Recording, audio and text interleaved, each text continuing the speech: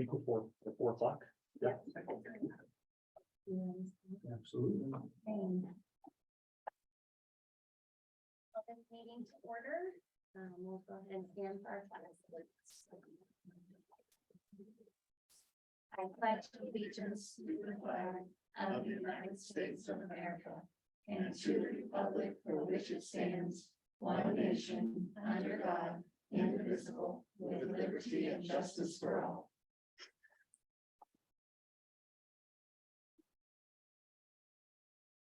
All 5 board members here and present. So we'll move into bullet point number 2. And I'm sorry, I don't know your name. I'm assuming you're not Steve. I'm standing in for Steve today. So my name is Caroline Irvin, also with the city of Prineville, and I haven't met a few of you, so it's nice to meet you. And I am here, I will pass this around. Let's see. So I think I printed 8, 4. Okay, yeah, so we should be good if you want to take one down and pass it around. And I'm here to talk today a little bit about the potential future impact of property tax revenue. So I'll give you guys just a second to get that around the table here.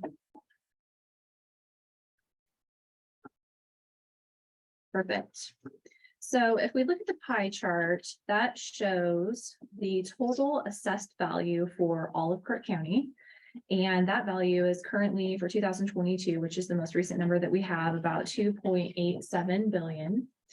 And if we look at the orange, the 4.4 billion, that is the total assessed value for 2022 for the data centers. And so this is really just to give an idea of scale that we have a potential very large increase, 1.5 times or greater increase in assessed value for the entire county.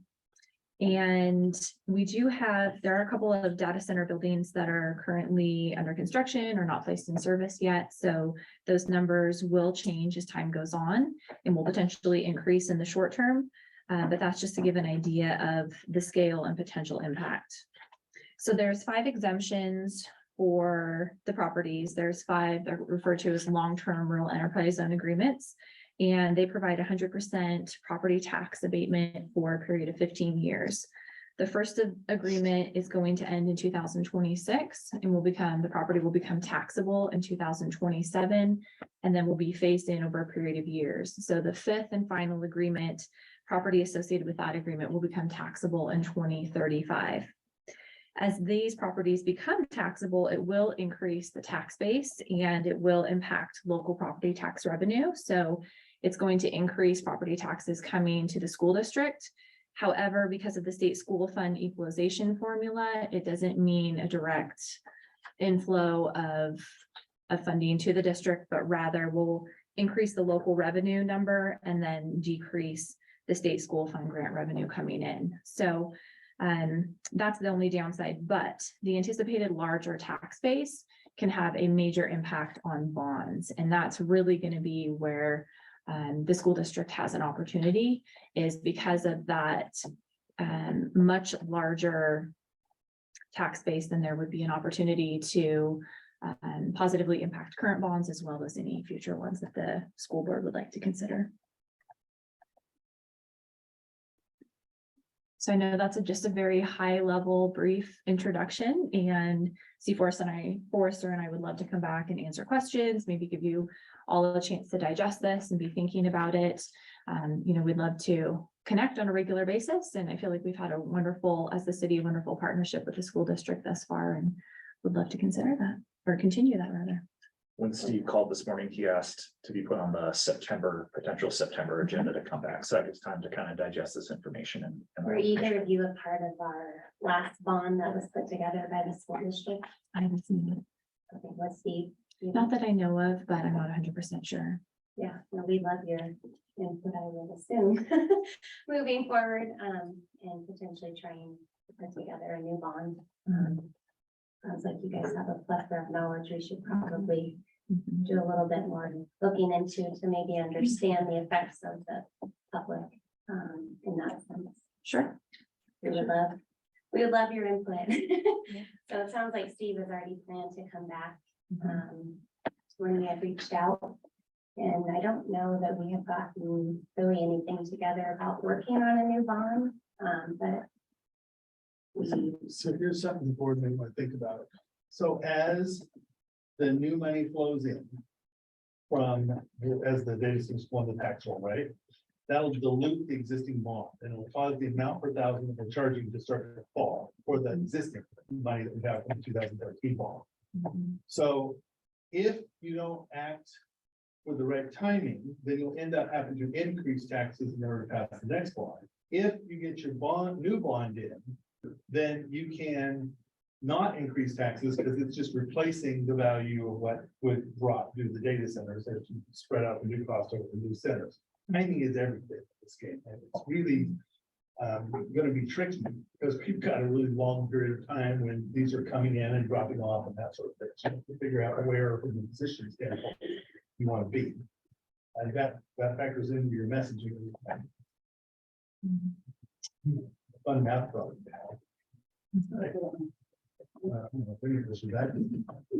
do we have your contact and Steve's information? Okay. Okay, well, thank you for the brief overview. Absolutely. I know it's very, very brief, so we'll plan on coming back in September and Yeah, maybe appreciate dig in a the little bit more. information. The other thing the board may want to consider and help with this. The state offset, what Carolyn talked about is correct. So your big money flows in. And that means the state, when they look at it, they say, all right, how much do you have and how much more will it take care of the compensation payment, right? So if you raise the amount that you have, then they give you less. If you go over it, then that's even worse, because you may end up subsidizing somebody else. But the timing of how all that gets accounted for can get a little tricky because the money comes in and then they figure out how much you should have given and corrected. So as the data centers are coming on board, you're going to see big fluxes in revenue possibly that aren't real. And Anna has to figure all that and account for it and tell you what's going to happen. But if you just look at the raw numbers, you say, oh, we're going to get rich, but you're not, because they're going to take it back the next year. So that's where Anna becomes critical in the budget process to tell you what the real number is. I take all that into account in my estimates, my projections that I give you. I think the biggest thing to understand is that there's two major categories. One is our general fund, general regular taxes, and that is the one that's equalized to a state school fund. So basically, when you look at that, you can just assume no change. But when you're talking about the second category, which is the bond, that's where there's a completely different way of looking. So we'll, as time goes on, we'll have pictures and things like that to make it a lot easier to understand and remember. But just understand that there's the two major types of taxes. When you look at your own personal tax statement, you'll see Cook County School District 1.5. Once up at the top is the biggest number on your taxes, which that's just our regular property taxes, the general fund.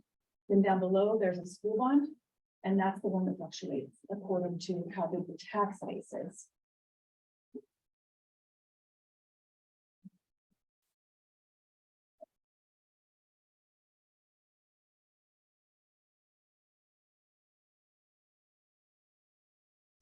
Number stays regardless of the data. So that one's, yes. Okay. With limitations, exceptions, and disclaimer. Right. It's general right now. I wasn't part of anything on the last bond, so I'm just trying to kind of grasp this. And then the second number is what is changed with these centers in a sense.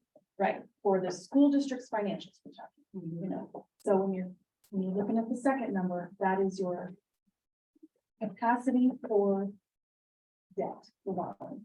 Okay. And you're on the last one. Is that correct? Well, anyone who works for the school district is somehow involved in any bonds that we do. And Caroline and I are in contact with each other whenever needed. She's been very generous with information and helping me, so I put together the analyses that I prepared for the board so that you can, to help you decide whether you want to go for a bond and how big it will be, what the tax impact to the citizens would be, et cetera.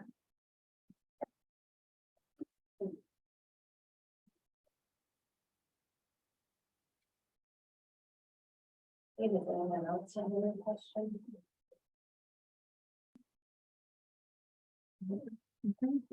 Thank you for having me.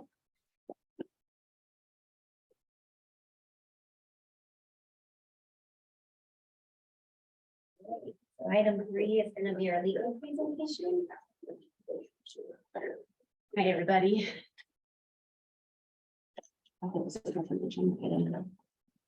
So do you want me to just cue you as we go?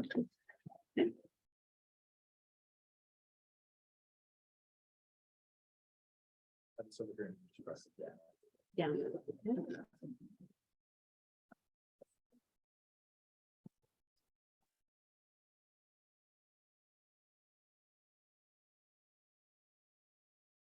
Thank you for having us. I'm Melinda Thomas. I'm an attorney with the High Desert Education Service District. This is my boss, Greg. He is the head of our legal department. And I've been here for 5 years, and prior to joining the ESD, I was a partner at a firm in Bend, practicing litigation and family law, but I was also outside counsel for Bend LaPine School District. So that's how I got involved in representation of school districts. And then, Greg, you want to introduce yourself? Sure. My name's Greg Colvin. I've been lawyering for 34 years. Sorry, the word owl needs to be pointed towards this word owl. That's how they talk to each other. So there. Okay, that work? Are we good? Okay. Our tech guy's gonna parent. Go ahead. Sorry. Okay, so obviously I'm a little bit old school because I've got paper and I don't have an owl, but I can tell you how much I know about education financing. And what I found out over the years of doing this is we'll find out next year how much money we actually had this year, which seems strange to me, but that is truly how it works.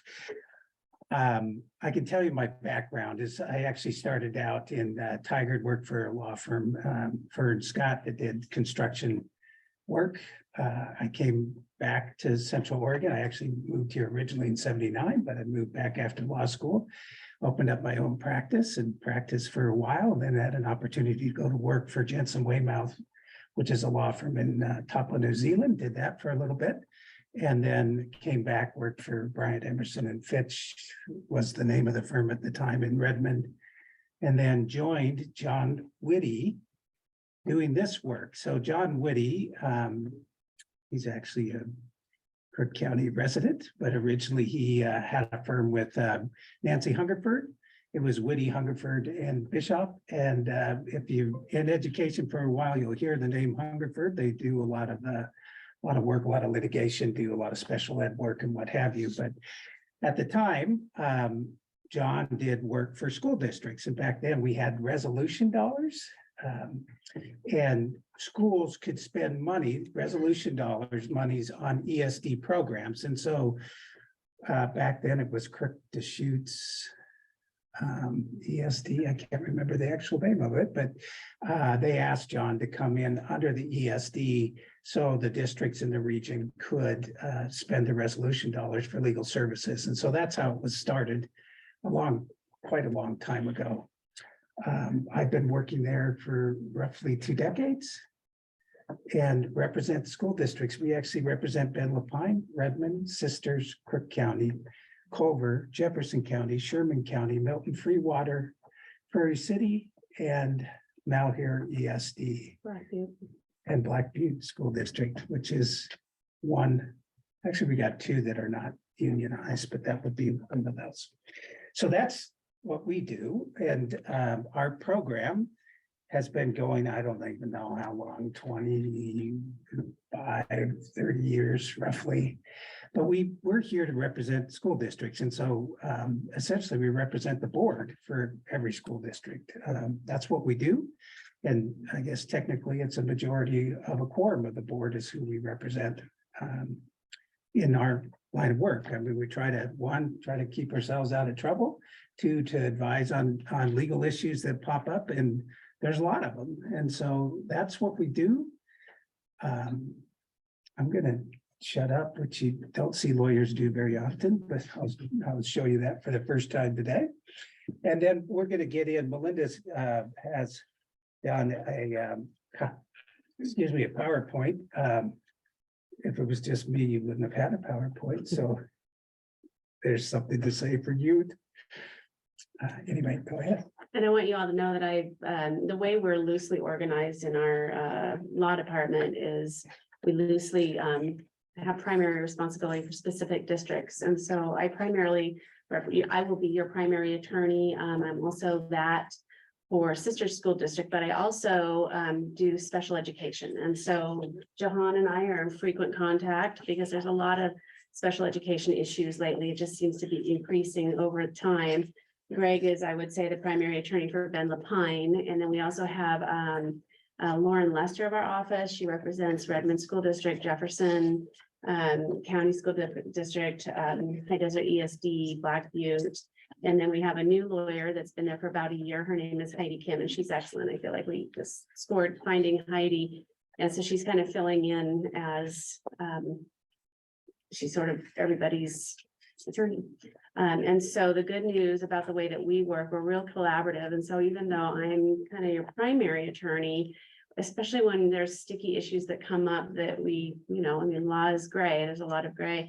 We have weekly attorney meetings and we kind of put everything out on the table, say, what would you do, and discuss it. And so you get the benefit of 4 lawyers, 4 brains, and within 4 lawyers, you can find 4 different opinions. You could get 10 lawyers and have 10 different opinions, but at least you have the benefit of more than just me. And so we're very collaborative in our office. So that's kind of how we work.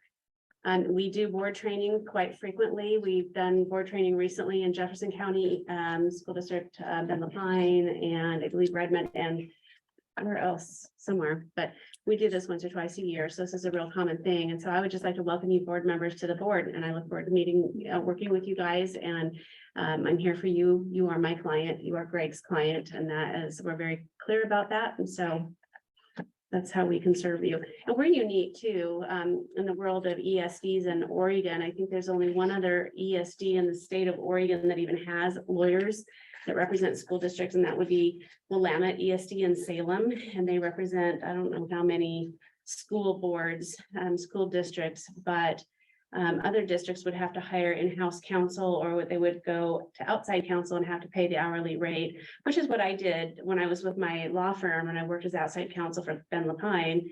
And so that could get really expensive. And so you guys can feel free to pick up the phone and call us, and you don't get the bill, and because you are billed through the local service plan, where ESD provides a bundle of services, and we are one of those services. So it's good for you guys. It's also good for us because we don't have to bill time and tell you guys, send you guys a bill every month. And it makes us, my feeling is that I get to dig deep into issues without worrying about, how much is this costing the client? And so I think it's a win-win situation. So, I look forward to working with both of you, or all of you. Today is the down arrow. There we go. So the agenda that we thought we'd talk to you about today, we'll go over some board governance, high level stuff. Standards of conduct and some ethical obligations of public officials. We'll be talking about public meetings, about serial meetings and public comments, because I know that that's kind of has been a big topic in a lot of school districts. We'll talk about public records and bargaining and complaints. And as I looked at the agenda, there's some of those have been changed in the order that we'll go, but we'll still hit all of those items. And so why do we need this training? Why do we offer this training? It's a refresher for Scott. He's been here for a long time, but I know 4 of you guys are new to school boardsmanship. So it's kind of a refresher, and it's kind of a training. I am imagining you guys are drinking from a very large fire hose as you're learning your new roles and what it takes to operate a school district. And so that's what we're here to do. We are seeing increased parent voices, which are good, increased staff voices, which are good, and you guys are gonna face that if you haven't already. And so we want you to be prepared to know how to respond. And we also want to ensure proper communication channels with your constituents. And so that's kind of, hopefully you'll find this useful for that purpose and kind of get you off on a strong start. Melinda, can we pause just a Yes. moment? It's not sharing the actual presentation, Joel. It's sharing this. This Okay. for our online viewers. So, How many folks we have on? 17. So,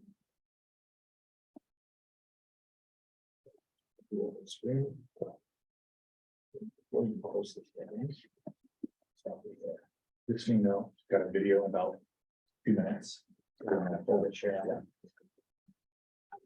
Yeah, that's right. So we're all set. Do you know how to do the video? You're right here, so. Okay, all right. So starting with board governance and governance and what your role is.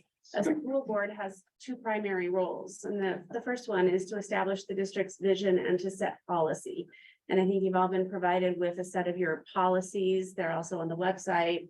And that is really the way that you guys function as a school board, is to set that policy. And then your other role is to hire the superintendent who implements the board policy. And so that's kind of a high level list of your functions. And so there is a video on YouTube by an expert back east. It's called a governance clock. And so Greg and I and our department have found it useful to play that for school boards to kind of demonstrate who does what in a school district.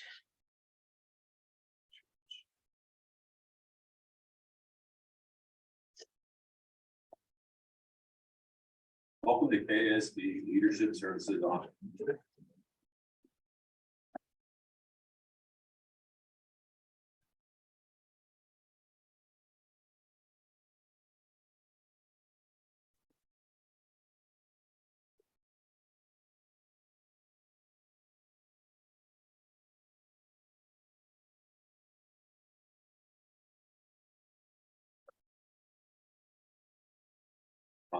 The following tutorials help you and your board keep the focus on student success.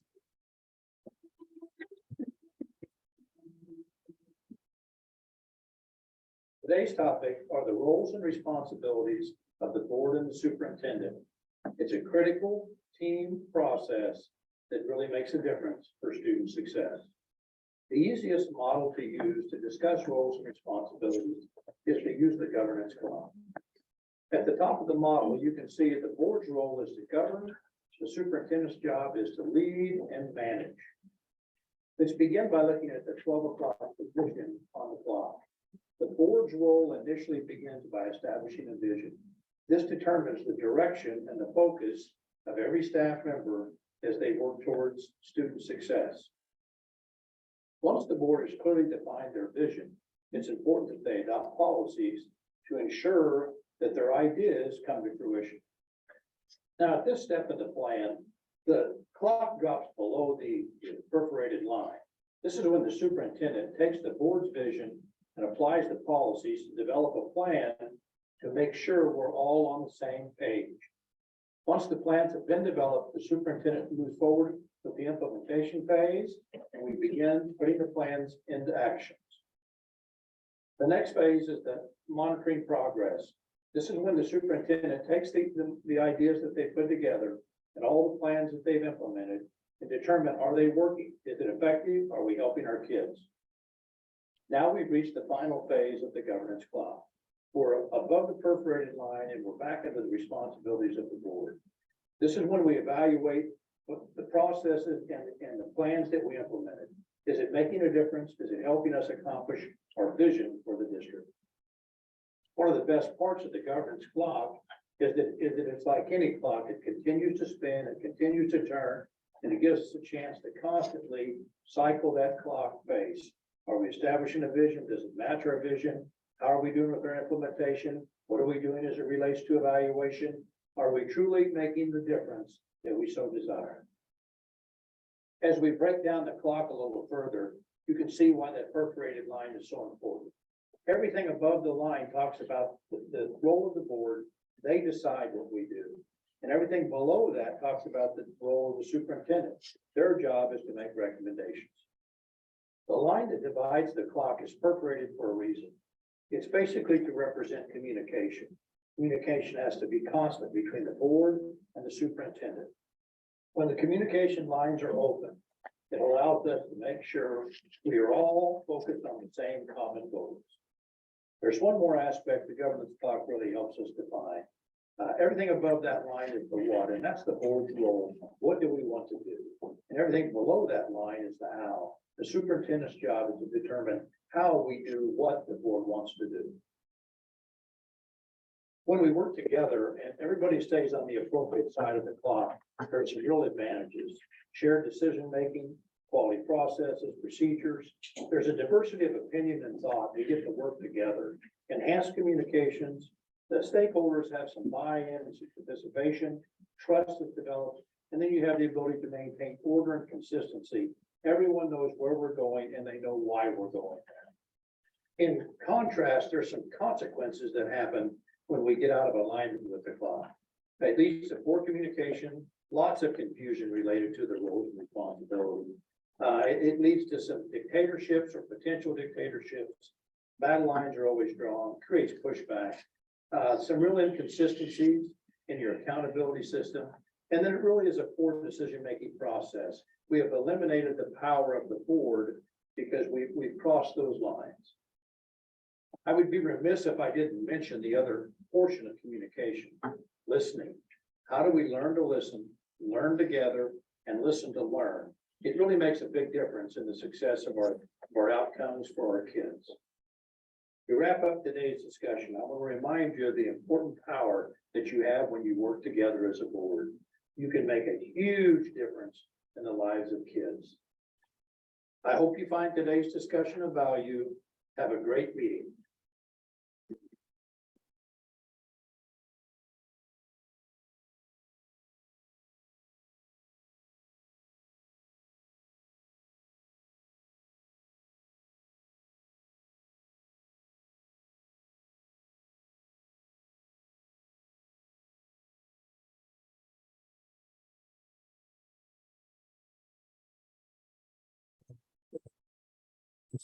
For a second, I guess, to go through that space, see, that's better than me just holding up a piece of paper with a clock on it and the lines.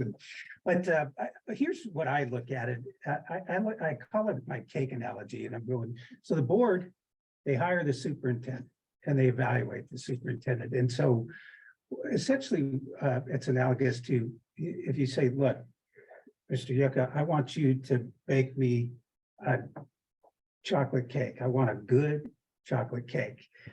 And Dwayne's supposed to go ahead and make all the decisions to do the cake. But if you tell him, no, Dwayne, don't put in the whole egg, just use egg whites, or just, use this ingredient, do this, do that, then you're not judging him on his cake, you're judging him on your cake.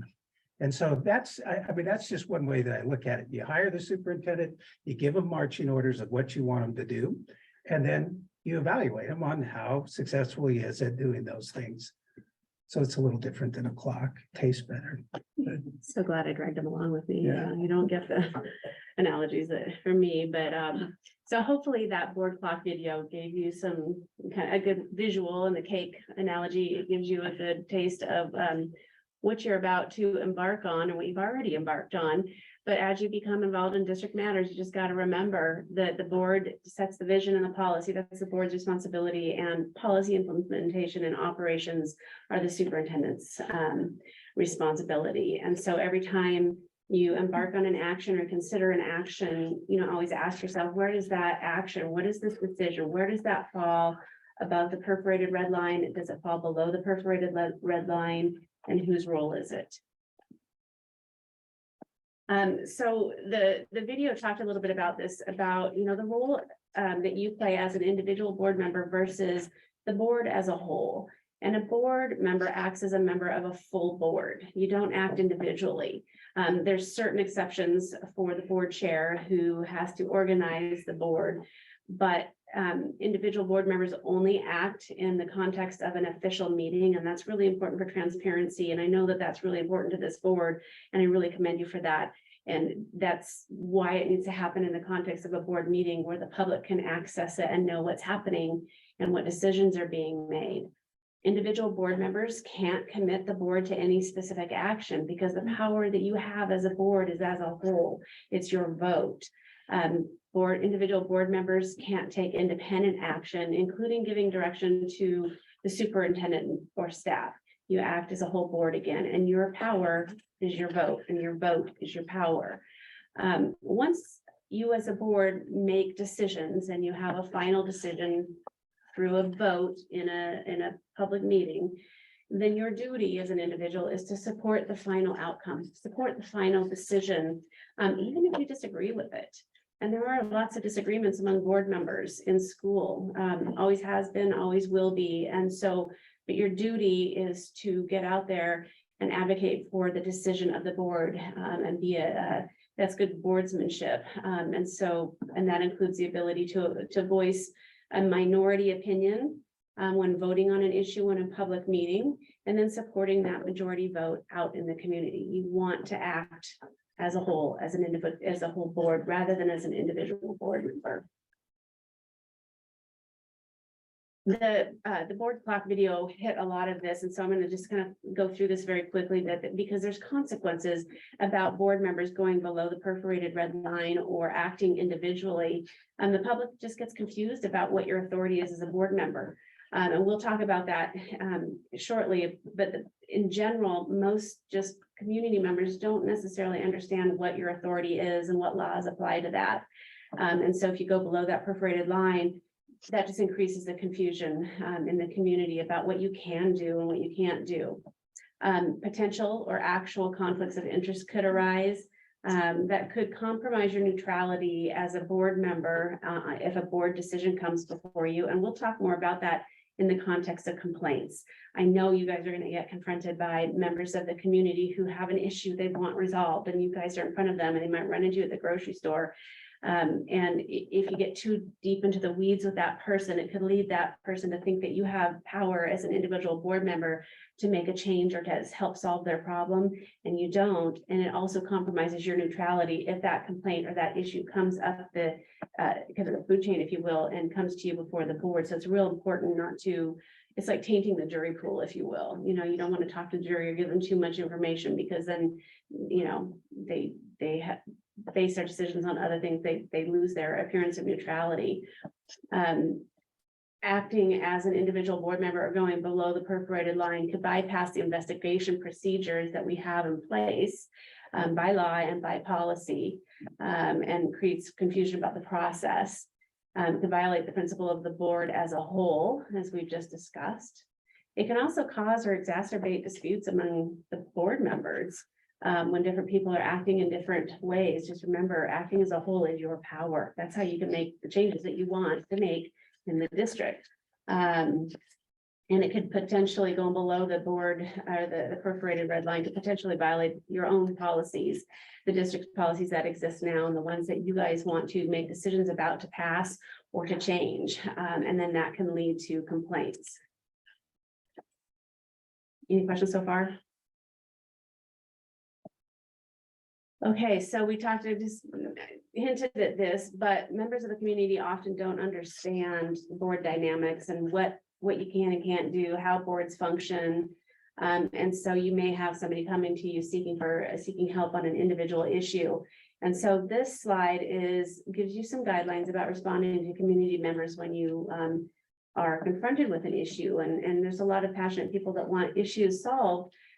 Just remember, you cannot, as an individual, commit the board to action. You can't act independently. School board sets standards through policy, but it doesn't manage the district's day-to-day operations. That is the superintendent's role below the perforated red line in the board clock. Avoid promising to step in to resolve someone's specific problem for the reasons that we've already talked about. refer complainants to the chain of command in the complaint policies or ARs that apply. It's the best way to do it. So here's our policy. I can't help you because I have to preserve my neutrality in case you come to your issue comes before the board. But here's what I can do. I can refer you to this policy and let me send you a copy of it. You know, here, I'll email it. Here's the link to it, whatever you can do. That's all very appropriate. And so again, avoid entanglement in too many details of the complaint, because you need to preserve that role as an unbiased decision maker, if that comes before the board. All right, board member standards of conduct. We have a policy called, it's policy BBF. I think at this point, you're probably familiar with how the policies are coded. And the B policies are board governance policies. The highlights, it's a long policy and I encourage you guys to read it because it really talks about everything under the sun. But it's important to stay in compliance with the Oregon ethics laws for public officials, and we'll be talking to you about that shortly. It recognizes the superintendent as the CEO to whom you delegate authority to implement board policy. Your personal opinions are fine. You don't walk away from the right to express your personal opinions. It's just important that you do so and make sure that people that are listening to you know that it's your personal opinion. Identify them as personal. Don't say it as you're in your capacity as a board member. Just make that division. But you don't lose your First Amendment rights. You don't lose the right to say, you know, advocate for something in your personal life. You owe a duty of confidentiality because as a board member, you're going to be presented with lots of confidential student and staff information and stuff that you guys talk about in executive session. And, you know, there's only limited topics that can be discussed in executive session, but there's a reason for those topics. It's because there's some obligation of confidentiality. Maybe it's a personnel matter, and there's confidentiality laws applying to personnel and staff matters or student information. That's really important. We're going to be hearing about students potentially. And so keep your duty of confidentiality. You have a duty to comply with Oregon public meetings laws, and Jessica, that falls mostly on you because you're the board chair, and Jen, you as the vice chair will be organizing those, but they're a little bit complex. And so that's what we're here for. If you, and Heather's great at it too. She's got a wealth of knowledge about public meetings laws and when you can call an executive session, how you have to notice the meetings. You guys have probably already had some experience with that, but they're pretty technical. The last thing is that as a board member, you are now officially a mandatory reporter of child abuse. And I believe, will they be getting training on child abuse reporting, the definitions of child abuse separately? I didn't set it up to talk about the definition of child abuse today and what you do, but you're a mandatory reporter, which means that if you acquire reasonable suspicion that a child that you have come into contact with has been abused, or an adult or somebody that you're in contact with has abused a child, you have to make a report to either DHS or law enforcement. And I think our preference is usually law enforcement because you just see a little bit faster response times. So you're mandatory reporters now as public officials. Welcome to the club. Yeah. Melinda, question, doesn't the mandatory report statute also require elder abuse reports? Do you happen to request that, Yes. even though you're not in your official capacity? Yeah. So that elder abuse, there's financial abuse of an elder, there's physical and emotional. Oh, sorry, that's interjecting. So, yeah. So, yeah, it's an important thing. And it's hard sometimes because as a mandatory reporter, you always struggle with, do I know that this child has been abused or this person has abused a child? It's really hard to know that and make that call. But if you make a report in good faith, there's no consequences to you. But on the other hand, if you don't make a report and you have reasonable suspicion that a child has been abused, then there are consequences. There's some misdemeanor criminal liability that can attach. That's a really important one. I think it's a violation. It's a violation. Yeah. Against you because you didn't. Because you didn't. And so if you're on the fence, make the report. And then also, I don't know, Jay, I know if you're a school district employee and you make a report, you also have to report to HR when you do that. So HR is aware that you have done that.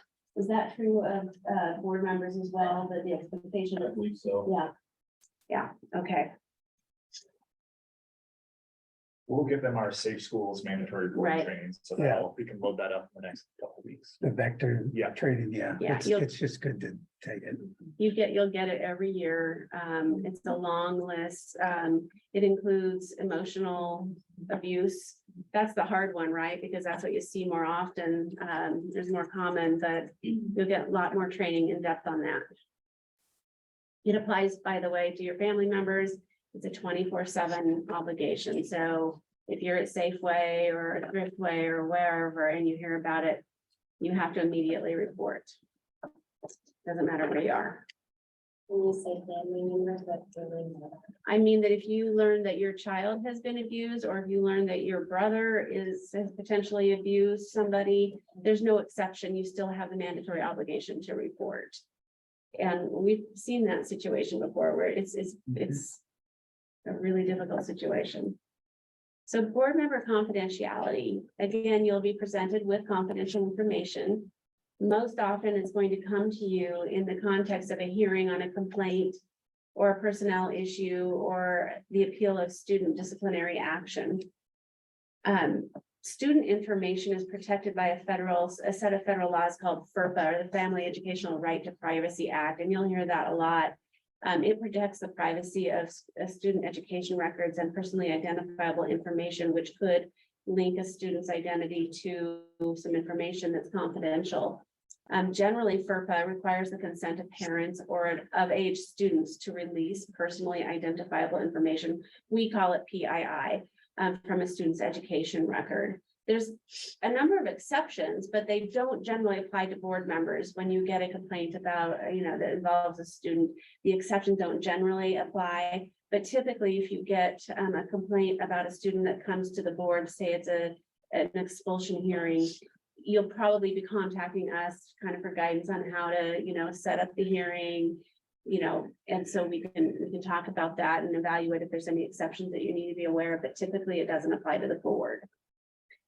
Personnel information is protected under Oregon employment laws and district policy, as well as collective bargaining agreements. And so you have the duty of confidentiality to protect those types of information. Board member activity online and in social media. If we had our way, there would not be social media at all because we get there's so many tough issues that come up. You don't, again, give up your right to personal expression of opinions. You guys can keep your Facebook pages and your Instagram pages, but you need to make a division between your personal pages, your personal online social media activity, and that as your in your capacity as a board member. You need to make it really clear what that division is. And so when you offer an opinion, make sure you clarify as your personal opinion. And you have to avoid giving the impression that you've made up your mind on an issue that may come before the board. We've talked about that already, so I won't elaborate, but you just got to preserve your neutrality because there's two sides to every story. And what I have found in school law is nothing is easy, nothing is simple, nothing is black and white. And so you got to be careful there. Your job is to deliberate and vote on the issues after the facts have been presented to the board and discussed and deliberated.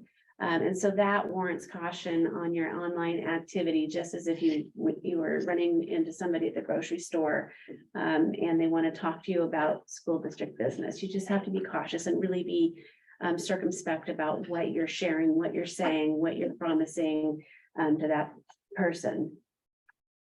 All right, I'm turning it over to Greg, and he's going to talk to you about board ethics. In a minute, but first I want to cover just a couple of things. In case you want to, if you're readers, I just have an article that's worthwhile to look at. It's just about board governance by John Carver. So it's something you can take home. You can use it to read in the wintertime. You can use it to start a fire, but it's a pretty good article and worthwhile. The other thing I wanted to touch on is where Melinda was talking about FERPA. And Jet, did I not give it out? I don't know. Well, you're gonna get one. Oh, you have two right there. Yeah. So FERPA doesn't have a private right of action, right? It's actually, it's a funding issue. Where districts can lose funding if you violate FERPA, but the state of Oregon actually has a private right of action for reckless disclosure of educational records, and it has an attorney fee clause. And so that's just something we have to be aware of, is even though at the federal level, a person doesn't have a private right of action, but in Oregon you do. And it does have attorney's fees provision. And so you want to just be careful. The other thing is on social media. What you have to watch out for is sometimes you can have your social media account take on a public forum persona, and if it takes on public forum, you can't block people, right? And so there's some cases out there that's dealt with this. One was a school board case where the person had a social media account. It was deemed to be a public forum. They had somebody that was not saying very kind things about them and the board. And so they tried to block them and it got overturned. So you just want to be careful. There's actually some notices that if you have your personal account, you can put a notice saying this is my personal account. If that's anything you're interested in, just ask us and I can send you a couple examples. And then some people will also have their public account, their public officer account, and you can have a notice that says that. So if that's something you're interested, just let us know and I can send you an example of those things, but it's just something to pay attention because sometimes you can unintentionally create a public forum. So now the stimulating talk about ethics, which you now are impacted by the Oregon Government Ethics Commission. So all of you, I think, have been provided this document. Just keep it on hand.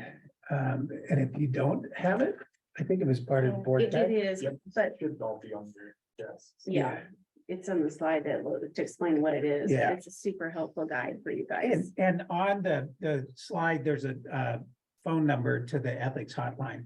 I'm just telling you, this document will help you. If you ever have questions about ethics, you can contact the OGs and ask them a question, or if you can just do a scenario. You don't have to necessarily say your name or, but you can say, look, this is what I got. Do I have an ethics issue? But what you need to realize is ethics rules are personal to you.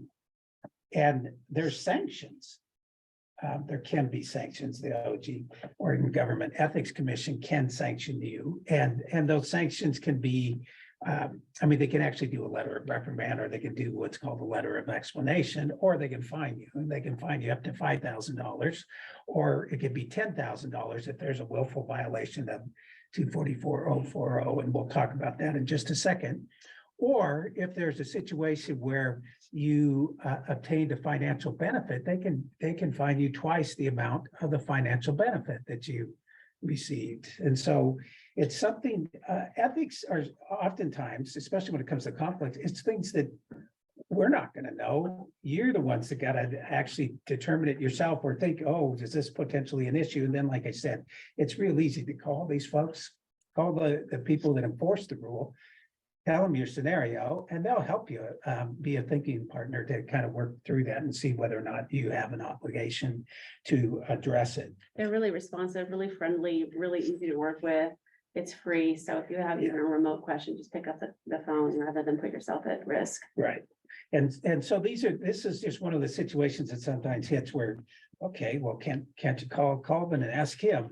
Well, we can't represent you individually. We represent you collectively. And so it's just a good idea to make that call. Now, what ORS 244-040 talks about is we, as board members, cannot use or attempt to use your public position to obtain financial benefit for yourself or a relative or member of your household if the financial benefit would not be available but for the position held as a public official. That's not exactly the specific statutory statement, but that's the general gist of what you have. So you can't you can't use or attempt to use confidential information that's not available to the public for your own personal gain for yourself or a relative or member of household. So, I don't, obviously, I've just met most of you and I didn't meet you essentially, but I introduced myself to everybody else. I don't know if you have a business or what have you, but that's one thing that you just got to be aware of. I remember in Bend Pine a while back, woman whose husband did glass, right? Window glass. And so that sometimes they would bid on improvements for the district. And so that was an issue where she had to be aware that, okay, if that's coming, make her declaration of a conflict. And, just be mindful of that process. And so a lot of times when it comes up, it's most of the time, it's, your conflict of interest, you can have an actual conflict, which means you would reap a financial benefit or avoid financial detriment, or a potential conflict where there's a possibility, and I'll talk about how you handle that if it comes up. But you also, you're not supposed to participate in personnel actions that would impact your relative, or if you have a spouse that's working for the school district. Now, there's an exception to that, and it's generally the class exception. So if it was to approve, let's say your spouse worked in the district, I don't know what capacity, but let's say they were a teacher. And in bargaining, the bargaining contract will come to you all for approval.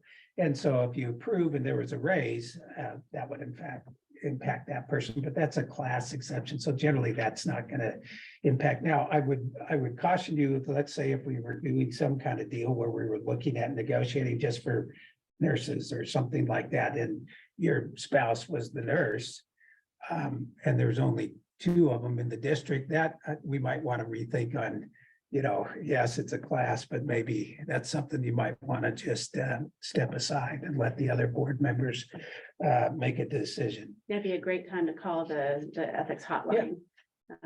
Because we live in a small town, and so those kind of conflicts come up fairly frequently. And it's normal, but you should get the help that you need to evaluate that. And then lastly, it seems like all we're doing is talking about negative stuff. Sorry. Here, you cannot receive gifts exceeding the aggregate value of $50 per calendar year from somebody that has an administrative interest, or basically an interest in the decisions that you would be making. So you just want to be mindful of that. So actual conflict, I'm sorry, I keep forgetting that we have that. I'm just looking at my paper, but I got you. yeah, thank you. So the actual conflict is when the public official participates in official decision, the recommendation would affect their interest, potential. It could affect their interest. What do you got to do? If it's an actual conflict, you got to disclose the conflict. And if it's actual, you don't get to participate in the debate or the discussion, and you don't vote. All right. Then if it's potential, you declare the conflict. You do participate and you can vote. So can and should might be 2 different things that you want to think about. Now, there's an exception on the actual conflict. Let's say, so you're a board of 5. How many does it take to have a quorum? You got to have 3. Let's say we only have 3. And you have a conflict. Now, what it says, and this is the exception under the law, it says your votes necessary to meet the minimum number of votes for action. You don't get to participate, but you can vote.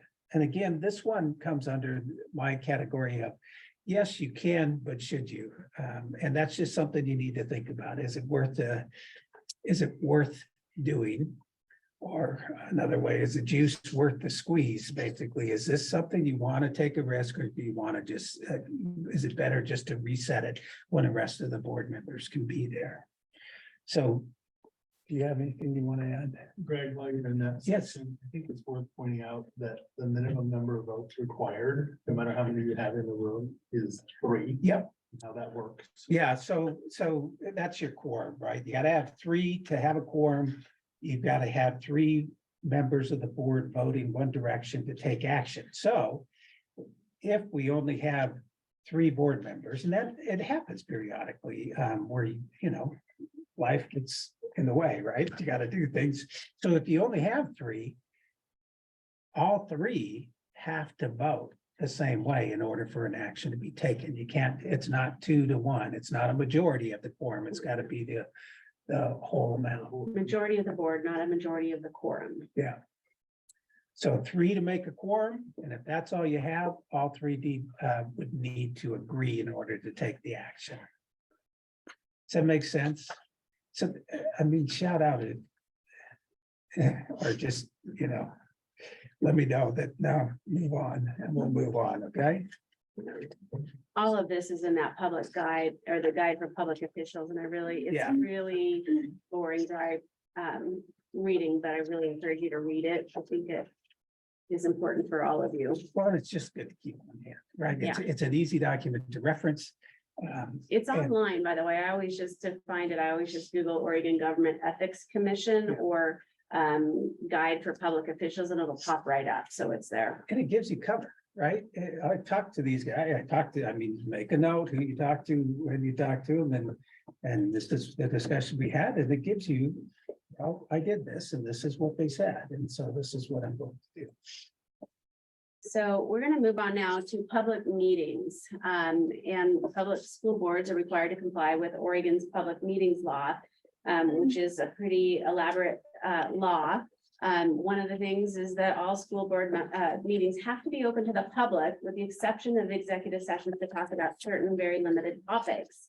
And a meeting is defined as the convening of any governing body for which a quorum is required to make or deliberate towards a decision on any matter or to gather information. And we already talked about a quorum. A meeting doesn't have to be in person, and not all board members are required to be present, but again, you have to have a quorum of the board. For you guys, it's 3 to conduct official business. So this topic is about serial communications. I don't know if you guys have heard this term before, but serial communications violate Oregon's public meetings law. Just bottom line. And it's a kind of a game of telephone in essence. A serial communication happens when members of a governing body talk about, they have a series of smaller communications or meetings. It could be text or whatever, that results in a majority of the board collectively taking action or deliberating on a decision that where the vote of the board is required, even if a majority is never present altogether for one communication. So that's where I'm talking the game of telephone. If you've got 3 members playing a game of telephone on an issue that's going to come before the board and you're deliberating or talking about it, it's a serial communication, okay?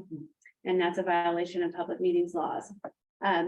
If at least a quorum of the board members communicate about how they will vote on any particular topic, even if those communications take place by phone and email between 2 of them at one time, with multiple conversations happening, as long as you've got 3 in that loop, that's a violation. So 3 is the magic number for your board. So watch out for your text messages, watch out for your voice messages, watch out for your phone calls, watch out for social gatherings where maybe you have 2 people over the cheese board talking about something that's going to come up, and then those 2 go on their separate ways, and then the 3rd board member comes over to the cheese board and says, hey, this is great salami, and by the way, what were you thinking about, this?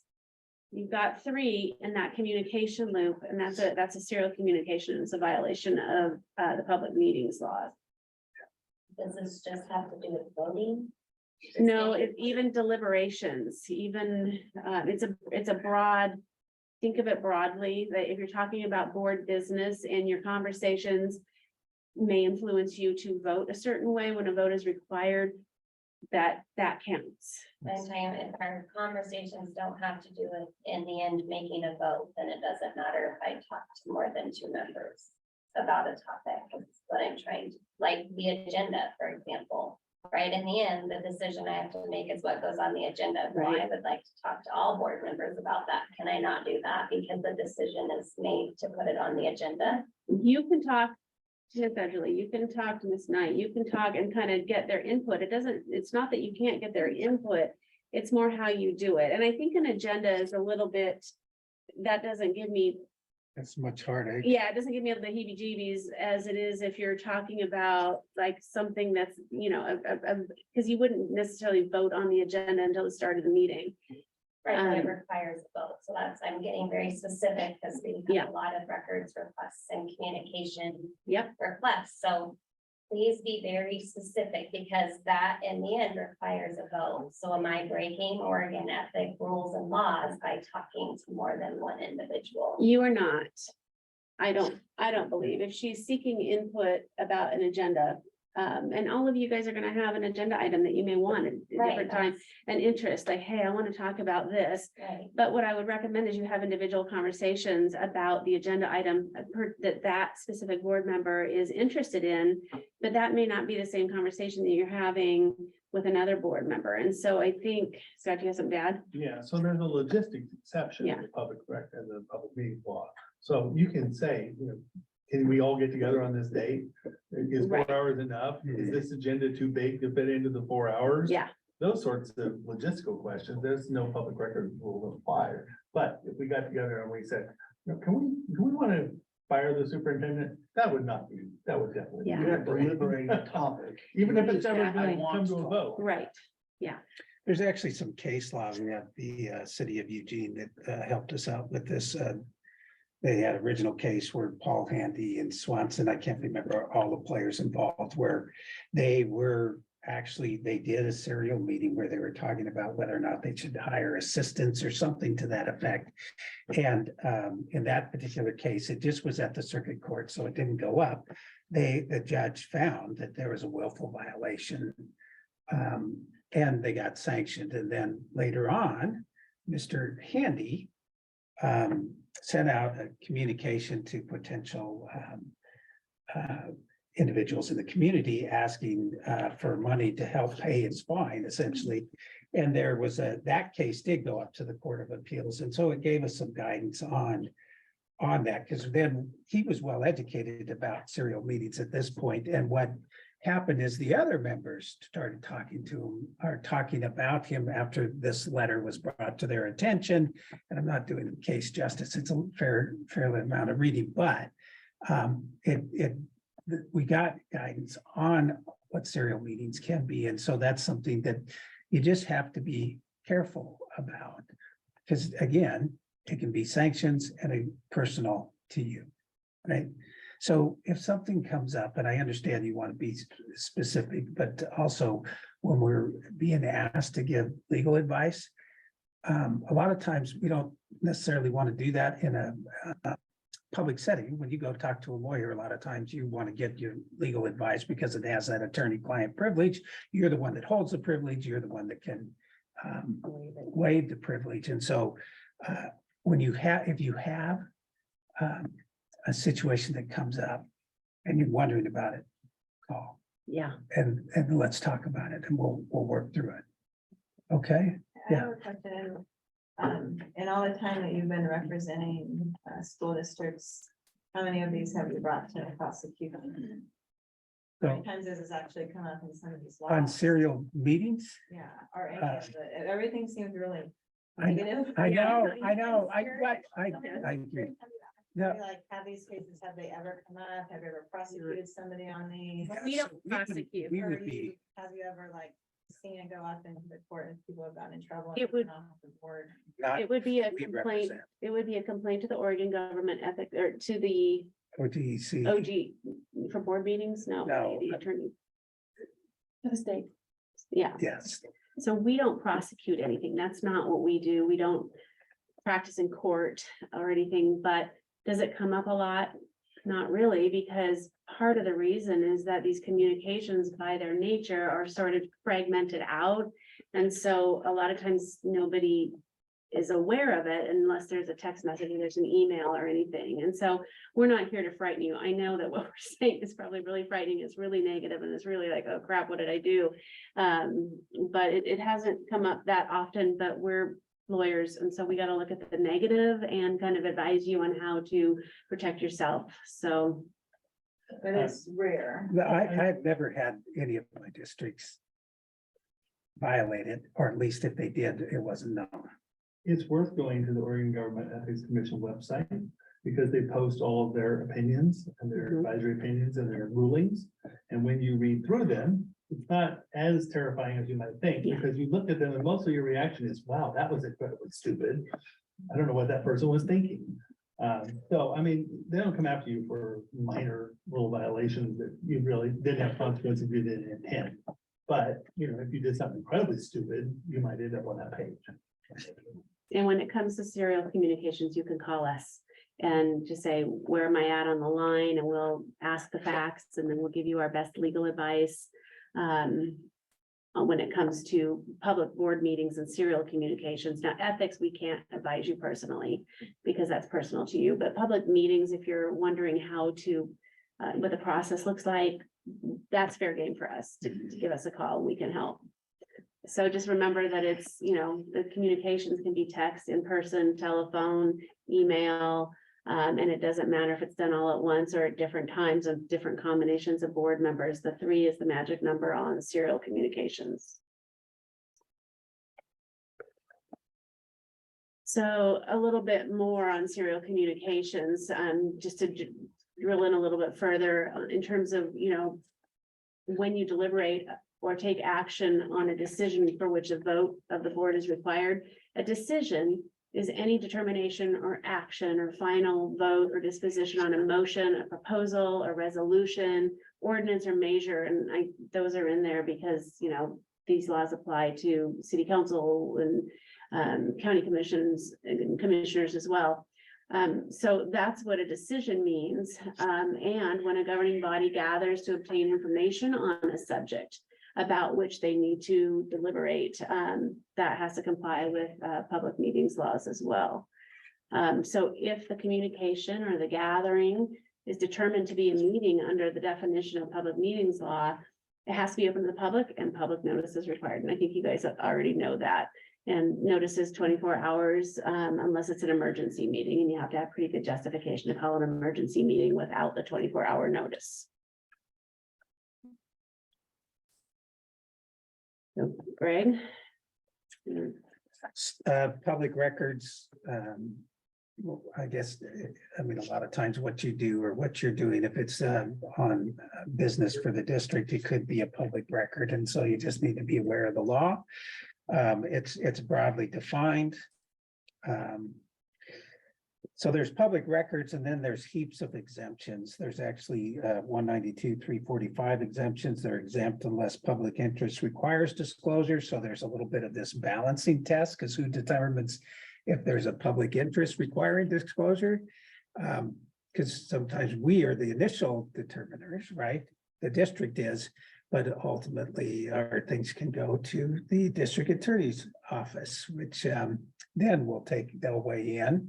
And the DA will make a decision, and then we can decide whether or not we want to comply with the DA decision, or we can take it up. You can file court action, or it can go the other way. The DA can say, hey, that's exempt materials.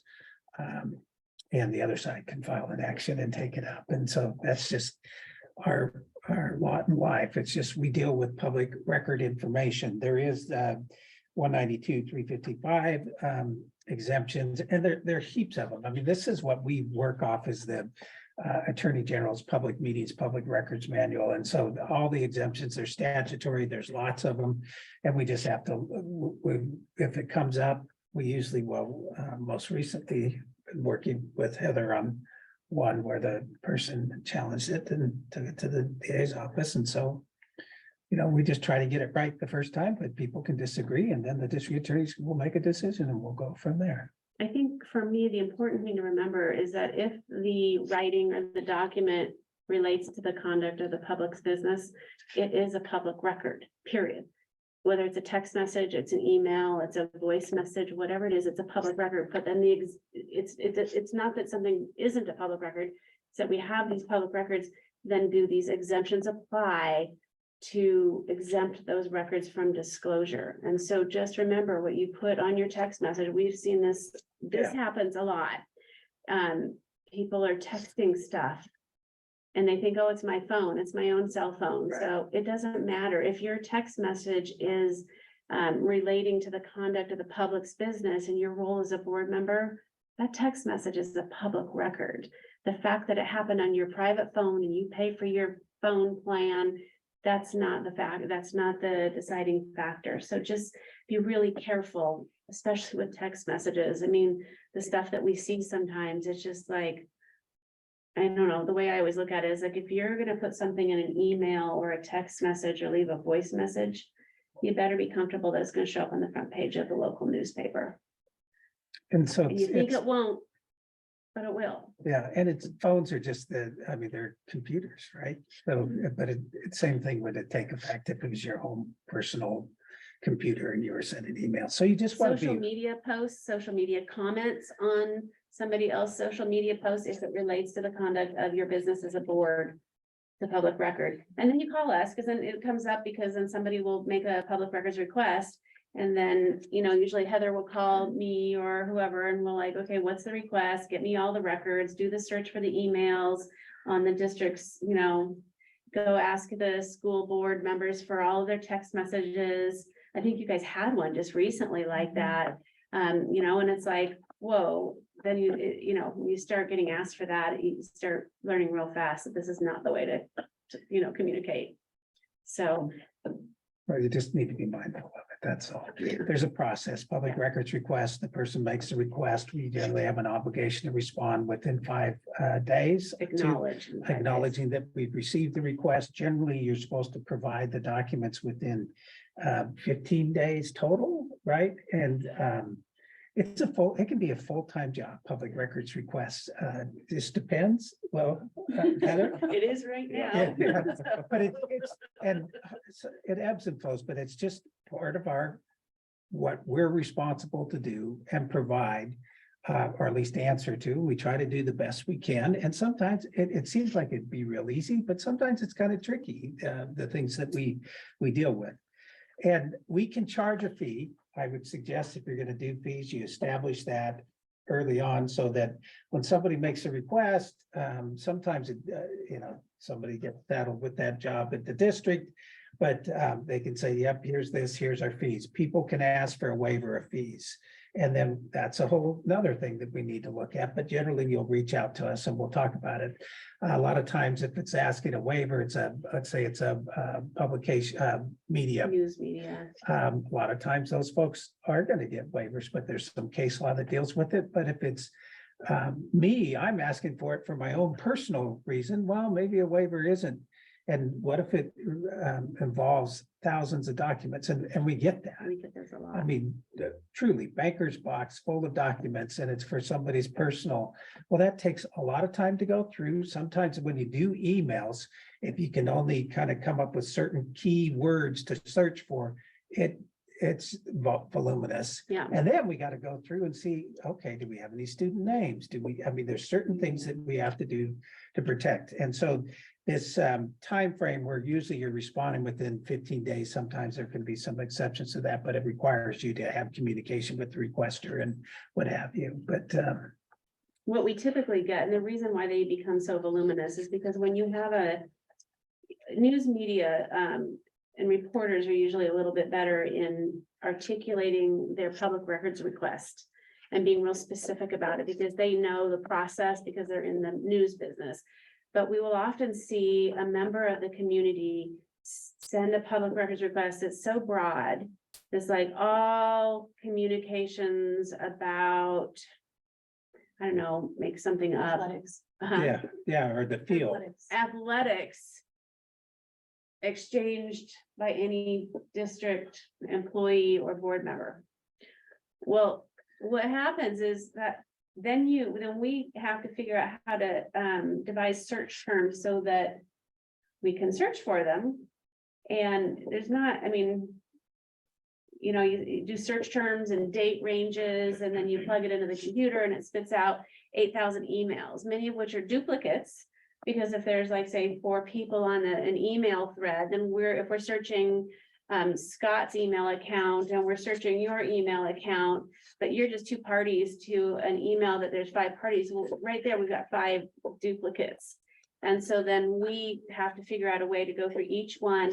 Often we don't pull duplicates because then it's a balance of, do we just give the whole thing to the requester or do we charge for our time to go through and try and pull those out. And oftentimes the fees that you calculate are in the thousands of dollars.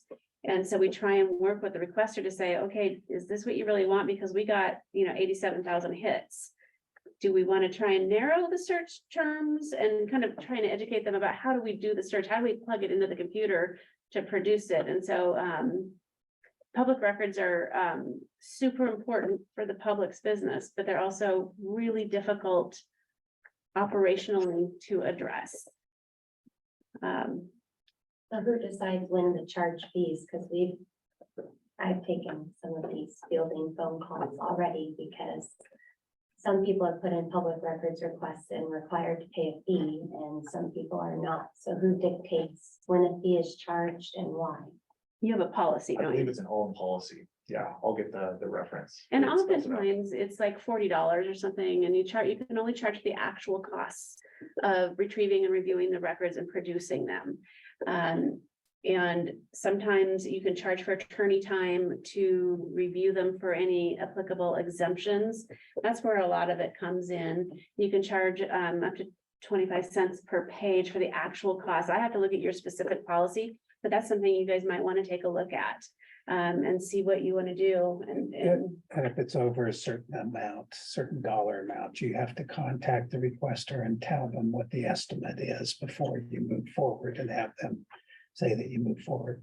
But without seeing the actual specifics, it's hard for me to tell you, well, why did this person get charged or why this one didn't? But that's usually, that's how it's driven. sometimes is it's by your easy, policy. sometimes it's super easy. It's like a 2-page document, and it's like, you wouldn't charge And- somebody for Our that. policy specifies, I believe it's the first 30 minutes. Yeah, that's usually what most We of can them. Do it in 30 minutes or less, or if it's something that's It's already 0. out there on the website or already published, then. So it's not trying to deny people access. It's just sometimes we're just trying to scope it so we can get, what are you looking for? So they can get what they need. And if we can get rid of the stuff that's just superfluous that they don't need. That's what that's what Heather tries to do. And when it comes to consideration of whether you want to waive the fees or not, I mean, that doesn't usually come up to the board level. That's a below the perforated line decision usually. But if somebody's submitting a public records request because they want this information to bolster, say, a legal case against the district or something, that's their own personal interest in the public's business. Whereas if it's something that the general public would be interested in, like the transparency, like the public ought to know that this is what's happening, then that kind of weighs in favor of saying, yeah, maybe we want to either cut the fees in half or discount it or waive them all together, depending on, how much time it takes for our staff to compile and respond to the request. But I mean, if a request comes in that takes, Heather and me working together, 30 hours, it's hard to say that, she's got other things to do, and that's a lot of commitment of time. And so it's just kind of a balancing act for that. What about, like if it came out in a public meeting, say the price of something we bought for the district. And then you did a public records and then you asked the district for that information. And they said, well, we're gonna have to charge you for that, but it already came out in a public meeting, like in a budget meeting. Where's the fine line with that? So I'm not sure I completely understand, but if we said, okay, we bought a widget. And we talked about it in our public meeting, chances are somebody requests that, it's something we already have. It's a Yeah, so document. we that's what already- I'm saying, like there was something, if So there was something requested that already went over like in a budget meeting. And then the person maybe didn't catch it in the budget, they heard it, but they didn't write down the number. Yeah, And then they asked the district. yeah, so for that chances are, information, could you then charge the? person chances are it's asking? gonna fall under the 30-minute rule and it's Yeah, gonna it'd be be, easier. they'll get it without any charge. Sometimes though, we get requests from people who want the information packaged in a different way. And so the numbers will be discussed in the board meeting, Yeah. but they want it in a spreadsheet form the way they think. And then we're not required to create documents to respond to public records requests. And transferring that information or consolidating that information into a different format, like picking and choosing from different documents, we're not required to do that. And so if we're inclined to do that, then yeah, I would say depends on how much time it might take Anna to compile that information. That might be appropriate to charge fees. If it's an easy thing for her to just do a quick addition, or if they're truly asking for it in the format that it was already provided in the public, in a public meeting, then it's hard to imagine that you would charge somebody for that. But that's determined just by like you and Anna or you and Heather together, like, you guys are the only one really privy to how much time you would think it would. Well, I track my time and we have to give an estimate. Okay. My time is reviewing for exemptions. That's my scope of it. There's other time that Eric spends doing the search on it for the emails, for if it was an email, so. And then maybe calling out duplicates if it's reasonable, and then for, you know, to look through, going, like, I also go through the emails to look if there's anything that needs to be redacted, like student information or protected personnel information or attorney privileged information. And so the time adds up. It just depends on what the nature of the request is. But yeah, I mean, that's how it works in every district is I give my estimate of how much time it might take.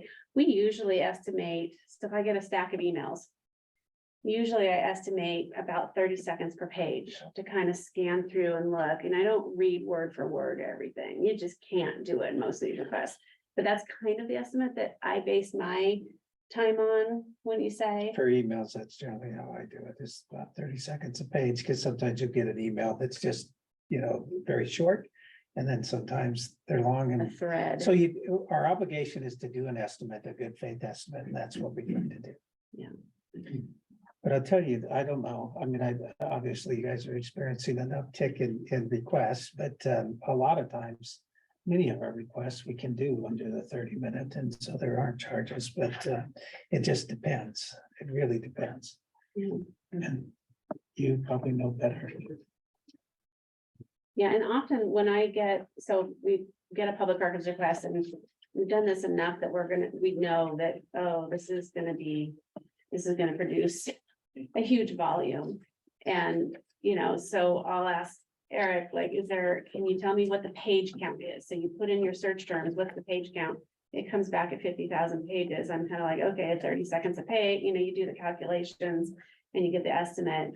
But that's where you really try and work with the requester to try and narrow, like, can we narrow this down? Because you don't want to pay, you know, thousands of dollars for this. We want to cooperate, want to give you what you want, but there's also a balance that we've got to function as a district. And it can be a really big deal to try and respond to these public records.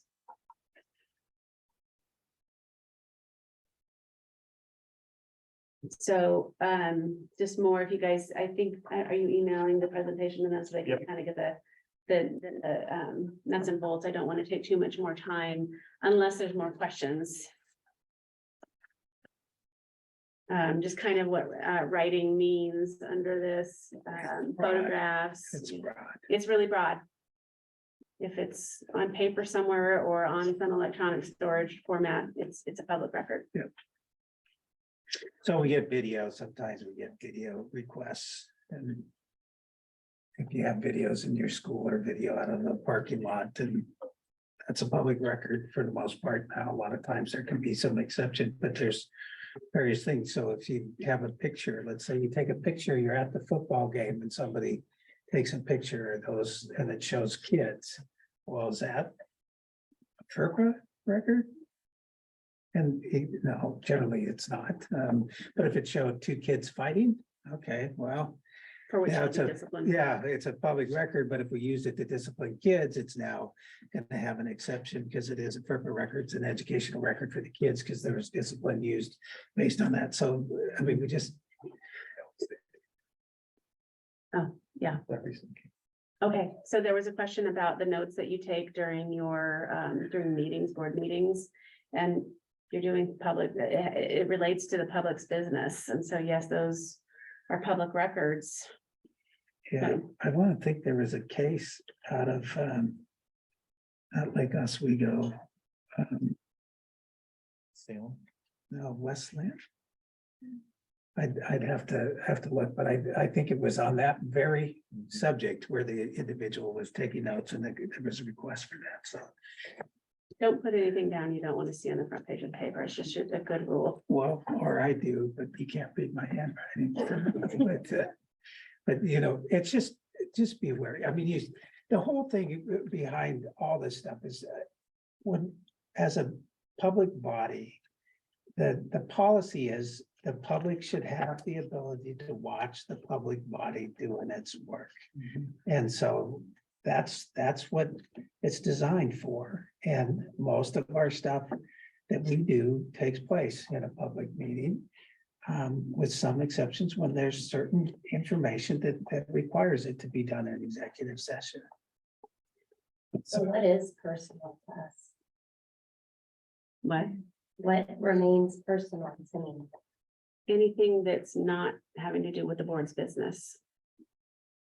Okay, so when somebody requests like my personal cell phone, then you look through it to deem what they get, or No, how when does that work? Like There's what stays private?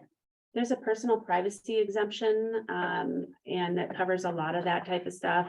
And so when I look at public records that have been provided to me by Eric or Heather, I'll look through. So for example, if you have a public records request from a parent for all communications about something, you know, if you all have kids, you know that sometimes teachers send out newsletters like blast to all the parents in the class, and you can see everybody's email address up there. So I always go through and I redact that stuff out because I'm like, it's nobody's business to have somebody's personal email address just because it's in a newsletter. And I'm not sure that's probably what, you know, maybe teacher shouldn't be doing it like that, but for a member of the public, I take my little white out and I take it out. If it was your cell phone number, I'd be taking that out because I don't think that's anybody's business. I mean, under the personal privacy exemption. Without having the actual request, it's a little difficult to talk Yeah. about, but there's a lot of times we get the request, and if it says all board members' communications regarding X, whatever X is, then we share that with you, and we look to you to give us that information. I know that, I can't remember the issue. I want to think it might have been naming the field. And this was at Ben Lapine. I remember we got a request from all the board members, and I remember Tom Wilson, Tom never saved anything. He didn't keep anything. So I got about that much from Tom, but then I had Nori, and Nori kept everything, and he provided this. So it's not, you don't have to create it. It's what they had and what they were able to provide. And you'll assess initially whether or not this has anything to do with the public business, or does this have to do with your own child? And, you know, I don't know, we need to make arrangements to pick up from camp or whatever that is, you know. I would expect I won't see those. You'll just send the ones that have to do with naming the field or what have you. Okay, So I think our time is coming close to an end here. And so I'm going to go through complaints fairly quickly because I know you guys have a lot of work to do tonight. I'm sure you guys have already heard this, that is everything good? no, I just thought that no, everything's great. Great. That's great. So if you have a complaint that comes in, we have complaint processes, lots of them actually, and I've got a list of them on another slide here.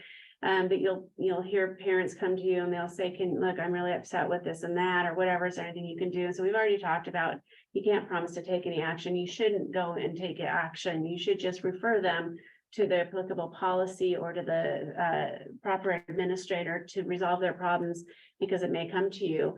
But if it's a complaint about a specific board policy, that's your role. That's above the red perforated line. That's appropriate for board action and board consideration, but you can't act alone or suggest that you can.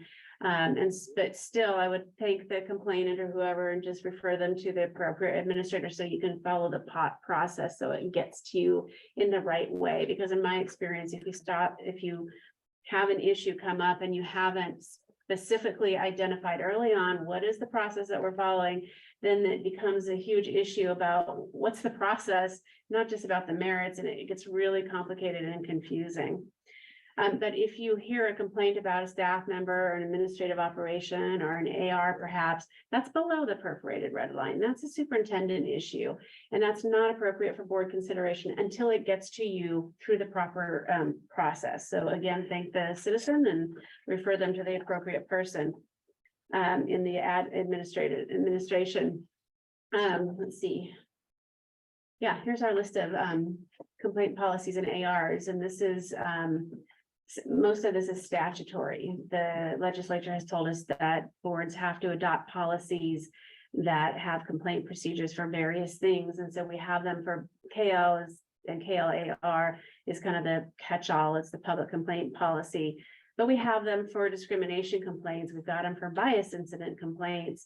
We've got them for sexual harassment complaints and staff complaints, workplace harassment complaints. We have them for hazing, harassment, bullying, menacing, and cyberbullying complaints. We have them for suspected sexual conduct with a student. We have them for child abuse, and we have them for instructional materials. We also have processes for curriculum adoption. And so we're, every board has all these processes, and it can be really hard to navigate. But it's always important to start with the right one early on. And so the question is, which policy do I use? Because there's a lot of overlap among several of them. So it really depends on the allegations. And so our advice to our administrators is really drill down with the person that's filing the complaint about what's the nature of your allegations and get it in writing, capture it so that they can't come back 2 weeks later and add something new, because then you're going to be in this perpetual loop of investigating or responding to complaints. And so really focusing and talking to the complainant about what is your complaint? What do you want? What is your remedy? And, so that's kind of a mantra that we use. If a public complaint doesn't fall into any other category than KL and KLAR, which you guys all have, but this is it. This is the one, kind of the default one. Who decides which one to use? The complaints should be referred to the administration, and oftentimes they'll call our office and say, what's the nature of this complaint? We'll say, go back to the complainant, drill down to the allegations, and then we'll figure out which policy we're going to, or which procedure we're going to follow. And the reason why there's so many different complaint policies and procedures is because we have a legislature. It's not just Oregon, it's just the nature of legislation. They'll make a law and they'll say, no, this is brilliant. I'm gonna have a 5-step complaint policy on X. And they have no idea that there's like 4 other ones that have similar, but maybe a little bit different. And so we're stuck with this patchwork of complaint policies that we gotta apply. So as an example on KLAR, that's our public complaints policy. Usually they're a multi-step process to address. Typically, they start at the lowest and most informal level possible, which is the best way to resolve complaints for the most part. And that's usually step 1 in it is in KLAR. So it's an informal complaint to the employee that's most directly involved. And then if the complainant doesn't like the resolution at step 1, then they file a formal complaint to the supervisor or the building principal, who is required to investigate and file or submit a written response. And there's timelines in all of these. Then there's an appeal to the superintendent, and then there's an appeal to the board. So this is the multi-step process where you can see your step 4. If it comes to you, you don't want to have inserted yourself at earlier levels because you're compromising the appearance of your neutrality. At the end of the day, schools are heavily regulated, right? We're regulated by state, we're regulated by the feds. I mean, nuclear power plants have nothing over schools when it comes to regulation, and that's just the reality. And so a lot of stuff we got to think about, and that's why you have a lot of people running a school to deal with that. So bargaining, like collective bargaining, it's our obligation, something that we have to do by law. It's important because when you're bargaining, that's where you're spending roughly about 85% of your budget on personnel. That's where most of our money goes. And it's important that we are legally required to bargain. We usually, we have a classified group. We also have a licensed group. And your license group is OEA. They have a UNISERV. Your classified group has a field representative. We have to talk about money issues, work conditions, those type of things, and you'll get asked to participate. And it's important that you participate for a couple of reasons. One, to understand how did we get there, and then also when we actually do get a deal, we have an obligation to have the board approve that deal, and you need to also promote that. I'm not going to go into it because I think, are we supposed to be done? Basically, your collective bargaining, it usually happens in a cycle. So if you're on a 2-year contract before the second year it's up, you'll get a request to bargain. Usually you got to bargain for 150 days. After 150 days, one party can unilaterally ask to go to mediation. You go to mediation, you got to do that for 15 days. Then you'll have a cool down period, and then essentially you do finals best offers, and the one party can strike and the district can unilaterally implement. And that's just our process. There's also expedited bargaining, which is done on a shorter time period, but I'm gonna just stop because I can see, I appreciate you guys keeping your eyes open the whole time. Because I know some of this is just very dry and difficult, but it's important. And your work is really important. I know the pay isn't very big, but you know, the prestige. But it is important work that you do and for the kids in the community. And so thank you for raising your hand to do that. I do want to, on bargaining, just one thing with direct dealing, we do have a process to bargain. And so what direct dealing means is an attempt to kind of bypass the collective bargaining process to come to some agreements or get support for certain things. It's against the law, you can't direct deal. And so we're required by law to deal with the exclusive representative who is in the actual bargaining, so we call them associations.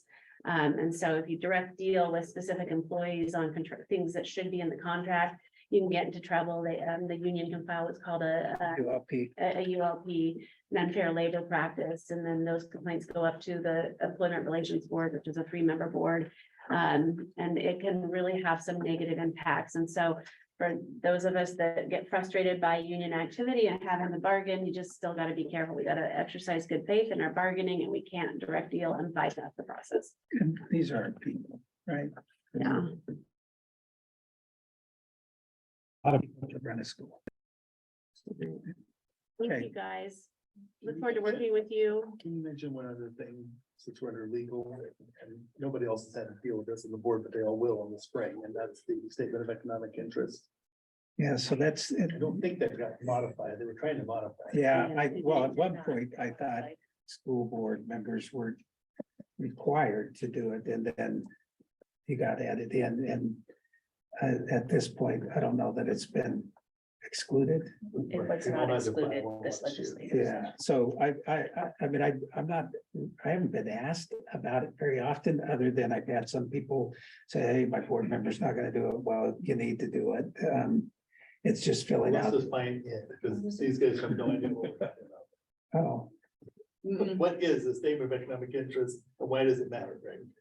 I'm not sure I'm prepared to answer It's a that. form question. that you fill out declaring what your economic interests are, like if you have any businesses or if your spouse has businesses. I haven't seen one of these forms in a long time. Right, But it's just declaring economic interest that you have, which is a way of determining if you have an actual or potential conflict of interest as they come up to the board.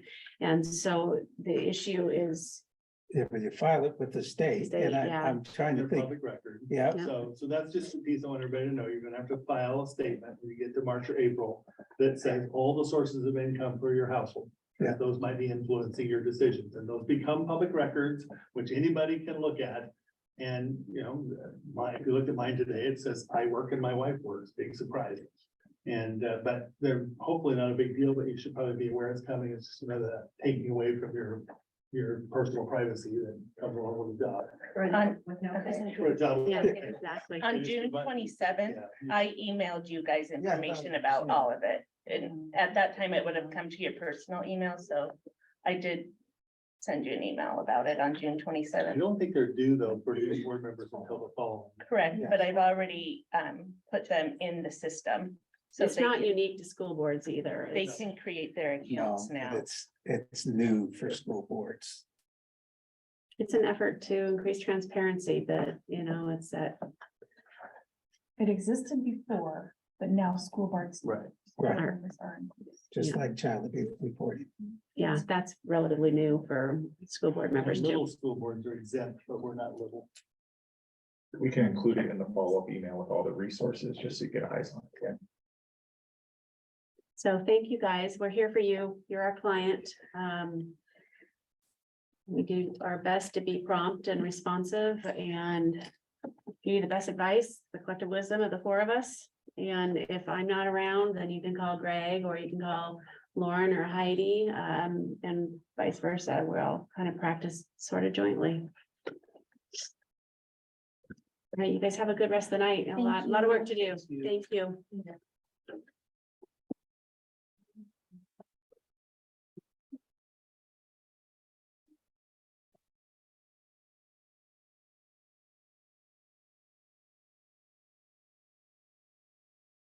Okay, so that finishes out legal, so the number 4 is discussion of board goals, priorities for the 23-24 school year. Jessica, do we want to take a quick 5-minute break to allow? 5:30 is dinner time in the Hop House. We're past that. So we want to take 5 minutes. We have about 40 sandwiches. So yes, staff, board, if you want to grab, we can keep working, but let's take a 5-minute break and then we can work through dinner. So bathroom for anyone who's here to be on the six. Cool. For you. I can introduce the topic. Yeah, so typically, actually I was just telling Jennifer, this usually is our longest meeting and we usually don't even include the legal part. And a lot of the discussion comes around our board goals, where typically this has been the meeting each summer where the board looks at the progress we made last year and then decides what are the goals as well as the focus areas that they want the district to work on. These bulleted lists are items that Jessica already surfaced as action items we want to work on. So just to give you a quick overview. So our board goals, as we call them, consist of 2 things. So those are board directed goals with specific measures. So for example, we want 100% of our K-8 students to be proficient in math. Then there's also board directed focus areas that the board says, hey, these are a priority for us. We want the district to work on these for the upcoming school year. So this is, for example, one last year was, hey, we want to improve the performing arts program, or also we want to increase the amount of cursive education. So you've got goals with measures, and you also have focus areas and action items. And we report these to the board at the end of each trimester, our progress on that. And this is a document that you've probably seen. I'm gonna start passing this around. So this is last year's, and in kind of just opening up the conversation. We've separated traditionally our board goals into 3 areas, and this is completely open for discussion, interpretation, what the board's thinking. So the first area historically has been academic achievement. So the things that we measure and report on are reading data, math data, writing, graduation rate on track, attendance rates, passing rates by department was something new added last year, as well as some measures around our alternative school and getting kids to graduate and on track status there. So that's kind of the first area. And if you look on your dashboard, that's pages 1 and 2. So that's that goal area 1 is all about academic achievement. Goal area 2 from last year was creating safe classrooms and quality facilities. Here we measured a timeline of tasks that we were doing to improve culture. So this would be on page 3 of the dashboard. And at the end of each trimester, we come to the board, and I try to not put everyone to sleep by going through all these charts and graphs, but we report out to you guys our progress and ask questions. And then finally, goal area number 3, at least for last year, was that every student, family, and staff feel welcome, safe, supported, and successful. The measures that we looked at, and many of these were new for the first time last year, we looked at conference attendance. We looked at Synergy access, which was the percentage of parents that had logged in to check their kids' grades after the registration period. We reported out on our family mid-year and end-of-year survey. There were 2 questions around, I want to say safety and whether they were feeling welcome. We reported the number of students involved in extracurriculars, CTE course participation, arts participation, and there were some end-of-year data that the board requested around how many kids earned dual credit, or sorry, what was the total amount of dual credit earned. industry certifications, whether kids got, you know, a welding certification, for example. And then finally, there were some questions around our personal finance class. So we reported how many kids had taken and passed that exact course. So really, one other thing you'll also notice on the dashboard, so you've got all the measures, and then if you look on your right side, you'll see board action items. These are those areas like performing arts improvement, where we use a stoplight system, where at the end of each trimester, we come and we say, hey, green, we're making progress, we're feeling good, this thing's rolling. Yellow means we're still working on this, still some progress, and red means we haven't started.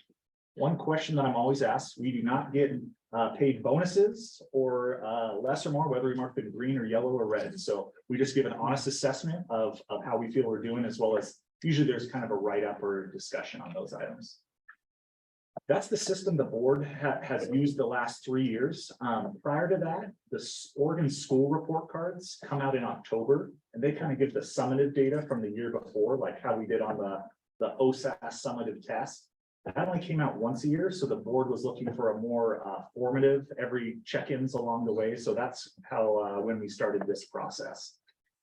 So historically, the board at this meeting has just said, hey, we want to, I put a stoplight on there for stop, start, or continue. Hey, these are the things we want to stop. You know, we don't maybe care about conference attendance anymore.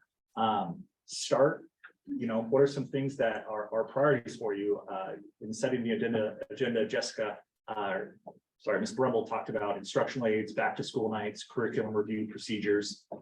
So those are some things we might want to start tracking as board focus areas.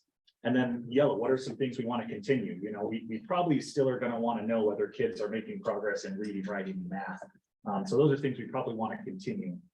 So at this point, we would just kind of open it up for board discussion on your priorities, your values, your goals, how we want to adjust this system. We can completely do something different. This is completely the board's goals, and you drive this work. In addition, Anna gave me a look because I remember to say this. When we get those focus areas and those priorities like instructional aids, then we talk and we figure out budget wise, if we have a surplus, oh, we know that the board is interested in instructional aids or cursive instruction. So then we can work within the kind of cushion in the budget to say, hey, we need to buy some cursive instructional books. So once we get your guys' information, your priorities, then we kind of do some work behind the scenes to help kind of execute those priorities.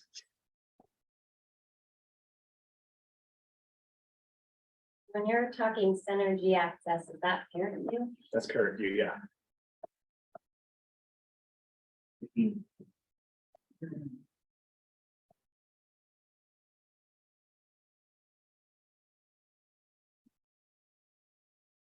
And what 23? On the industrial or industry certifications, you have 23 industrial recognized credentials earned. Are those certificates? Is that just saying they've done construction one? Is So- that completing a program? So those are our industry recognized certificates. We can get the breakdown of what those actually were. That means that is something that in one of their CTE classes, like I always use welding because I believe there is a welding certificate where it's an outside organization that says this is the criteria to get this level 1 certification. So that means kids have earned some sort of industry level certification. Ryan Cochran is the CTE coordinator, and he tracks what those are, so I can get those to you pretty easily. Why isn't welding even on CTE course participation? I don't even see welding listed. Welding's actually a part of, let's see here, I want to say, it's not Under Mr. construction. McNary at Ag? Yeah, I want to say it's Or under construction? ag science in a way where, I believe we have 4 sections of it, so it's within that subcategory. Why it's in ag science, I'm not 100% sure, but I know it lives under that. The drama department, what does that fall under for the arts? That'd be performing arts. Performing arts are the drama classes. Not a CTE. No, Where is that?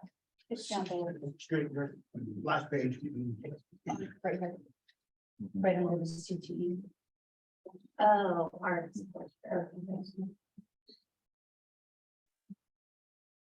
Do we know why we have so many few kids enrolled in some of the arts courses? Is that? Yeah, that was actually a priority of the board last year last year was the first year we started tracking those numbers because the board kind of asked that same question. So, Mr. Huffman and Mr. Hayes, we have begun a monthly meeting with the performing arts team to put an improvement plan for next year in place. So that's something we'd be able to report on. I know that performing arts participation is, at least for last year, was on one of those items that the board said, hey, we want to focus on this. So that means that that's something we want to carry forward. We would report after each trimester, hey, here's the progress we've made in that. Is there something that kids are more interested in that we're not tracking? I mean, like, is this one, Burke County Middle School Choir has 18 kids? Is it because kids are more interested in visual arts? Yeah. And they're not participating in it either, or? So like, and those are the questions that we look into, like this is the perfect discussion of why aren't there more kids in choir? And then that dictates to the staff that we need to go and put a plan in place and work with the staff to increase those numbers. And should we be working with staff to increase the numbers, or should we be working with staff in the instance of other programs or kids? Do we like evaluate or ask kids, like, are they in, I mean, are they interested in that? Are they interested in something else we don't offer? Or I don't know how this, I wasn't part of it, so I don't know what questions were asked. So do we ask the students, like? Yeah, so we do that something something called forecasting every February, March, and that means the kids pick their classes for the following year. They say, hey, in the fall, I want to take this, and this. So that gives us a gauge on what's popular and what's not. So that would be an interesting thing to come back and report on as well. So are these numbers from their forecasting coming into this year? Good question. This is from trimester 3. So, you know, what just finished mid-June. This was that third trimester. How many kids were in each of those classes at that time for that trimester? So do we employ like a full-time, like, it looks like choir is pretty low in both the high school and the middle school? Do we do like do they do a shared? They do a split question. Yeah. So our band and choir teacher both split. Yep, they split halftime at the middle school, halftime at the high school. So it's one teacher that's. Well, shared staff. And I think it breaks down to like 3 courses at one and two at the other, or something like that. And what about the band is, Band is actually, I'm happy to report, this is one of our celebrations last spring. Jacob Schuler is one of our new band teacher, and as part of our improvement plan that we started working on, he actually did an elementary tour. And went to each elementary and played for the elementary kids to try to build excitement, as well as got names for incoming 6th graders. So that when they show up in the fall, he can make sure to encourage them, because we found that teachers and staff personally encouraging kids to do, you know, sports or clubs or band in this case, makes a huge difference in the students' desire to do it. So that's what I hear, is that performing arts is something the board wants to continue to look at and explore and report on as we go into next year. I have a note in my calendar that says that on May 8th, Joel Hoff promised the board that he would have a detailed instructional plan for improving performing arts on August 14th. I am holding you to that. And I'd like to report, I got that to you, but no, it is on the agenda. It's on the. No, yep, I have it on my list for things. Don't think I'm not gonna follow through on that. So at the August board meeting, we will report on that, so. When they do their forecasting, is there a spot to say, hey, I'd like to, Yeah. just an empty blank, Good idea. I'd like this? Yeah. I don't see it on the list.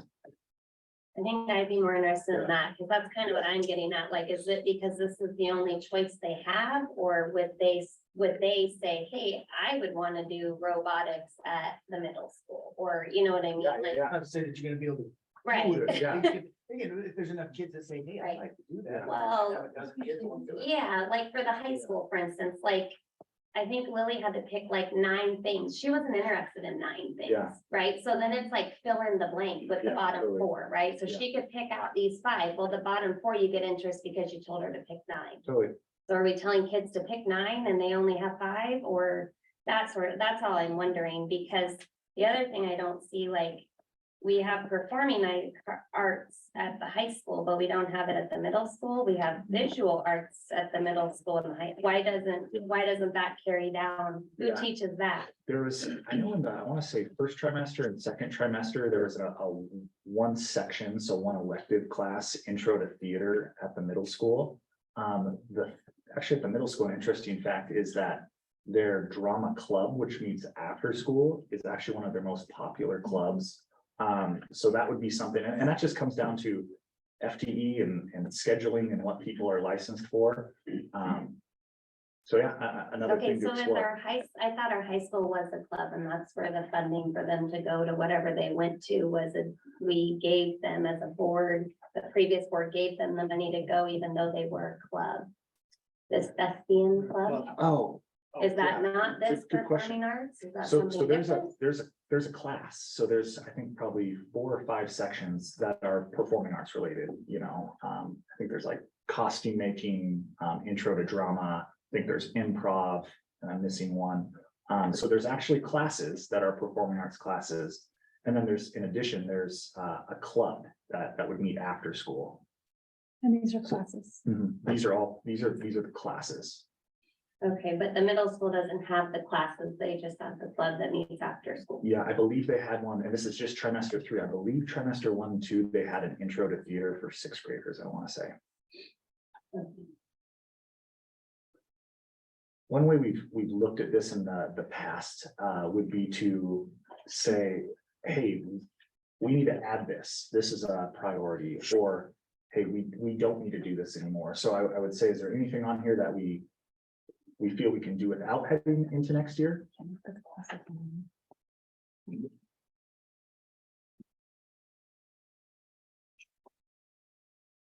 Well, I go ahead.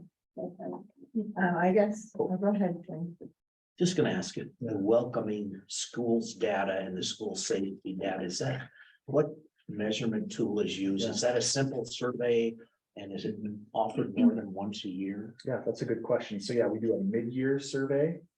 We send that out to all families. And then we do an end-of-year survey. Twice a year. Last year was the first year that we did a mid-year survey. We've done an end-of-year survey, I want to say, for 3 or 4 years. And then we decided, I believe at this meeting, hey, we kind of want a mid-year check-in, so we added that. One piece you'll see on a note for the school safety. We want to change that question to be more around facility safety.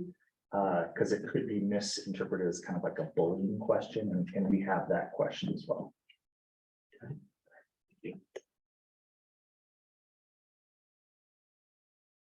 I guess my question, I'm really interested in AIDS in the classroom, like, to me, that is just like a mandatory priority to make sure at least that every kindergarten classroom has an aide.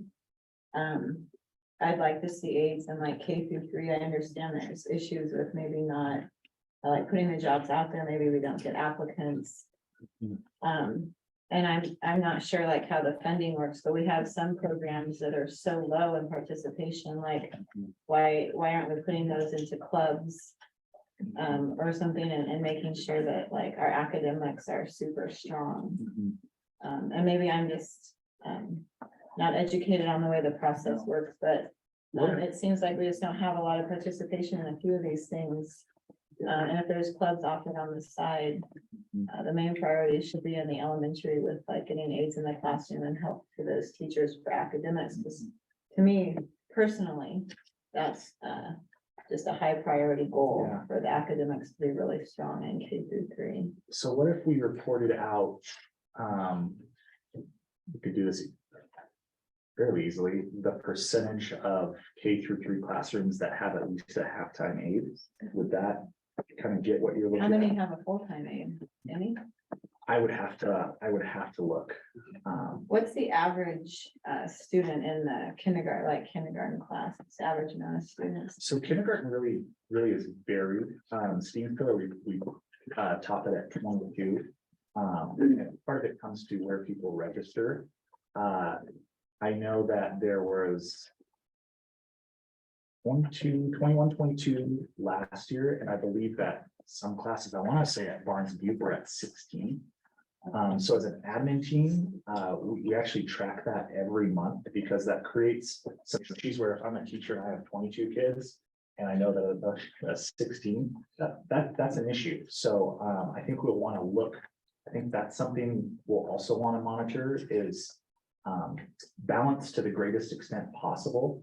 We know that some, you know, if we just have 80 kids register for kindergarten at Barnes Butte and only 60 at Crooked River, you know, there's some issues, but we don't want to separate families or say, hey, you live right next to the school, you have to go somewhere else.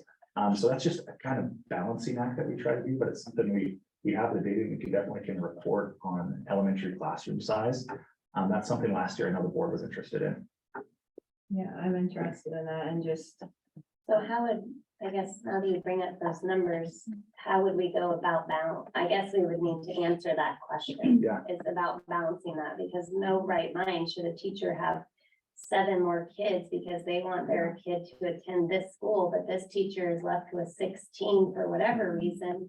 And she doesn't even have help, or he doesn't even have help in an aide, but he's got, or she has got, you know, 7 more kids in kindergarten. So I think we as a district need to decide that, you know, whatever, I don't know if we have jurisdictions for the schools, that they're the first come, first serve and classes cap at this. I don't know. I haven't crossed these bridges before. I don't know if you've done this with the previous board, but you have to, I don't think monitoring it is gonna do us any good if we already know that's what's happening. Mhm. We need to figure out how to fix it. Yeah, there's a concept that we've used for years where we say staff follow students, you know, so if there's 80 kids up here and there's 60 down at Crooked River, then staff would follow those students to make sure they're balanced. Can we just move a teacher, for instance, like if we have 4 here, then we would move 1 here? Can Yeah, we do that with school Assuming we counselors? have a room. yeah, and I'm it's, like, this is good, yeah, like, it's complex, you know, because we say, hey, you can only have 17, and then the minute it gets to 18, well, we don't hire a new teacher just to have for that 1 kid. So it really is a balancing act, but I think our desire is staff follow students and we create balanced class sizes. And to the point, if there is imbalance, we would try to the greatest extent possible to alleviate that, but then also that's where we also use aides to make sure that those teachers have the support and the help they need so that kids are working on academics. Do we have any aides positions posted as of now? Lots. So we've had 2 aide positions posted for probably a month now. For special education. Yeah, special education. And now we also posted an instructional assistant pool. So that way we can just start collecting anyone who's interested and then start allocating those people. So yeah, there's actually 2 opportunities right now posted. And then, How's our budget for this topic? Adding instruction. We actually have an opportunity to bring before the board. So we will be doing that in August or September. So, yeah. And we've heard the desire for additional instructional assistance. So this is not a new topic. So we've started some initial planning for that. Thank you for being ready. I also heard that we have an opportunity because we're supposed to have a smaller than usual kindergarten class. So this might be the year we could actually hit with just a few additions for 1 aide per classroom goal that we talked about, which would be great. We could be close. We could be better than we've ever been. Or I anticipate we will be better than we've ever been. But there's a key component of this that, as I talk with principals and, you know, having an aide in a classroom that hasn't been trained or is just cutting out shapes is not going to improve our reading. So it's having aides, having the funding, having the position, but then also partnering that with some very specific training and procedures so that aides are really doing things that are beneficial to student learning. So we're kind of attacking both those things. And I think we're going to go into this school year better than we've ever been, on both those areas. Why is that? Why do you feel that? You've done something different? Funding opportunity, where we haven't had, we set type of surplus that we can allocate that. So just having the opportunity to fund aids. This was an issue that started surfacing, I want to say last spring, where we're seeing more behavior issues than ever before out of COVID. So the need has risen, and I think because of some surplus funds, we're going to be able to meet it. And then I think that training piece is just through knowing kind of the implementation science and learning from teachers of the past and just talking to teachers of, I love having an aid, but I really hope they know how to teach kids foundational letter skills or foundational math skills. So coupling that with training is, I think, just us learning from mistakes and growing as an organization. I want to raise the issue that we talked about earlier this week. Counselors at the middle school. Yeah, so, That's a priority, I assume. So yes, we probably need to look at the, Yeah. you know, what we got to spend versus what we want to spend it Well, on. like you had said, that follows the students. So how many kids do we have at the high school? High school usually starts around, on a good year, about 8 to 8:25. Then kids graduate early and usually end up around 7:50 to 7:25. Some cohorts, some classes are bigger than others, so that's real ballpark. And then how many- Pioneer, go ahead. Oh, okay, Pioneer. And then Pioneer usually runs around 75 students, 75 to 100 probably, And how many 60 to kids, 70. 60 to 70. how many kids do we have at the middle school? Middle school is gonna run around between 600 and 700, depending on the cohorts. So why haven't we or can't we move a counselor out of our high school and follow the kids at the middle school? I mean, that's a pertinent age to have Yeah. mental health handled, and if we're lacking aides, we have behavioral issues, and you don't even have a school counselor. We don't, I guess it's not you, we. Yeah. Why do we have 1, 2, 3? 3 plus, I think there's one more at Pioneer, so 4 total for 725 to 800, but we have 0 for 700 students at the middle school. Yeah, there was a licensed counselor, I want to say until last year, and then I was gonna say we couldn't hire one. We had 0 applicants, so we had to fill in, and now I believe there's one posted now. We And talked about like them. last year, we had 4. Why didn't we move? Why didn't we follow the kids? Is what Yeah. I'm saying. They didn't have a counselor. Why didn't we give them one? Yeah, that would be a great model to look at, and that's something we definitely can explore as we go into this year. I know there's one If it's not posted. filled, yeah, I mean, it can be posted and posted and posted. If nobody applies, we can't just leave 700 plus kids without help. Yeah. Yeah, and I know the middle school tried to backfill that through various ways, but I think what you're describing would be a good option to look into. It's an interesting question, though. Why does a high school require 4, middle school, which is a very difficult age, Yeah. require 1? I mean, where's this balance coming from? Yeah. What is the rationale? How many counselors you need per student? I'd like to see the overall balance in administration too, because if I read the employees right, we have 2 administrators with high school, which would be Marcus and Adam Stefanik. The high school or middle school, the high school has a principal and I believe 4 assistant principals. We're not balanced. We have to balance, and I think it's pertinent for me, this is my personal opinion, that administration gets help. You can't stack us at one school. Our mental health.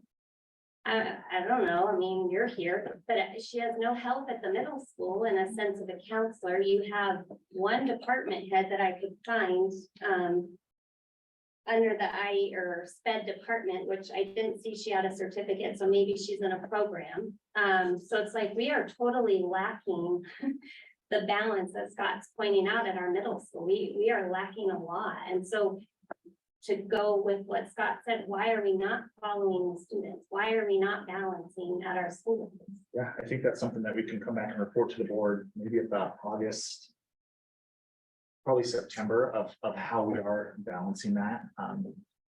That's something we can easily do. Joe, I'm gonna have to second Jennifer on this, Yeah. or Jessica, sorry, on this, that it's mandatory that there's a counselor at the middle school, mandatory. So even if we can't fill it with a job posting, that we are able to move around the personnel that we have, that there is a full-time licensed professional that is in that building for help with mental health, because middle school is the most detrimental age with mental health, from what I can, see. And so that's just not an option. Yeah. I don't think to not have somebody there. There are other options that we could look at as far as like, maybe getting somebody to coordinate with colleges and universities.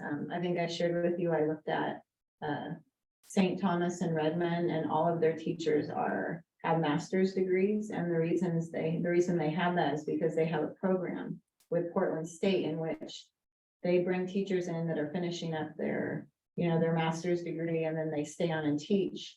But I don't understand why we're not reaching out to colleges, to Oregon State, to U of O, to Willamette, to different places that maybe offer these counseling programs, and reaching out as a district and looking why we can't bring some of these licensed professionals in that can be there for the kids. Two things. We'll make sure to have a licensed counselor at the middle school from day one, and we'll figure out how to do that. So we can definitely do that. And then Jay also has a whole recruiting and retention plan. And I know that he does partner with those universities, so we can pull that information and share that with the board, because it is a great strategy to get students coming straight out of the gate out of graduate school. So we can get more information to that too. And then what is our relationship with Best Care, with bringing for, because I've heard that some of the students have been referred to Best Care, have the counselors come in from Best Care, and there's been some controversy with that. What is our direct relationship with Best Care? Do we have a contract with them? I'm not fully familiar with what exactly our relationship with Best Care is, but that's something I can pull for you and get that for you in an upcoming update. So I think my question would be like, if we didn't have a licensed counselor at the middle school, was a counselor coming in from Best Care, like when these kids had issues, or was a counselor coming in like from the high school, like maybe Ann Casperger or Darren Cassie, or somebody coming in to work with these kids, or were they going to Best Care? I believe depending on the situation, if it's something that one of our internal counselors to do, that would probably be our default. If the situation was escalated and they needed outside resources, I know sometimes they even will work with law enforcement if the particular situation calls for that. So I think both, depending on the student situation. And then what about Rimrock? Where does Rimrock fall in? Do they follow in any of our elementary or middle school students? So Rimrock is a treatment center that's located in Kirk County, but students are assigned there from throughout the state, usually through the judicial system. So that's not a connection to our school district. So for example, like if we have a student in our district who has severe mental health issues or family issues or something, and they have a Rimrock counselor, is that Rimrock counselor allowed? Do they come in? Do we contract with them to follow that student at all? They're not- Yeah, Rimrock's drug and alcohol treatment. So Zeroed out on the budget, because we used to, Right. we used to support them out with educational services. Yeah. We're going on. Okay. So a lot of Rimrock students, I mean, it's probably maybe one or two a year that would actually come from Kirk County. Usually the vast majority are from the valley, from Portland, where they get assigned. It's an inpatient. Kind of scenario. Yeah, so I think it's a 60, I want to say a 60-day placement. Yeah. In the past, so years ago, we would provide the teacher there. We've switched that about, I want to say about 4 years ago, where those students actually stay assigned to their district that they came from. And they do like, whether it's online school or something, but we don't provide the educational component like we used to maybe 4 or 5 years ago.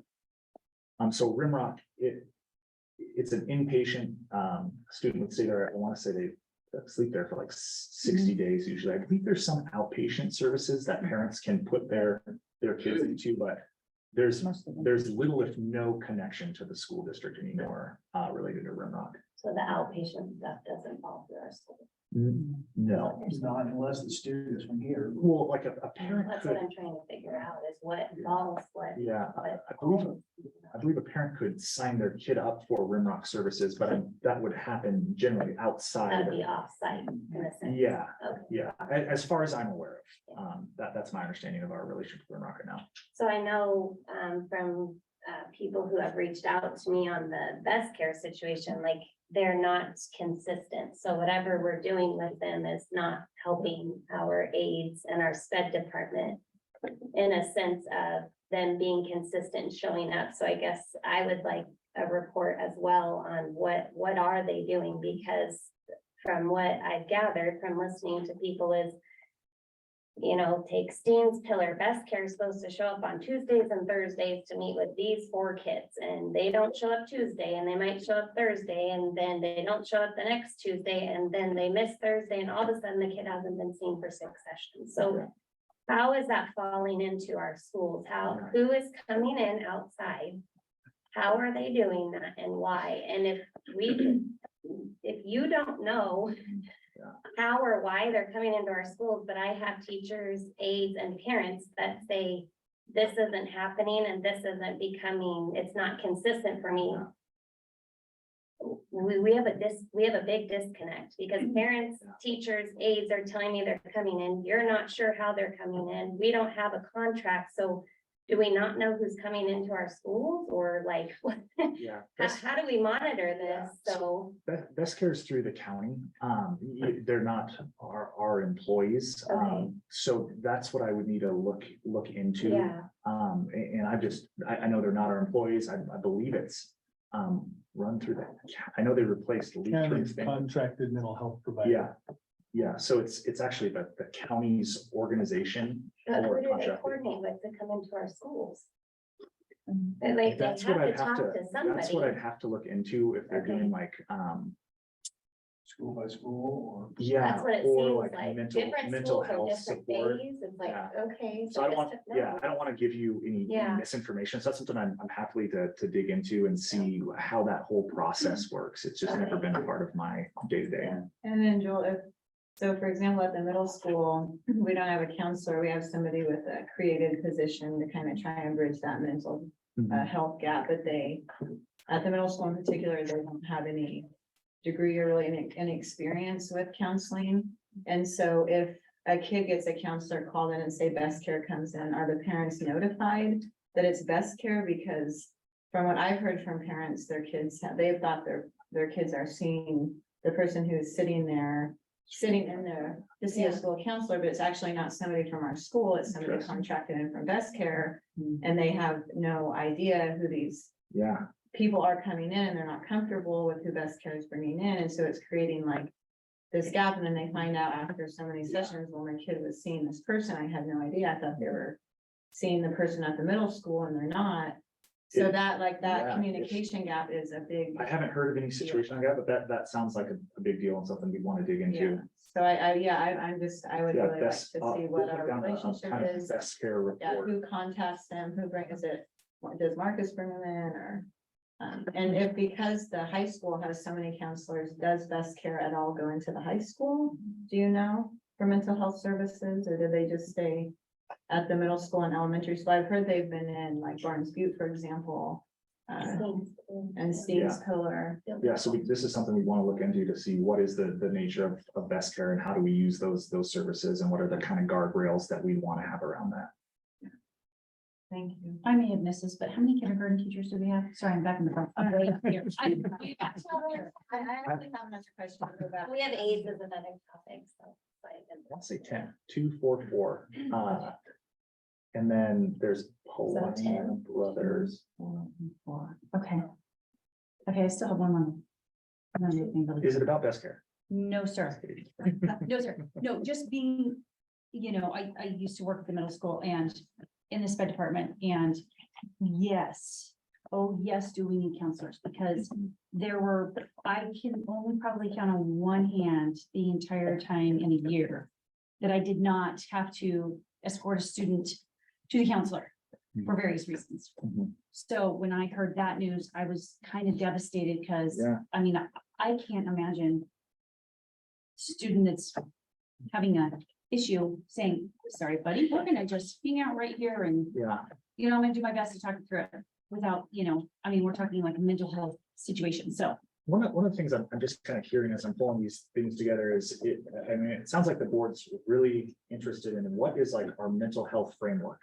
You know, more so just like counselors or best care, it's like, what are we doing for students' mental health? So I think that's definitely a focus area that we would want to report to you guys quarterly as part of the board goals. I'd also like to see the balance to students as well. Yeah. In that sense. I haven't even dived into the elementary schools. I don't know. I know Kimberly Bonner has close to, I remember last I checked, she had like 600 students at Crooked River. It's I mean, you're not shy from the middle school at that yeah. point. Yeah. so. Crooked River is probably around 5 to, but before Steams was open, both Barnes and Crooked River were close to 6, kind of right around there. Couple of points that might be of interest. About 2 years ago, the district, the board was concerned about the quality of mental health at the high school and the division between counseling and mental health. Because remember that the counselors at the high school aren't always counseling, they're also doing schedules and worrying about post-graduation plan, that sort of thing. But we don't have 4, we have some version of this board that's like counseling. So the board said we wanted to do something about that. The superintendent ordered an audit from the Department of Education of our services, which came out. I didn't think the audit totally did the job, but it did give us some ideas of things we could do and what investments and some reorganization in that department, which improved things. But, you know, I think that's when the additional counselors got added at the high school after that audit. It didn't look at the middle school, it only looked at the high school. So there is room to go back and look at that whole system and think about allocation. And also, I think to continue to talk about quality. Yeah. Quality wasn't necessarily part of it.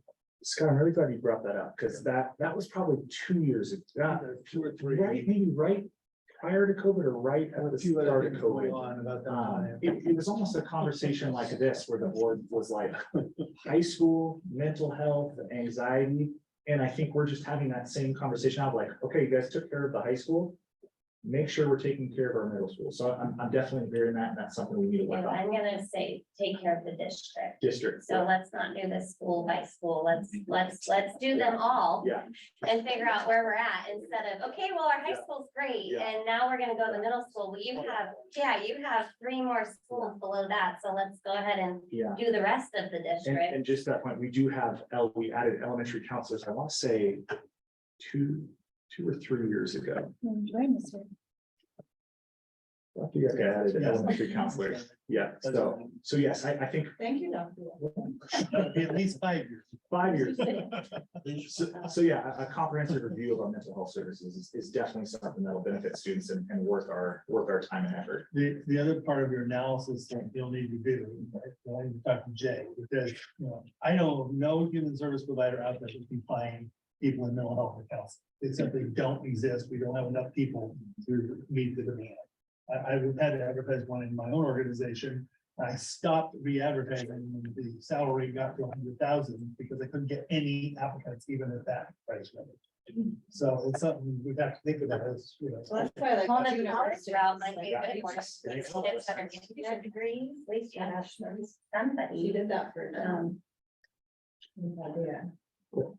Can I go back? Oh, go ahead. I just want to ask one more thing about going back to AIDS and reading academics. Yeah. I think there was a lot of, like when all the COVID stuff happened and people couldn't come back in their classroom, we lost a lot of the volunteers and. Yeah.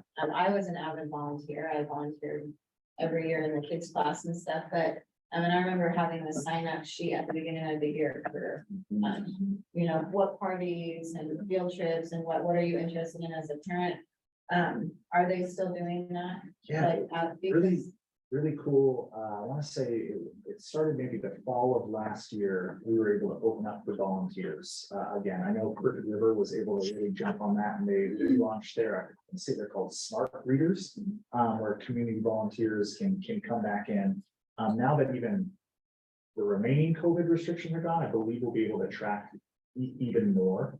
And So that that'll be a was big push. That was my question of, like reaching out, doing an outreach? I know we have a lot of like grandparents, stuff that would love to come in and do like the smart reading, but they were not allowed to come in because of all the state mandates and whatnot, but maybe even looking at having teachers post when they post like for their volunteer list, like getting the readers in. I remember when Ethan was little, I remember it was a private school, but we had to volunteer 30 hours a year in the school, which was, and it was, or else we had to buy it out, which you can't do in public school, but to encourage that parental, to get the parents and the grandparents back in, because then it would reduce, like, because with the aides, even if we bring in an aide, they have behavioral issues, they have helping the teacher with things, but if we can get those parents to come in and help with the cutouts and help with the reading groups and have that consistency, that the aide would be free to help.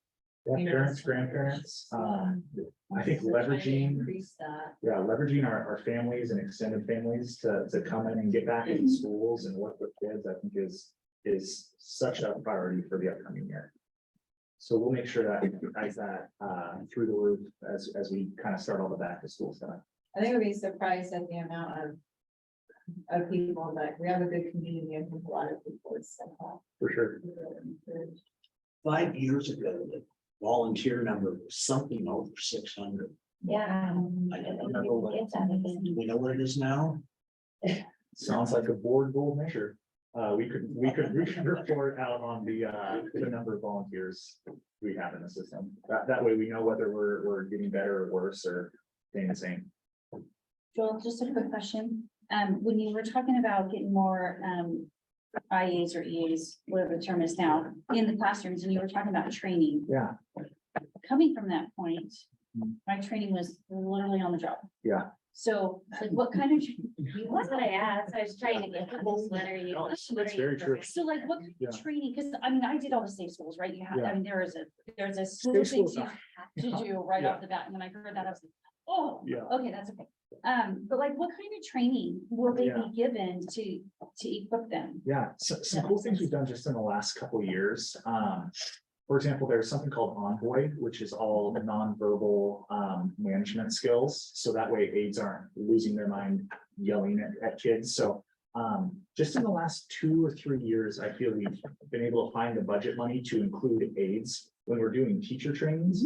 I know there's a big training this summer that we got a grant for called collaborative problem solving, which is like de-escalating kids with skills and strategies. I think what I'd really focus on for the aides training would be small group instruction. So how does an aide pull 3 kids? Here's the skill, here's some strategies, here's how to keep them on task.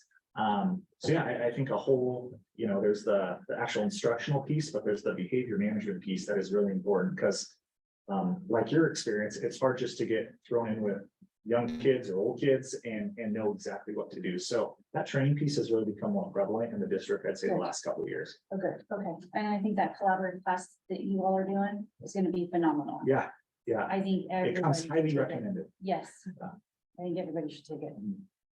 You've taken collaborative problem solving? I've taken a portion of it, Very so cool. it's Mhm. huge. Yeah. I mean, it really is. It makes a difference. Because a big piece of all of this, if, like I said earlier, if we're using instructional aids to just cut out shapes while the teacher's teaching, that's great, it saves a little work, but that doesn't impact student learning. And I think that's where we really have to focus. If we're gonna allocate this money for more instructional assistants, we gotta make sure they're trained and we gotta make sure they're doing practices that are research-based and gonna improve student skills. Right. And we've had that conversation Yeah, before. And that's why I giggled at the whole Yeah. 3. That's it? You're only gonna take 3 of them? Come on. And the teachers or aides, do they have to have a SPED certification, license? That's a good question. Because it seems like we have some that don't have it, but don't need it. So I'm just confused on like, when do we need licensing? When do we not need? I'm gonna try to give you an answer and it's gonna be probably partially wrong. And I'm gonna look at Jay to fix it. So there's something called a parapro exam. Yes. There's a parapro exam, and I believe every aide has to take that as part of their just training to be a No. sped aides. No, so No. I got Okay, the, I took that and I'm like, hey, I got that. I got the name of the test. Okay. Yeah, there's a base level of knowledge, basically, they say needs to happen for instructional assistance. It's the reading, the writing, the math in that area. So if you have an associate's already, you don't need to take the parapro because they say the degree covers that. So, or 90 credits or more, then you don't need to take it. So at which point, then if you have it, we don't have to administer parapro, you're considered highly qualified. And that's the term for an instructional assistant who has the base that the state says they need to have. If they don't have it, we administer an exam called the parapro. And the parapro basically does exactly what we're talking about. It shows the ability to then show proficiency in the reading, the writing, and the math to show, hey, I have this base level of understanding. But they don't say they be in the state and the requirements that it's different for kindergarten than it is for 12th grade. So it is the same requirement for a kindergarten aide that it is for an aide in the 12th grade. What about our sped aids? Same. Aid is an aid is an aid. Correct. Yeah, That doesn't, nothing spectacular other well, I than. took, According to the I state know, I hold that license, but I wouldn't see that being. According to the state of Help in Oregon. these an aid is an aid. So reading, writing and math. And I think that brings up the point where we as a district have to do a good job to go beyond what's the minimum requirement from the state to train our people for the position. So that's something that we're real intentional about and something I think we still can improve on. So we probably need to be really intentional on the behavioral health. And, side of things. and you do CPI training, right? Yes. I mean, not everybody does CPI training, but it is out there. And so, you know, it's good to I'm have. just trying to figure out how we help these departments that are drowning. So what about the teacher side of it? So like I looked up on that site, you told me about licensing. And like we have people in our sped department that don't hold that license. So what is okay with that? So there are different types of licensing out there. There's an emergency teaching license. And an emergency teaching license can cover any subject. So it doesn't have to be just special education. It can be any subject out there. And so an emergency means you're basically in a program, but you don't have a bachelor's. But so you might be in a special education program and you might be a year away, 2 years away, or a semester away. The state just says, if there's no bachelor's, you're an emergency license. But you have to be making progress each year. So if you renew it, you have to validate to TSPC with transcripts and grades from the college that you have made progress towards that degree. I'm assuming that's what you see with your login and I don't So that's, see as yes. a person. Yeah, so, and then the district has to be willing to sponsor that individual as well. And then you have a restricted. A restricted means you have a bachelor's, but it may not be an endorsement in that particular area. So you've got a bachelor's degree, could be in science, could be in arts, but you have the bachelor's. But say your bachelor's is in math and you want to do language arts. Right. So now you have to go get the language arts part of the endorsement, even though you have the math. So that's a restricted. But you can teach in language arts because you're working towards the language arts. Because you're in even the though program to move towards it. Yep, so you have to be in the program towards it. Then there's another license that's called an LCA. It's a license for conditional assignment. What you see with that one is you have a teaching license, you have a degree, you've got everything you need to teach this subject. But you have a passion to teach this subject instead. But since you already have the teaching endorsement and the bachelor's and everything, you take classes to get the other endorsement. And so that's called an LCA or a license for conditional assignment. So those are the three big ones that we do with the state if they're not fully licensed.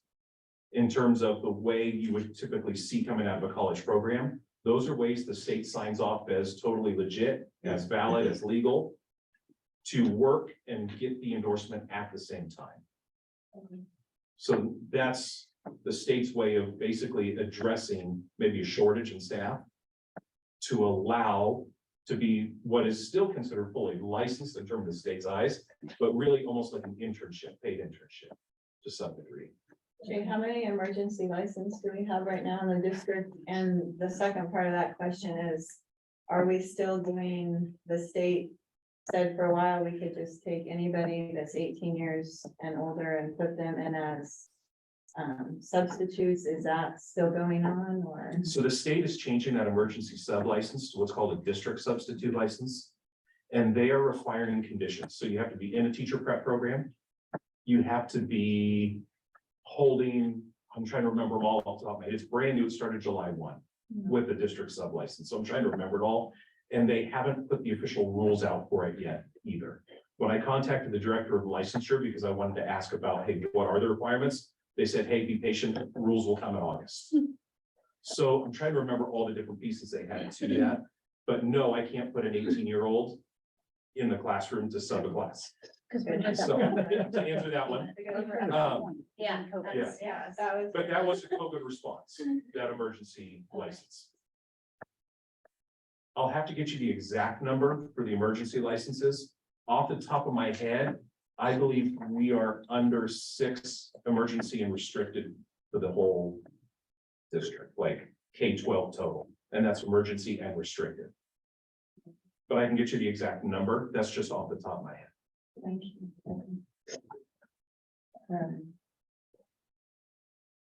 So, I don't know.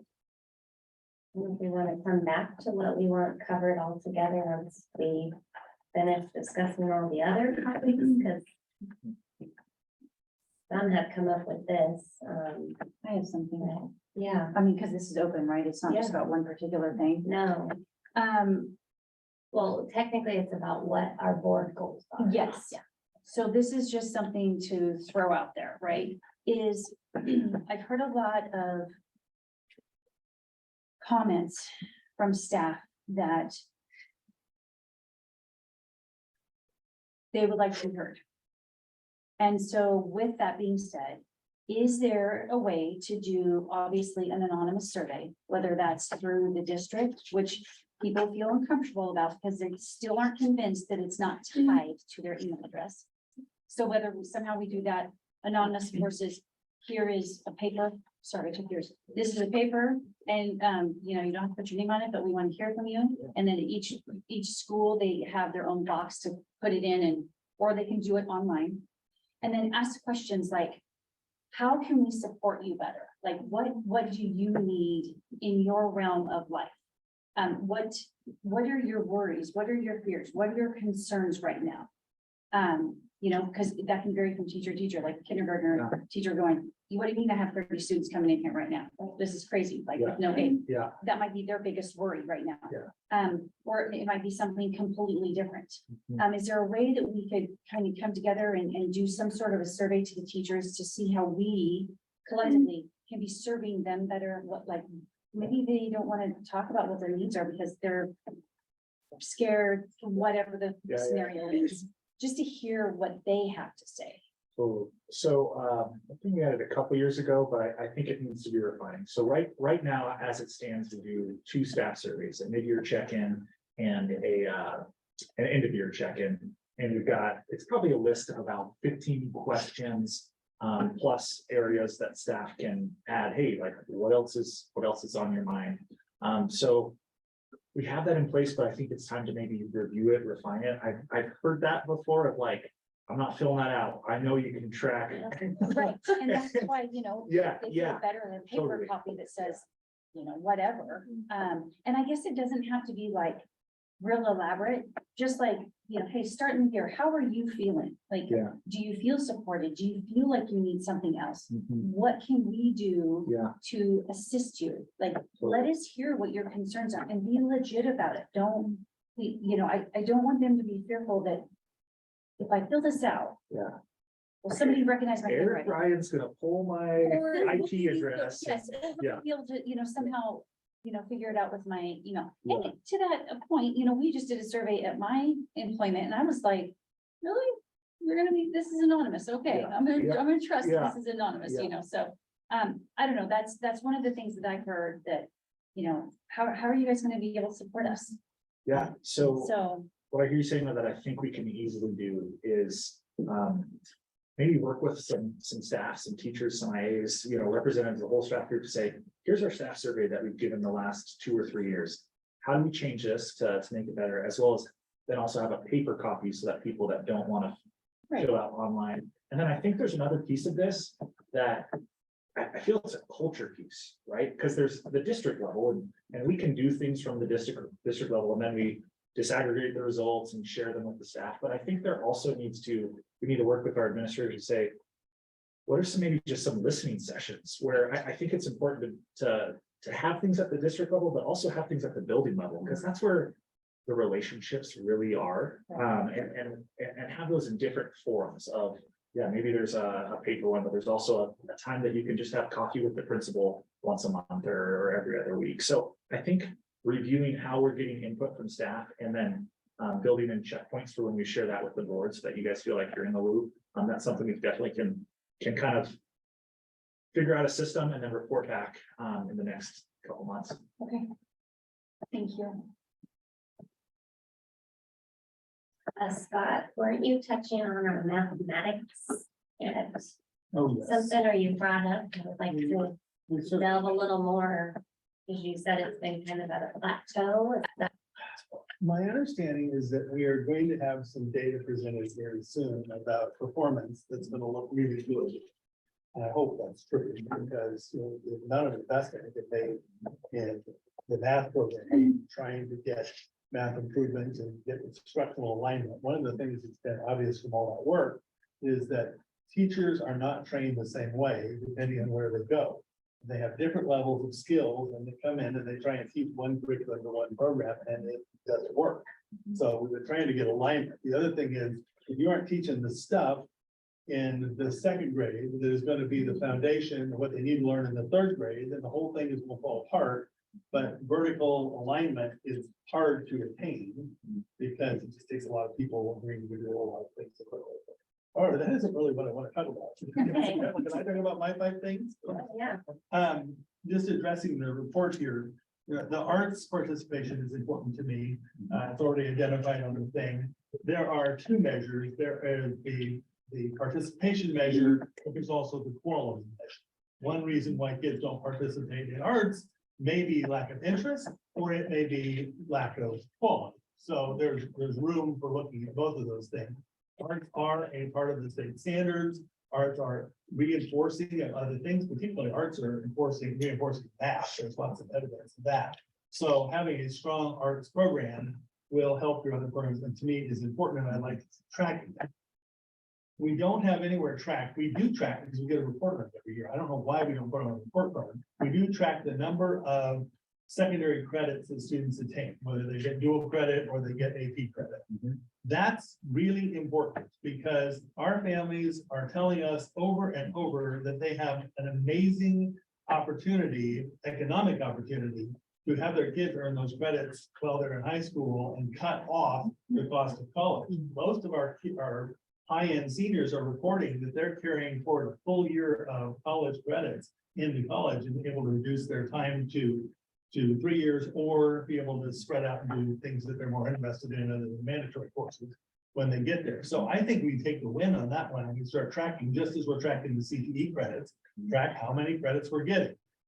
At the same time, we should be tracking our college going culture. I am worried about that. The numbers of kids who are opting for 4-year colleges are dropping every year. And part of that's economic. Because college is ridiculously expensive, but part of that is also support, or how much support we're giving. And I can tell you, having at my 3rd senior graduate, we can do more in that area. So I would hope that we can have that as one of our board goals.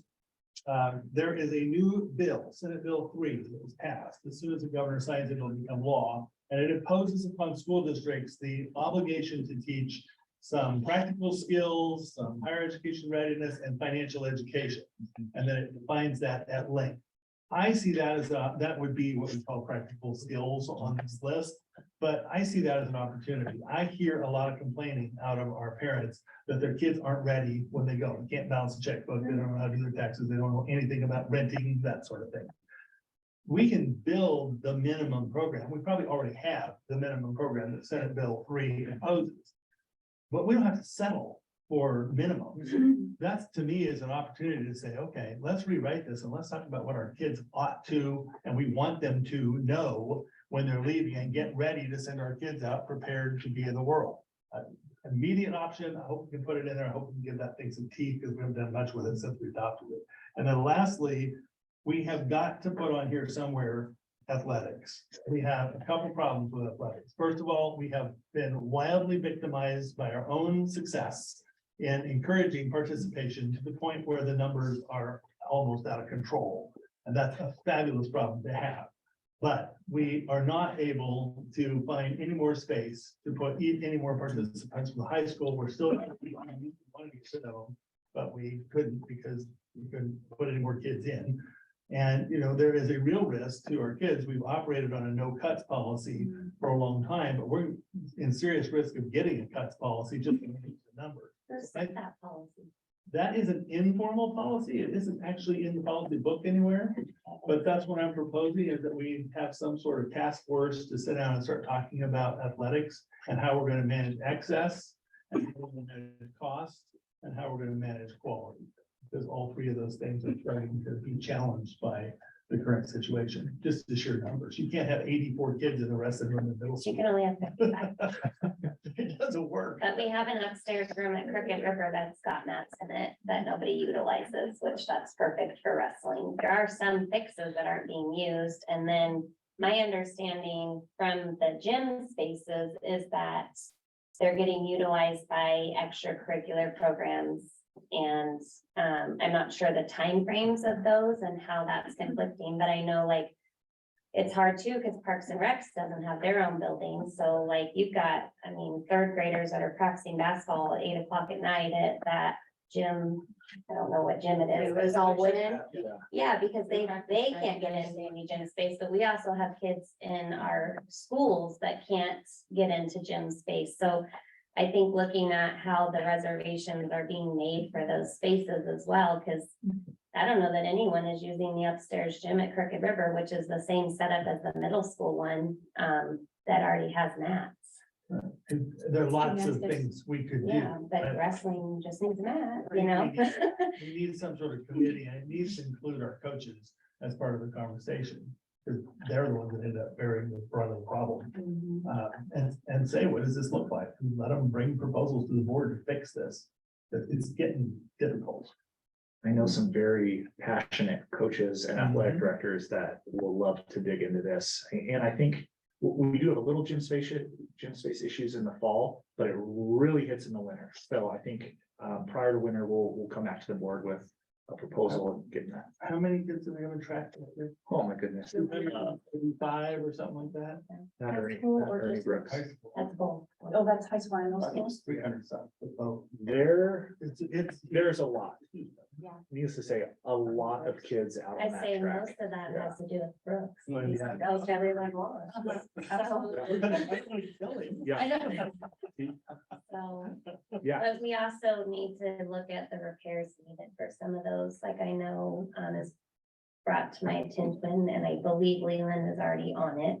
But we have a hoop or hoops at the middle school that have been broken or are broken, or I don't know the story on it.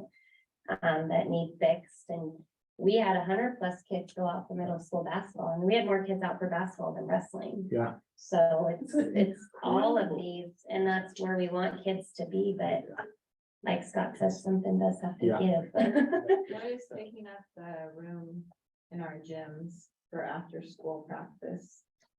I know because my daughter, well, I saw you, Joel, we were 8 o'clock for basketball in the winter. I remember It some was late night Friday night, 8 o'clock, we had to practice at, Parks and Rec. yeah, for Parks and Rec, but what is prohibiting us from using? Like Barnesview and I know that, uh, because I actually just looked at this Steam policy. Filler. And I forget the reference, but it talked about facilities and the priorities. So organizations are put in like type A priority, type B priority. So school teams get first priority always. But this is a topic that I think we need to explore more. It comes up every year. It's contentious and we've never quite wrapped our arms around doing it right. And I think now's a golden opportunity to bring it to the attention it deserves. So what's filling our gyms in the fall? Because fall is usually outdoor sports. I mean, you got volleyball. I say Yeah. cheer, I was looking for Rome. Cheerleading, Basketball's not fall, they're winter. they do some open gyms in preparation, Yeah. I know. I don't know what Ernie's doing in the fall, but he is always somewhere in the Something. gym, so he's He's got always some got some conditioning kids around him somewhere. doing something. So I think this would be a good thing to bring back of, hey, here's the fall gyms. Here's our plan for winter. Can you pull the schedule up and just give us an idea of what is there in the fall? Just to kind of brainstorm what Scott's saying, because we need to kind of figure out who do we need to attach. I think if we get kind of, So I just- Rob Bonner and Adam Stefanik, the two athletic directors, they would be, However we want to do it. Yeah. I just want to add those, make sure we put those 5 things in our goals. I'm with you, for Scott. this year. That is a priority. Yeah. So I'll put, so like on board action items, we'll add athletics/facility space as kind of a topic the board wants us to continue to report There on. were 5 things. I got arts program, college going culture, athletics, practical skills class, and math you were given. Practical skills in So- ed and athletics and college credits. Look at this. I think- Rob Bonner is watching. Sierra is 10x10 mat upstairs and the rest of the space is full of gymnastics equipment Yeah. utilized by Parks. That's because by Parks and Rec, yeah. So these are things that we can look into and come up with solutions for. Parks and Rec might need a new storage area that can be added for math. And they just, Actually, have a full program type deal. I'm just Yeah. like throwing something out there. If it's because things are being Yeah. stored there, then we move them. right? I think it's an actual class that they do gymnastics up there. But it's school priority first, correct? Is So we that want to right? look into Yeah. to these things, yeah. Yeah, because that's Parks and Rec, so I would like to put our school kids first. So, and then on the college side of it, I could tell you from a parent who has levels of frustrations as I hear other parents talk about the numerous college credits their kids obtained. Like my child who just graduated was like, well, I had no idea I could get those. I probably would have done that had I Yeah. known. So we need to figure out how to communicate that with parents and students, because I can tell my 18-year-old all I want, you should do these things, but Yeah. he does what he wants in a sense of, no, I don't really want to do that, or no, it's not my cup of tea. But my one coming in as a freshman, like I made him go in and meet with Darren and Jake, and ask these questions, but we don't really have, from what I've gathered, an articulated program in any college. So here Darren is piecing together what these are the classes you need for this degree. Here's what we can offer at the high school, but you can't get all of them. And it's like this, you're doing this, and then kids are like, so I can or I can't, and how many credits can I actually get? And then it's like they almost have to know at 9th grade, this is what they want to do to achieve that amount of credit. So I think we have to find a balance in how to pick out what do we offer in a sense of what Scott's saying to children, because it's not widespread. We can harp on it all we want, but I have 3 high schoolers now and none of them knew about this. Lily has asked more questions in a sense of with Natalie, for instance, like, okay, so if I do this, where does it go to? Because she doesn't know where she wants to go to college. And so Natalie's like, well, if you get this one and pay for it, actually would go to any Oregon school. So kids don't understand that part of it either. So I think we have to work in a sense to get There is together. something going on. We were getting emails from teachers about why we're going through all of those steps. I mean, it's not just a blank. Hey, it's a secret. You gotta know the secret handshake in order to get it. But you get some emails from some teachers. Right. Some teachers do great outreach, some Yeah. teachers do poor outreach. Some teachers say 9th graders are supposed to know what they're gonna do if they go to Right. college. It's a mess. And I think I want to add to this is we cannot have a system that has haves and have-nots. We need every parent to know every opportunity that is available to their kids in high school. And that goes for every topic that we talked about. too. Yeah. Not just this one. Yeah, no, totally. Athletic participation, all of that. So I know they've made some progress, like beyond high school night is something, but I think it's getting the word out, and getting it out 5 times in 5 different ways so that parents cannot miss it. We've relied so heavily on social media and email. I think they're, call me old school, there's something about mailing home a monthly newsletter so that we can say, it's on your desk, so I think we just have to, that's one of those things where it's like, we have to get better each day. Each year, we have to come back and get better on making sure every parent knows about all the opportunities that are available to their kids. Because, and what you heard Scott say, there are amazing opportunities at our schools. I I would say some of the best in the state. We just gotta make sure every parent knows and every kid can get engaged with whatever one of those they wanna do. Well, and I think it's also educating, like Scott said, our administration too, because I experienced that with two separate teachers on college credits. One was, they were up front at the syllabus first day, this is your deadlines, this is it, you need to pay by this date. And then another class, I didn't even know my child could get college credit for. So I mean, that's the balance of, well, you have two, like Scott said, you got two teachers on different pages, so. I'm gonna give a shout out to the AP committee, because one of the aspects that we're adding for next year is Jake Huffman and the registrar are making. How it's been so far is like. Good luck knowing what credits you got, you know, like hopefully someone kept track, so the high school, yeah. So the high school, starting next year is each kid for, at the end of each trimester, they have each kid's name, what they got through what institution, so that way as kids, as students are getting to their senior year, then we can send that to parents, and I'm guessing there's gonna be a lot of, hey, you actually have a lot of college credits we didn't think about, so that's an improvement that I really want to do a shout out to Bree Van Rokel, Jake Huffman, Scott, Dominic Hickson was our student representative. Just these practical things that I think we can get better at that are gonna totally help families. So that'll be something that we're working on. But I think the biggest piece to all of this, and Steve, your point is just making sure there's no chance that parents don't know about the opportunities going on in the school. Whatever the opportunity might Yeah, be. exactly. Along your lines, Rob Rogers watching, I had somebody else watching saying Barnesview Gym is used by Kids Club. Okay. So that's what they had said, and they don't pay rent. That was one, I think you emailed about that. Yeah. So that's one of those community use things that I think we need to pull together everyone around this gym space thing, because it's a good problem, you know, we're supporting families, you know, that working parents that need childcare, you know, I believe that's an option. Families that are sending their kids, we I think tripled the number of clubs that we offered in our school this past year. So kids staying around after school instead of being on video games. We do a lot of professional development after school now with that.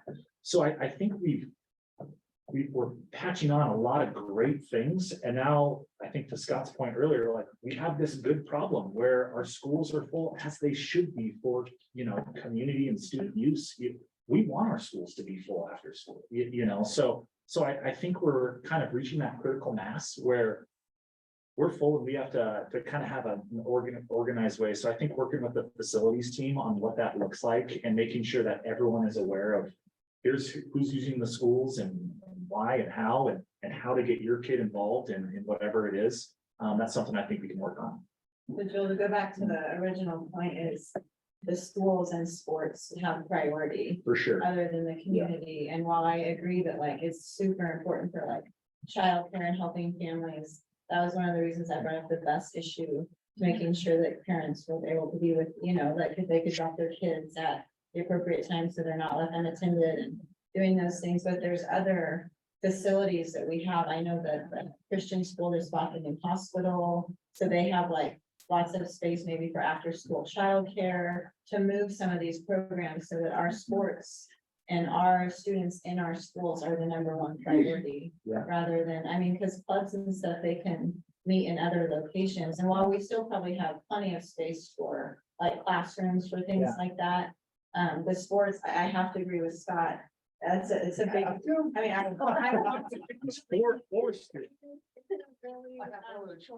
we know this by statistics and by data that kids who are heavily involved in activities and sports, they're more successful going on and they stay out of trouble and so we have to make that a priority. Yeah. So I think that's working with Leland. I know Heather's one of our schedulers where we look at what are all our facilities, because you know, as Jessica brought up there, well, what's going on in this upstairs gym? Is that used? So I think it's this fall, or I mean, prior to this fall, as we finish out the summer, getting that team together, looking at all the options, and then figuring out what's our best next step to make sure we're maximizing every square inch of district property.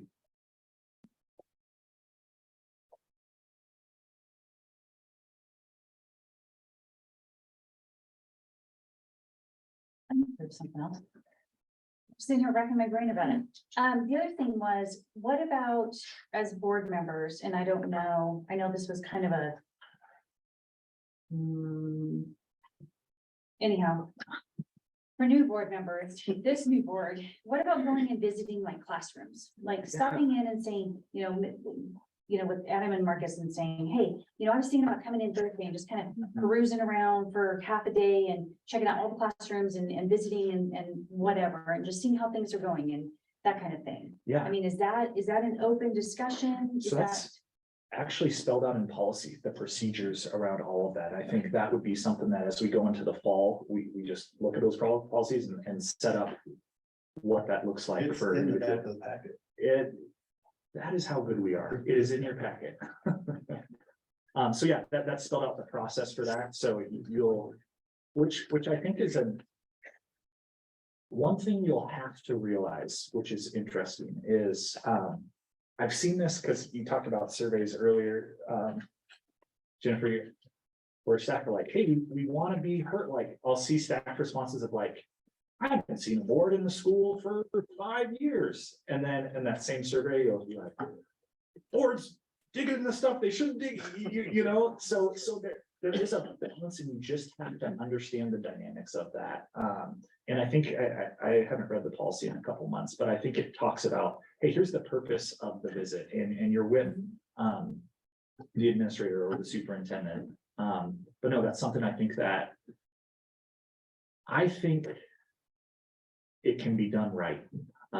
So, yeah. I think it's good for us just to see what happens inside the classrooms, like, go into a sped classroom, hang out for a while. That's right, though. See what it's like. Staff are funny about it. They want you in the Right. building and they want you in somebody else's. place. Not there. Right. Yeah, because you do have to remember, I mean, you might not think about the weight of having a board member come into your classroom is a big deal for a lot of staff. So you just you don't want to do the drop-ins or Oh, the no, no, no. unannounced, No, so it was you'd like announced. you'd obviously want, Oh, that's sad. That makes me sad. I think it's just that, I mean, think of the boss of your boss of your boss. Hmm. If that person just stopped by your desk and said, hey, what are you doing? There's just Right. whether it's good, bad, or indifferent, there's just a little bit of tension there. Right. So we just would want to make sure we're following the Right. process and having clear communication Oh, yeah. about that. I was thinking like it'd be definitely scheduled, like, Yeah, whatever, but I didn't. Oh, I'd like to be a part of that in a sense of there should be more board involvement in our schools, in a sense of whether that's quarterly walkthrough or meetings or whatever you call them, By yourself. yeah. yeah, and we can, Scott mentioned the policy around that's in our packet, so that's something that you'd work with the superintendent on in the fall and kind of coordinate. And I did hear from a couple administrators and 3 teachers that they did say that we haven't ever seen a board member in our school. And it'd be nice to have you guys come in. Yeah, I mean, but then where does that cross the line? Because like, if you're a parent, like, so I have a couple kids in the school, so you don't want to make them feel uncomfortable when you're coming in as a parent, but they're looking at you like a board member. So what's the policy around I that? think my 5-year-old will want to see me. I don't know if my daughter want to see me in school, but yeah, we just want to follow policy, right? And make sure staff are comfortable and we're just. Sound like there's anything areas going on. You're just going in there to say hi, how's it going? And Yeah. get a little feedback and, all right, have a great day. And I Great think job. just being able to like observe, like if, observe a kindergarten class, imagine so like a special, a sped classroom to see what can we do as a board to help you, not to keep you, but this is going on in that. classroom. I'm not here to tell you how to do your job. Yeah. Well, and I'd like to, after learning from Leland kind of where facilities sit on certain things, I would like to tour them in the sense of that, understanding our facilities Yeah. and where things are at, and potentially bringing back that long range committee, whether it's the same one or a new one, but to get that going with Leland and understanding the facilities and themselves, not necessarily the teachers and their teaching per se. So that would be interesting. Yeah. In the last ball, when unsuccessful, there was, in the preparation for that, we had a practice that was very helpful of meeting half an hour before the board meeting. publicly advertised tour with Leland and the principal usually, and walking through the building with everyone we were in. And looking at what the structural and physical needs were. That was actually really educational. Looking at a seating tile instead of reading it on a line is too totally. Or seeing a How did classroom. those go out? They were just on our regular agenda, so it wasn't mandatory for board members to be there, but most of us showed up. I just mean for public. I mean, I didn't even The know we same way did that. did it, the same way we did it to the agendas. It's on the top of the agenda. We might need to Where communicate you're that in a message. science classroom at the middle school on a 90-degree day, make sure you visit those classrooms. Because I had somebody actually take a picture of what the temperature was and send it to me and say, it's really hot in here. I was like, I remember those days. I mean, it was like 89 outside and it was 88 inside the classroom. There's nothing you can do about it. The fans just don't even work. We gotta take the Still photos. playgrounds. Yes. Yeah. It was wonderful, yes. But that was, that was back. I mean, that was back in like way early when it was one of those hot days, but yeah, that's, I mean. Something. would Scott, be- does the bond need to be on? really the- great on in the there. Goals, continuing to chase that. Follow through. Yeah. On progress, yeah. On there somewhere. So sometimes- It's So that's why. I think it's on, it would be on page 3. That was the, contingent, yeah. I guess, I was going over all the things that have been discussed. yeah. It's certainly gotta keep the discussion. Oh, right there, I see. Those will fall apart. I'm like, that's not- So was that number one? So we on the number. Well, I think what- I'm just confused. We just kind of gone over, so. Yeah. Okay, so. I'll just keep. Jumping along with what you got here, Joel, sorry. So what we'll do on the, just to finish it, so on the potential bond progress, what we'll do is we'll talk with Leland and Anna to say, what does that look like? I know Steve's gonna come and present in September, I want to say. And then did we do a bond committee? So maybe the bond committee could come up with, here are the checkpoints we want to make over the next year, so that we're on track for whatever it is you're deciding to do. Who is it? That? No. I think I'm on. Yeah. I thought we didn't, Wait, that's me. I thought we did that, because we weren't going for it in November. It's job, handing off your job. Heather's checking. Okay. I'm pretty sure. I think, yeah. This is him and I last night, you and for teacher. Right? Calendar. I'm on AP. And something superintendent. That's tomorrow. I digress, sorry. Okay, Heather's helping. So you've got 65 minutes worth of work for 45 minutes, but I'm sure. We're not done. We missed some of these topics. God, don't get excited. Cheyenne and Jennifer. You're right. You're right. So do you wanna? I'm telling you, this is usually the longest meeting of the year. Do we wanna just go through like keep, don't keep stuff page by page? Well, I think we probably need to finish covering, this probably should have been the last settings, like Scott came with his 5, but I don't really know what my top 5 are until we kind of discuss some of these other things that I don't know anything about, so. I made them up right here.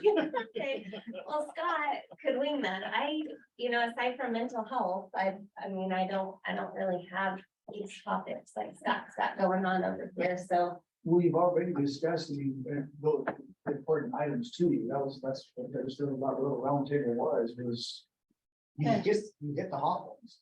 That were seem to be important, and we can go down from there, but. But they weren't like the grass, they're trash, so that's. Structured necessary, but at least you have the topic. I might This is suggest, the only structured one. I might suggest, Madam Chair, that we could take 6.0 and 7.0 and build them into the next agenda for the regular board meeting. I'm not worried about the topic, things keep going, I just, Keep going. these topics. Yeah. So, And so- okay, so what are our 5 hot points? That we want to measure? I guess I missed that. What you said. Well, we were just talking about all the stuff that we'd already talked about. I mean, everybody had a kind of that hot point. I mean, that seems like that would make a naturally. Are we adding those 2 that we're already tracking or taking off as much as? That's what he's asking. Yeah, Yeah, I mean, I've taken notes on everything you've said. How this has worked in the past is kind of have a conversation like this and then like I go and I say, is this what you want? And then you say, no, you missed this. So it's usually a reiterative process that usually gets, I want to say the September, October board meeting, you like say, yeah, this is it after a couple drafts. So, You I take thought this everything that was we like just- set we in just stone, so discussed, that's why. Get it on some Yeah. sort of a. get on this and then kind of, I think that one thing we do need to probably address is sometimes the map adoption, because that's coming. Well, that's in, well, around. that So was would next, be that's why under I'm the confused, academic 'cause it's, achievements? well, it's, Yeah. no, it's the next bullet point. Curriculum, that's where I'm confused, so Yeah. are we just, is this bullet point number one, so now we're moving on to curriculum review, or are you moving on to goal area number two? I Um, think we want to do this board goals. So we want to nail down the Yeah. 5. Do we want to do like 7 board goals and then narrow? it Well, down? Joel, that's what Joel said, so he That's what said he should- collectively, he's gonna work on that and then get it back. yeah. Can I raise a question about that? So this has been an issue for a while, and it's potentially still an issue. Dr. Johnson felt very strongly, you can only have 3 to 5 goals, and that any more than that, you would lose focus and not attain. I have never agreed with her on that. She quoted the Good to Great book. Because I think a competent administration team with a large number of members can walk and chew gum at the same time, and that you can do a lot of things as long as you say this is your responsibility and then give people leeway to do their thing. So the idea that we have to narrow it down, I think just diminishes our school district. I think we have the opportunity to improve a lot of things all at once. Now, I will say, when I worked with Dr. Yeka previously, that was never an issue. He was more than willing to take things on, maybe change your mind and recap. But Your budget would be. I would limited encourage us factor. not to limit ourselves to the number of things. If it's not working, it needs to be fixed, period. Okay, I get it. Yeah, I agree with you. I don't want like 20 items, but. Right. And staff should scream if we've loaded too much on and tell us right up front, I can't do all that. But until they do, there's room. Well, when your phone starts buzzing, let me know. I'm referring to you. Okay. So just give us a collected list, Joel, Okay, we'll decipher down, and it can't be held as the district. We have like mental health. do you want me to? Can you recap what we have? Just what- Yeah. Okay, I got. This is a shotgun of what I've heard. Facilities tour, facilities space kind of combined with athletics. How we can support staff more, like a staff survey system with paper. We talked a little about like emergency district sub license. I don't know if that goes on this or if that's just an update. Arts program, college going culture, athletics, costs and quality, gym space committee, practical skills class, math, mental health. How we're training people, how we're training staff, we're measuring the volunteers, mental health review. I believe that was the main points. Math adoption and bond. Math. Curriculum is nervous. On that, like your curriculum updates for like this year, for example, we're continuing that math pilot. Those will be reports outside of kind of the goal area. Carrie Lombach, Director of Teacher Learning, will kind of give an update throughout the year. So, and that exists within its own process. It's governed by IAR of how we adopt curriculum. So that'll exist outside of this process. So you have the bullet point curriculum review procedures, so we're not getting an update on that. Well, we definitely can. So that was an idea that you said, we want this kind of highlighted, so we can add that as how, I know that's a kind of a hot topic around the parental choice, curriculum transparency. So that's something that I can add as like a board action item, and we're reporting out of, hey, we've created this curriculum library, and hey, here's the new syllabi template. And that'll just be something on here that we can report quarterly, because it sounds like that's a topic as well. I asked about math curriculum, Joel. We don't have to adopt a new curriculum, right? Can't we just re-adopt our existing one? I believe so. I believe actually a lot of our neighboring districts do that, where they say, we're happy with our curriculum, we're gonna pause for 2 years. I believe there's some ODE, we have to send a paper saying we're doing that or something. But yes, you can delay. I don't know how I don't know if you can delay for 15 years. But as standards change, you probably want to shift, but you I don't know, that's necessarily delaying, it's just readopting what you have because it's Yeah. working. Yeah. Is that a thing? Is it Yeah. working? I mean, It will work better apparently than whatever else was out there that we looked at. That was, the reason we didn't do it is because all the stuff that I looked at was garbage. It just didn't meet people's needs. And did our scores go down because of COVID or like were they? Well, scores are a tricky thing, because scores are first of all affected by lack of participation, i.e. kids opt out. And secondly, yes, COVID really hurt districts. I think a math curriculum report makes sense, especially as we're going through a pilot. That would be something that I think Gary would give. I believe we kick it off in September, so probably October, November, a math curriculum report makes sense.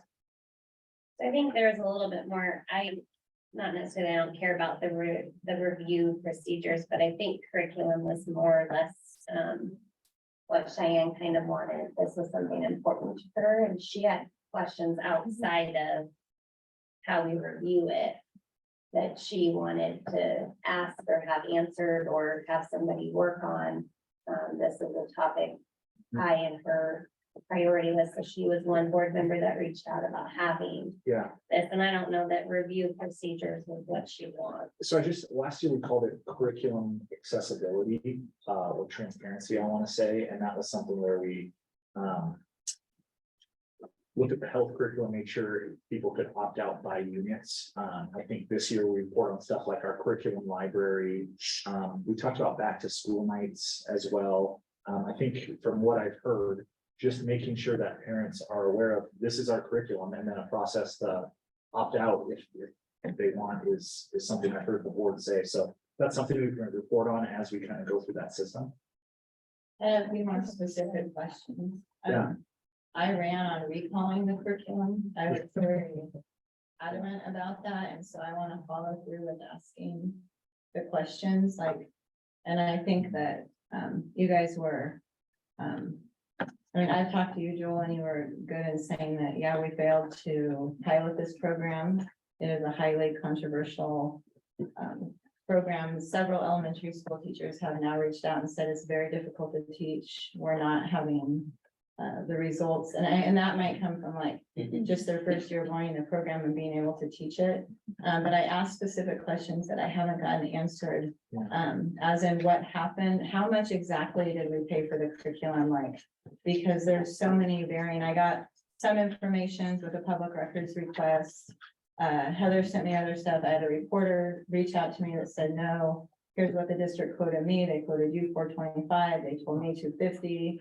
Then I had some teachers on social media spouting out it was 700,000. And so I've never been able to really like have the information of how much actually did the district put out in this, and then where actually is the Wonder curriculum. Because I've had several elementary school teachers say, we would just like to scrap this and go back to Wonders until we pilot something that might work better. So my question was that, and I just want to follow through with, you know, with those things, like I personally don't like the curriculum, and I am not putting my children, my two elementary schools and my two elementary kids in the elementary school because of that curriculum. Now, and I want to just make sure I'm understanding, and are you talking specifically about wit and wisdom? Yes, about the wit and wisdom curriculum. The other question that I had to go along with that is the district did pull several books from the curriculum. And Dr. Johnson said at one of the board meetings, I can't remember which one it was. I remember it was at the high school, that she personally went in and took the books out.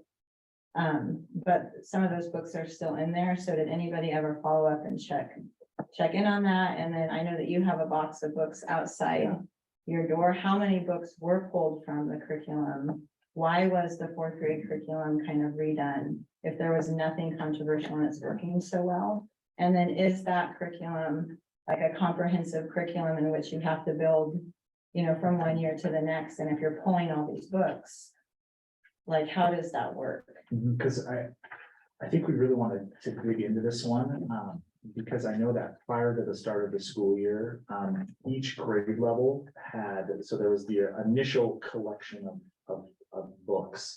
And then when we had heard that there were perhaps some that didn't quite, that maybe were not the best for teaching reading rather than social issues, then I know that each grade level, there were, I think fourth grade was the worst. There were some books that we asked for the replacement books. So the publisher sent the replacement books. Those are all available. And I think we really want to get teacher voice involved in this as well as parent voice to say, this is the actual, it's not even wit and wisdom. This is the Crook County reading curriculum that we use. Let every parent review it in its entirety of let's not talk about books that we don't have. Let's just talk about the books that we have, and we can maybe do like a curriculum night here. And then also listen to teachers, because one of the interesting things I've heard is through that controversy that K-1-2, they're seeing some of the best DIBELS results, reading scores. So they're actually seeing a lot of things working. So I've heard the opposite from a lot of teachers. But fourth and fifth is not. I don't, I think like, I definitely know fourth and fifth that they're really struggling in that area. Yeah. I heard the same thing about first and second. Yeah, I believe the staff are actually like, I'm seeing my kids do things, academically rigorous that I've never seen before. So I think getting teacher input and then also being so transparent with parents that we've had this curriculum here open for review all of last year, that anyone can come in at any time. So I think it gets back to what we're talking about on like the dual credits, where I think maybe our communication, maybe we need to do some more like open curriculum nights. Parents come look and let us know what questions you have. How So, many books were pulled in total from the curriculum? I don't know that off the top of my head. I know that fourth grade, because I know some of those teachers, they particularly, I think, had like three to five. And they pulled one book and then they had the replacement curriculum. And we have those lists and we can definitely get those for you, because I think the biggest thing is letting parents know, here are the books that your kids read. Like, please come look at these. And I think it's that communication thing of like the curriculum library we're building here. Any parent, I believe any community member can say, here's the fourth grade books. Please come look and let us know if you have any issues. I haven't met one staff member or community member that says, yeah, we want inappropriate things in our books. I think we want age appropriate, rigorous books. I think we want our reading curriculum to be really good at teaching reading. So that's what we're looking for. But what I hear you saying is, it sounds like we need to do a better job of communicating where we're at with that reading curriculum. And that curriculum in particular has a lot of controversy around it. And so I think that was never explained to parents what the controversy really was. I know that like even with the library issue with books, I know that parents were called, for instance, for what is it? Why am I blanking on the name? The book challenge. Battle of the Books. Oh. So there's a lot of controversy as well surrounding to the point where the principal and teachers had to call parents and be like, this is a very very controversial book, and your second grader. So can they read this? And the parents are like, what are you talking about? Like, why would you even have that for a second grader? And the other So the thing is, principal call, I just want so to. the principal was calling parents and saying, hey, this book is in Battle of the Books. Are you comfortable with that? And I'm pretty certain. And then the parents just have the Most choice. parents were saying that, no way, why is that in for a second grader to read? Mhm. But the thing that, all this stuff with the books. The problem is like, there is quite an email thread that went along with a parent posting books.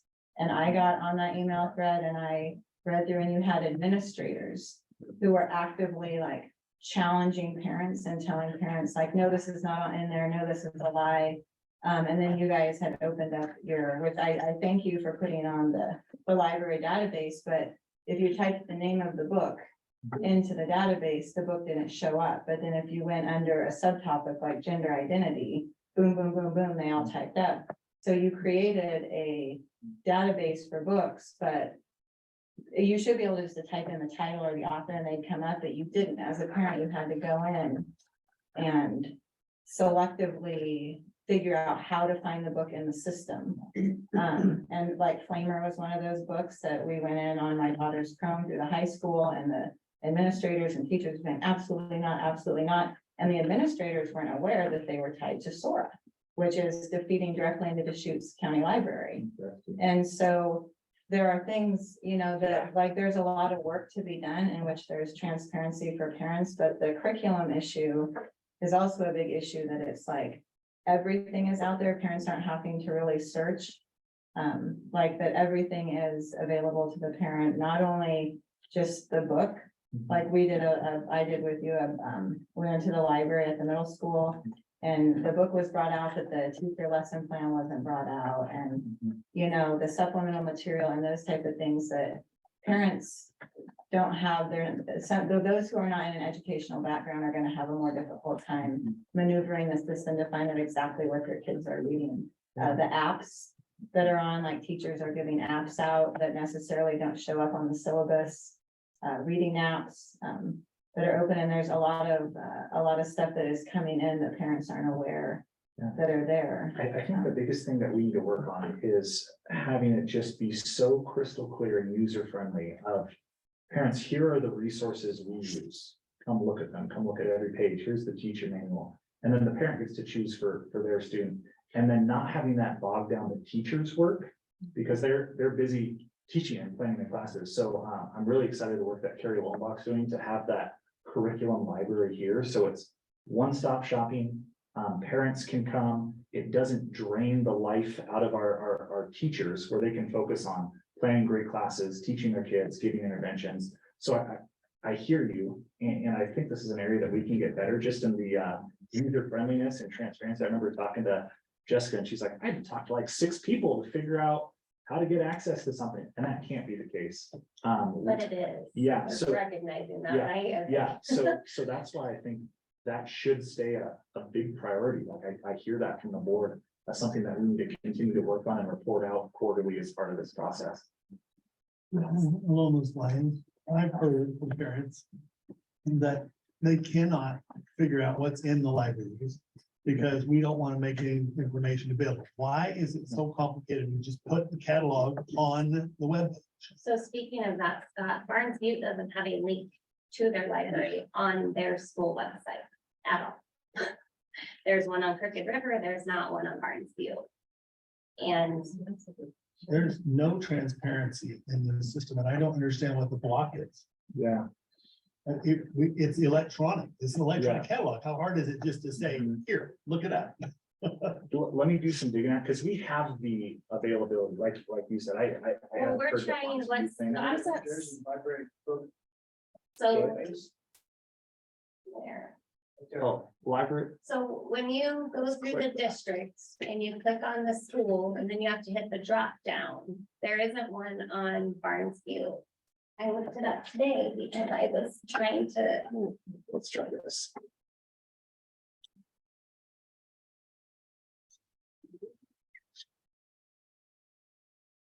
library book database. I'm going through the district. So my understanding is this is, so there's Barnes Butte, and we can figure out. this. Use that search bar up there and tell me if we can find Little House on the Prairie. I'm sure we have that. Ah, Scott, a little house on the prairie. You can't No, it's spell because you're prairie. on the books. Oh, You didn't spell prairie, right? a little house. There it is. Scott, you made me spell prairie in front of at least 20 people. Lisa, was it Like tomato making or that. tomato? So we do have a little house on the prairie at Barnes Butte. It is in. I am gonna quickly give it 5 stars. So yeah, but I think to your point, Jessica, where it sounds like, I mean, I think type in, try that Melissa or George book. Goes by Melissa, each, it's 2 different names. Spell it. No, it's just Melissa or West George, and then they renamed it Melissa or something. It has 2 different titles.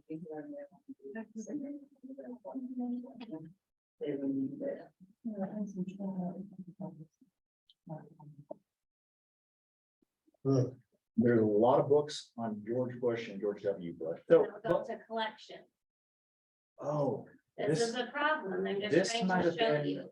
this might have been where I think, Shane, you brought up some, like, hey, it showed some books, but then there were other books. So you have What- to. No, under- then you would have to search Yeah. gender and then it comes up, but it So- doesn't come up as a parent if you look under books or collections, but you type in a genre or a topic, then you get the list of books. So Crooked So River does the same. Eric actually fixed this. Yeah, so Joel called me, it would have been like in the springtime and said like, hey, somehow if you go into Destiny, which should just show like our physical library in a digital setting. You go into collections and there's all these books that like, we don't want to see, those, and one of the Well, we things don't that. have, we just want our We don't databases to have be them, like, and we don't these are our Like, books. they aren't physically in our library. And so, it's not fixed. Go to Crooked River. I've gone through in working with Joel, we've gone into each sub-school within our Destiny Follett system. And we've disabled viewing of the collections, which is essentially like a collective of digital books from across the country, not representative of what we have in our libraries. Oh, there it is. And it should be, if It's you're gonna on be in the this, same spot every it's- time. yeah, this one, I'm actually glad to see it's on the main. That's why I'm page trying for to each show one. you. Yeah, Yeah, there looks like there's a lack of like consistency of where it's displayed. Yeah. But when you, like, as they move to digital books, they throw all these add-ons into the program because they're wanting to make Destiny this, like. They're continually trying to improve their product, like the Destiny system. Right, and so there's these iterations that the developer of Destiny will do, and collections was one of those things that. Like, it wasn't something that was signed up for, it wasn't something that was abundantly clear in our subscription to Destiny. The background system that students check their books out with and all of that. And so collections was this thing that existed that. Like, there was just a lack of awareness, I think, too, and when it was recognized, it was. I think, But- Scott, to your point, Go we back to want, Crooked River, it's not fixed, that's what we're trying to tell you, what he explained is not what's happening, or maybe we're so misunderstanding. when you go to collections, No, just stay on the home page. Because this is the thing that parents don't know, like, that they shouldn't click on that, or they shouldn't click on, this is what we're trying to get across that Scott is bringing up. So if you go to Crooked River and do that same book, George, Melissa, doesn't matter how you put it in. I did it again today to verify. So if you put in George and Melissa, which is there. So not found. Now go to books. It'll say not found. Oh, there it is. So there's George. But as a parent, if you don't know to click from collections to books, you wouldn't find it. it should So- just be, I think the issue came from people were clicking collections, which is like outside our school district. I think to Scott's point, we want just the books that we have in our libraries to show up, and that's what it does when you click books. So can kids now still access these books on, like, through so they can't, can they still get on and click on, because we can still get on here and get on to collections and find the books, so kids can still get on and get these books without parental consent. When I see Joel take this approach to, like, he goes into collections, you can't find it, and he goes into books and you can. To me, sometimes there's a digital system where you can get to the same thing in multiple different ways.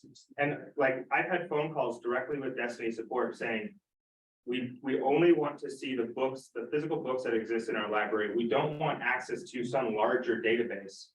Collections is almost like a Spotify playlist that some user across the country generated, and I can pull up that playlist and listen to it. I would never go and find that playlist without somebody doing that. And so I think really where we can dig in is working with Destiny itself and saying like, how do we actually trim access down to just the physical books in our library? But from their standpoint, they're trying to open it up fully, and like, we don't want to do that. And so we have to, like, there's a whole lot of levers within the administrative settings of Destiny. It's not always entirely clear.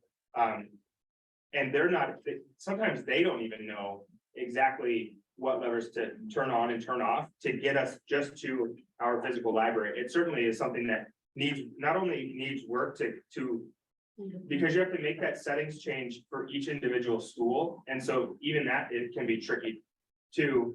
And the fact that Crooked River ties back to Crooked River's library, Steen's Pillar ties to Crooked River's library. So you should have unique settings changes. There's a whole lot that we can do, I think, with Destiny's support within that system to trim down visibility just to our physical library, and then validating that on the public side and teaching and training for parents. And I have an idea. But our administrators need educated, like Cheyenne pointed out. We had multiple administrators, multiple teachers on this thread saying these books are not in our school. Well, if they don't know to click books and they're just looking in collection, as you can see, the book isn't there, but when you click over a tab, it is there. So we have administrators and teachers uneducated. We have parents that are guessing, how they find things. And then I believe you told me, well, we did put this up like a year ago for parents to know where to find books. So I think we need to generate a how-to on our YouTube That's page. what I was thinking. I was Step like, by step, how Yeah. you find a book in your library. Yeah. And you need to do it for each individual school. If they have different switches and levers, every parent who has a kid in the school Yeah. should know how to access their books. And I personally am another one that went through on my kid's Chromebook, a high school age student, and I was able to find all the books. And then I sent the steps on how to find it, because once you understood the steps, it came right up. And then all of a sudden, we cut every tie to the Deschutes library. That was never put out. I was a parent. We have to be transparent and communicate with parents and not leave them locked out of how to find things. And it sounds like the systems are different for every school. So we need to communicate that. totally.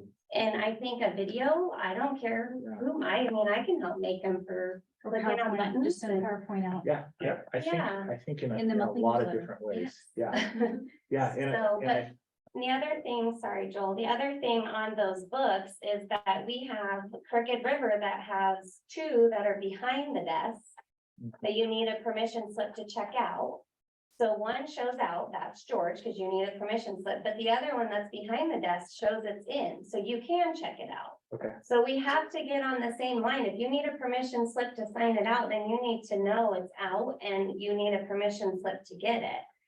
So we have to, and that has to be district wide. This transparency to parents has to be district wide. So we have to figure it out at each school, and it sounds like it is different for each school, which is fine, but we have to figure out what that looks like, because parents are at a loss, as you can see just from you doing it. It's, you have to click the right buttons to Yeah. find the right book. That, it's just like Scott said, if the book is there, it's there, like, just show up. I think yeah, So- consistent, I think a point you made that I like is we need consistent procedures and Yeah. clear communication Yeah. around all curriculum. Well, I think every book should be under its title, not its collection, not its Yeah. topic. The title should be in the system. So I don't know if that's a Destiny thing or if that's a us thing. That sounds like a good- So I That's who does the site. two more things with that. So that doesn't take into account the teacher's private library. So the problem, Oh, like books that so they you have. can put everything you want and to type it in, which I agree with Jessica, that needs to type in the title and see if it's there. Because then it looks like the parents are hiding things. Yeah. And that's not good, but now teachers are allowed to bring whatever books they want into their classroom, into their private teacher library.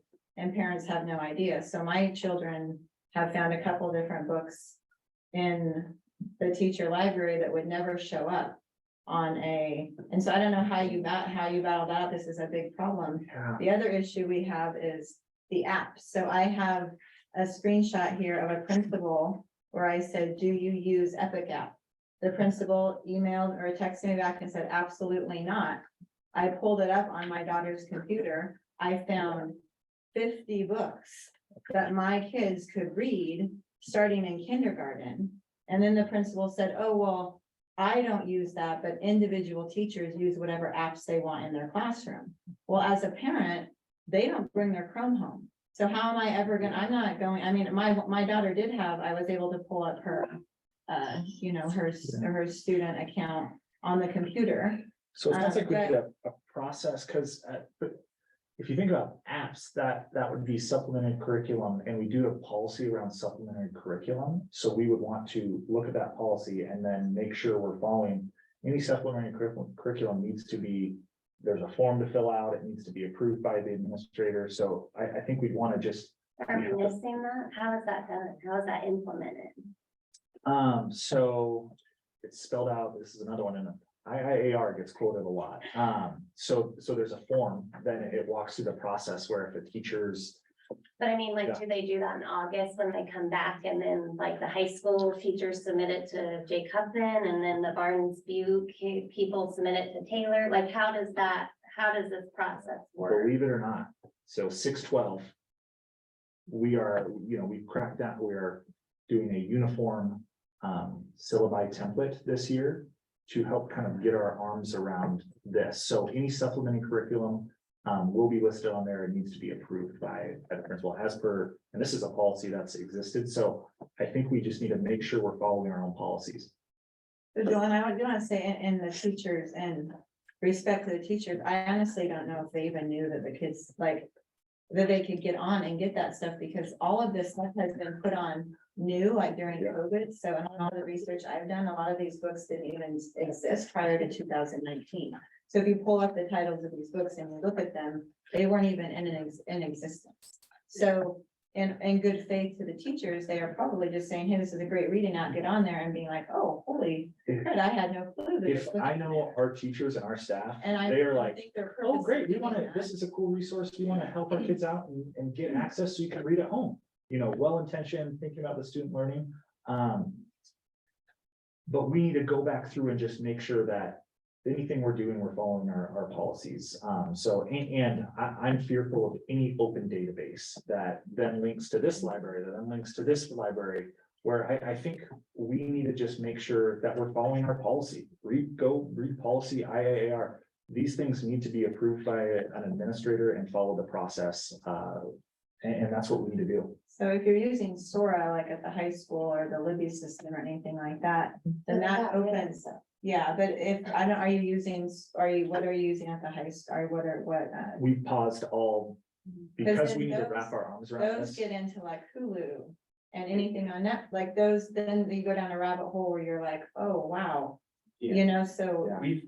Yeah. And some of these systems too, some systems we have administrative authority over how it's distributed to the students within the district, and then some systems, just by nature of the connection of the app, we lack some level of administrative control where you can play with individual levers. So then we get to a point where it's like, you either specifically shut down access to the entirety of it or keep it going. And so those are just some of the things that we run into as we're in technology, as we're trying to understand, and like you said, as this technology evolves, you have all these integrations that occur that happen behind the scenes without us even being aware, like all of a sudden Hulu is connected and now you've got these massively growing databases and at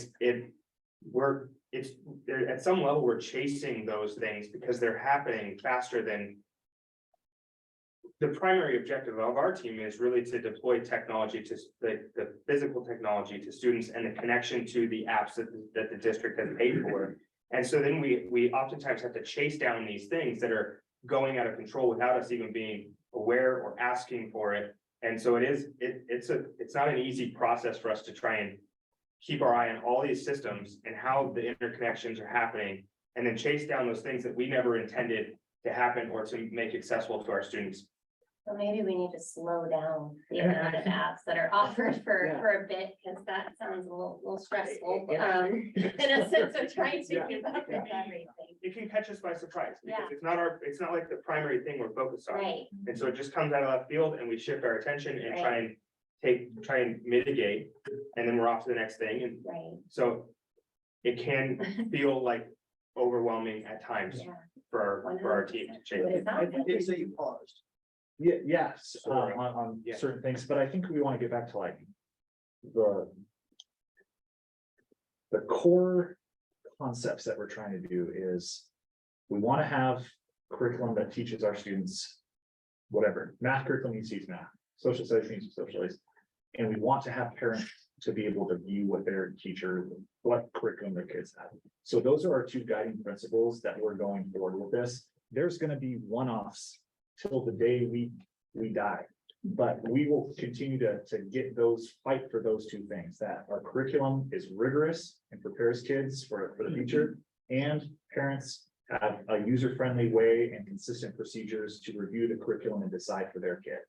So that's what we're working towards. And staff training, so because I honestly don't think like on that one thread with all the books, like Yeah. you had so many staff Yeah. members and administrators chiming in and they did not even understand how their own system worked. Yeah. Because then when you could go back and say, hey, well, look at this and here, let me come, like, they were like, oh, I had no idea. And so they need to be aware as well of what the possibilities are, or maybe it's just a simple thing like when you put out you're at the beginning of the year and kids sign like the social media policy or whatever, that you put something in there that, you know, apps that are like, there are loopholes and, you know, something like your kids could potentially be exposed to this or that if they get on apps or if they're on reading apps.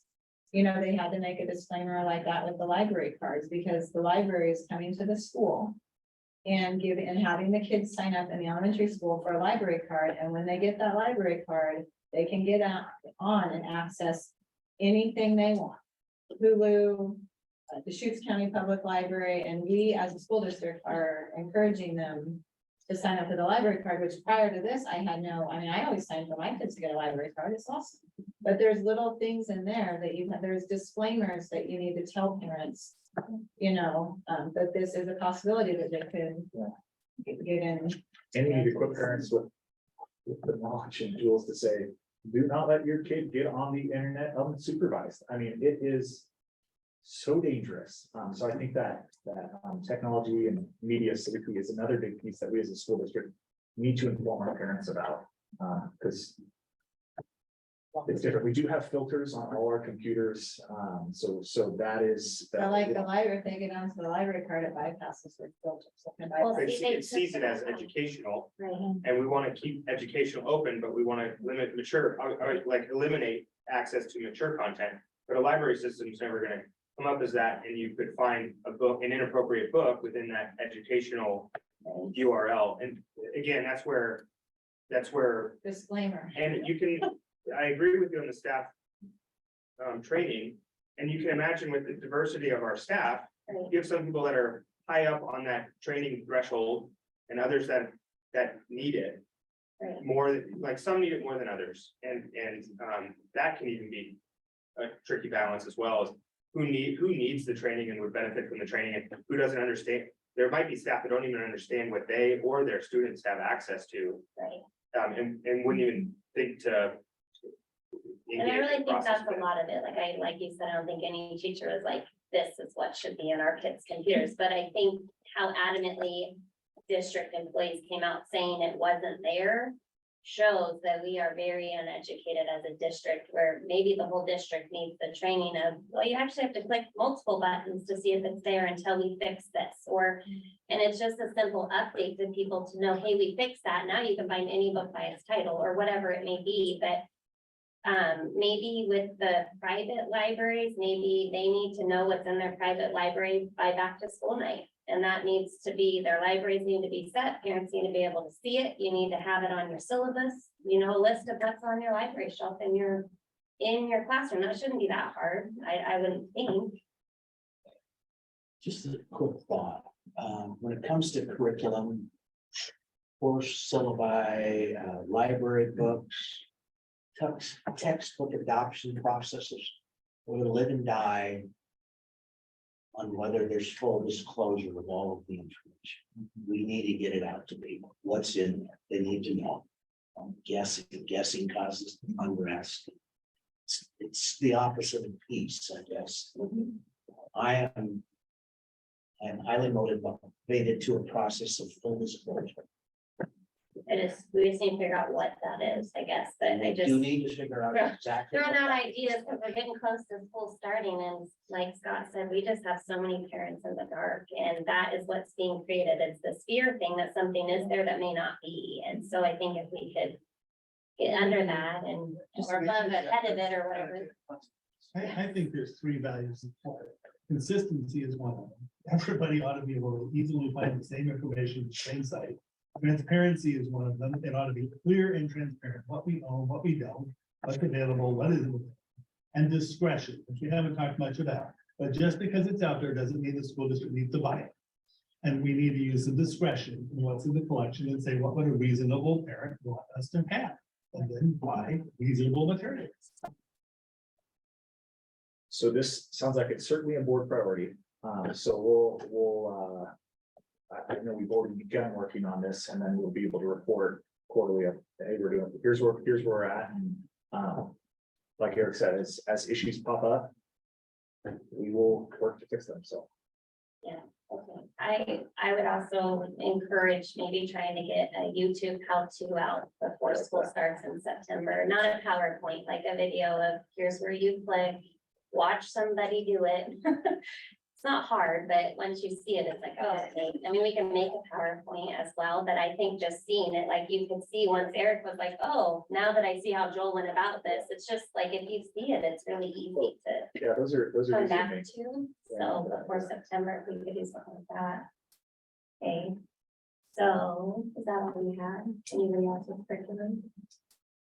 So we kind of touched on this instructional aids. Do you know how many we have? I know Jennifer had asked you with the grant one. That's some easy reportable information, so we can run a report. As you know, we have IAs that are designated to Fed, so we'll get it, we can get a breakdown for you of where we've been and where we're headed. We get a breakdown of that, and I think probably per, maybe in a classroom sense, like who do they serve or what grade level? I'm Is that trying to think mine? of the best breakdown. You've Mine been was in just, here. I was eighth grade, so I went to all the classrooms. Yeah. I was the only eighth grade EA that did sped and Okay. every class subject. Yeah. I just did it. Okay, yeah, we'll get that to you this Friday. Okay. So back to school nights, I know Heather had stated we have some already planned. What do these look like for this year? Yeah, I think a lot of them are gonna focus on curriculum transparency. So our admin started back this week or today on contract. So we'll get a date, time for each school and then talk about what are the consistent things like curriculum that will be available there. So it'll probably be that last week in August, so the week before school. And then make sure to communicate those dates out to everyone. And could we make some more or open times if we have administrators in the building? Can the buildings be open? We've had a lot of reach out on parents can't get into libraries. Parents can't see what are on teachers' bookshelves. So instead of, back to school night is 5 to 7 on Tuesday. If we're in the buildings, can they not be open and parents actually make their way and stroll the libraries and see what's in them? That's not been a part of back to school nights. Well, I mean, it was at the high school in a sense, that's where they put the new curriculum. So I got to see the library in that sense, but it wasn't like part of back to school night. And that's a big thing for parents is they can't get into these libraries. Could we open the building since administrators and teachers are there? Could it be a fluent thing, kind of like the high school does with the parent teacher conferences? They're there 8 to 4. Come on down at any time that's convenient for you. Yeah, I think that elementary has a pretty normal structure. They're back to school nights are very, as an elementary parent, you care a lot about, when your kid's a secondary. You probably aren't as concerned with your 11th grader as they're, getting ready to go off to college. So I think our elementaries probably have it pretty dialed in. I think it's the work would be working with Marcus and his team at the middle school, and then Jake and his team at the high school, and Michelle and her team at Pioneer of how can we expand our open houses, back to school nights. So that's something we can work on this week now that everyone's back and kind of get some dates and some structures and that sort of thing. I think we've heard from the board, consistency, transparency, discretion, and those will be the themes to make sure that people are feeling transparency. Well, big thing, like, there's not a library teacher, right? You don't go meet a librarian per se, so that would There's- be something that needs to be a part of back to school night, where it's not an hour. People don't get an hour to come. Everyone that has reached out to us has been structured to these set times, or have to go to the district office when they're open. The books can't leave this room, and I have to sit here and take my own notes. That's not convenient or transparent for parents in a sense of them being able to utilize their time to look at things. So I would like to see that have more open time. And like I said, I mean, I was one of two, maybe three parents that even went to the curriculum night at high school. So it's just having the availability there. Whether they use it or not, I mean, who knows, but we're putting it there for parents that have been shut out from being able to get in and look at things. I think Steve made a point, I don't know, a couple of weeks ago, that was like. When people feel they're shut out or locked out or Right. unknown, they fill in that unknown with the worst thing they can think of. Right. Whereas I am so proud of our schools, and I think as people see what is there and what isn't there, that they're, oh, I guess, Right. you know, here's what it is. So I think, yeah, transparency is big, and we can work with the schools to make sure that's in place, for families. So I think we've kind of already covered this one, those and board discussion of priorities and goals. I think you've got that Jessica, I've documented, got right? running out of room on my page, so, Okay. yeah, I'll try to kind of consolidate some things and come up with some drafts and kind of go from there. And it usually takes me about 3 tries to cover what everyone said, so. Okay, so moving on to 5, so public comment discussion, so. The public comment, the time limit, that was one brought up. I don't mean meeting, At some point. our actual school board meeting as a new board. This was one that was brought up, and so we wanted to follow up on this. Parents don't, or community members, they're not all parents, but community members aren't feeling like 2 minutes they can get out the problem, a solution, you know, kind of cover what they want to say to the board. So I wasn't sure what we can do different in this process. Just so you know, I did include the policy in your packet around public comment. And there is a time limit in there, but that doesn't mean it can't be changed by this board. When was that time limit put in? Was that changed or is it, what is it? It's 2 minutes. Did that get changed like with the old board or was it prior to COVID? Was it longer than that? Scott can tell us. That's the standard that comes out with the OSB recommended policies. There's nothing magic about it. This one was adopted in 2017. Well, I know Joel, you've heard from my mother. My mom. She was, her argument was that, if you give a speech, you know, if you like, you give a timed speech for school, you gotta do it between 3 and 5 minutes or you fail. So I mean, I would up to say like, 3 minutes. So it's policy BDDH, and it's point number 5, is that a person giving public comment is limited to an established time limit of 2 minutes. You are the school board. You are just setting policy. I mean, What I can do, Cheyenne, is, do you want that to be on the agenda for August 16th? Because you guys have to discuss that, like, yeah, okay. and vote on it. I think so. I mean, is anybody else? Because I've heard a lot of people have been upset with not being able to, being cut off or whatever. What number do you want to propose? I mean, I'm fine with it anywhere between 3 to 5 minutes, but we don't want to let public comment go. So like pick what? for hours. Three, 4, or 5. Going in the middle.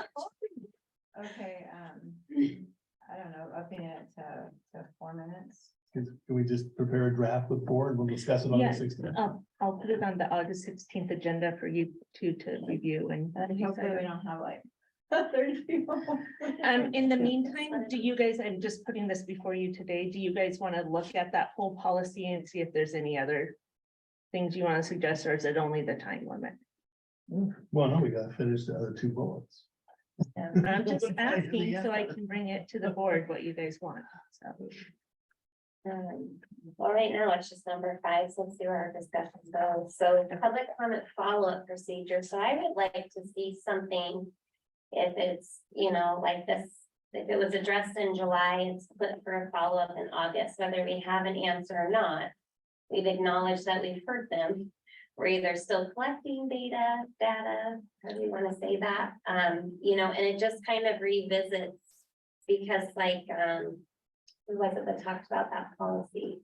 Callista, she was like at a year's point of trying to get one policy's wording changed so she could stay on the curriculum committee, because she had done all the work, but then couldn't be a part of the final step because of this policy. So I don't feel like it should take a year to not acknowledge and then have to move to a new board to get an answer. So I would like kind of your guys' thought of how do we want to follow up with people?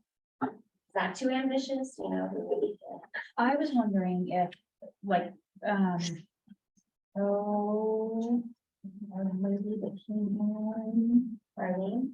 Yes, thank you. I'm pointing to him because, you know, like whatever she had, like maybe it's one of those things where you see if you can answer it, right? One of us can answer it, and then if not, in a timely fashion, like within a minute or two, say, okay, Jen, do you mind taking this on? Do you mind going ahead and following up and doing whatever? Or if somebody has like an expertise in that area, say, okay, yeah, I can work on that for you. And then we can get back.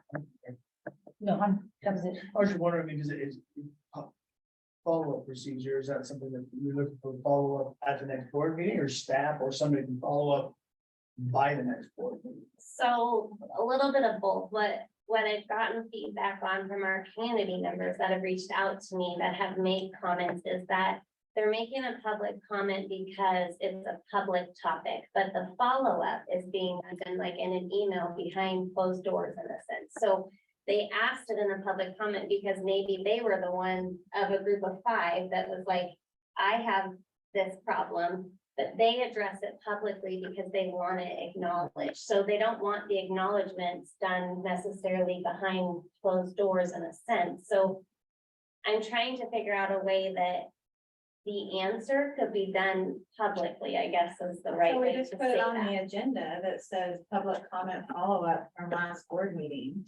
And in the meantime, from, you know, the July 5th board meeting to the August 16th, somebody like Jen said, follows up with. If they, some of them just want to make a public comment and they don't need a follow-up, Right, so they don't have to deal with that, but if Yeah, they and say, it's just listen, I have run this it up. problem and I want to follow up with this, then we say, okay, we can spend enough time to research it, say, well, we will get back to you and publicly acknowledge you at the next board meeting. And so they feel like they've been heard, Right. and then we publicly address it, is that what you're? Yeah. And there's a third category of comment, which is when it's specific to a situation involving somebody or a child, Yeah, which isn't necessarily something we should discuss in public. yeah. But the other point I would make is that this falls directly on the superintendent. Because as soon as somebody makes a comment, we all turn around, we don't know what they're gonna say. It's Right. new to us, we turn around, we look at the superintendent and say, Dwayne, what's the answer to that? Which is kind of a burden on Dwayne, so my suggestion would be, following up with your idea, that we put that response to public comments, we leave it to the superintendent to give us a summary of what he can comment on out of the last set of public comments. As far as follow-up, and if it's, you know, their personal stuff or whatever, then we just admits that. But the general topics, Written or oral on which you could be, we'll probably just give a quick oral report to the public. can hear it. I have a strong interest in this, so I feel it's a peacemaking venture. Right. Get them the right information, help them listen, empathy. But I would very much be interested.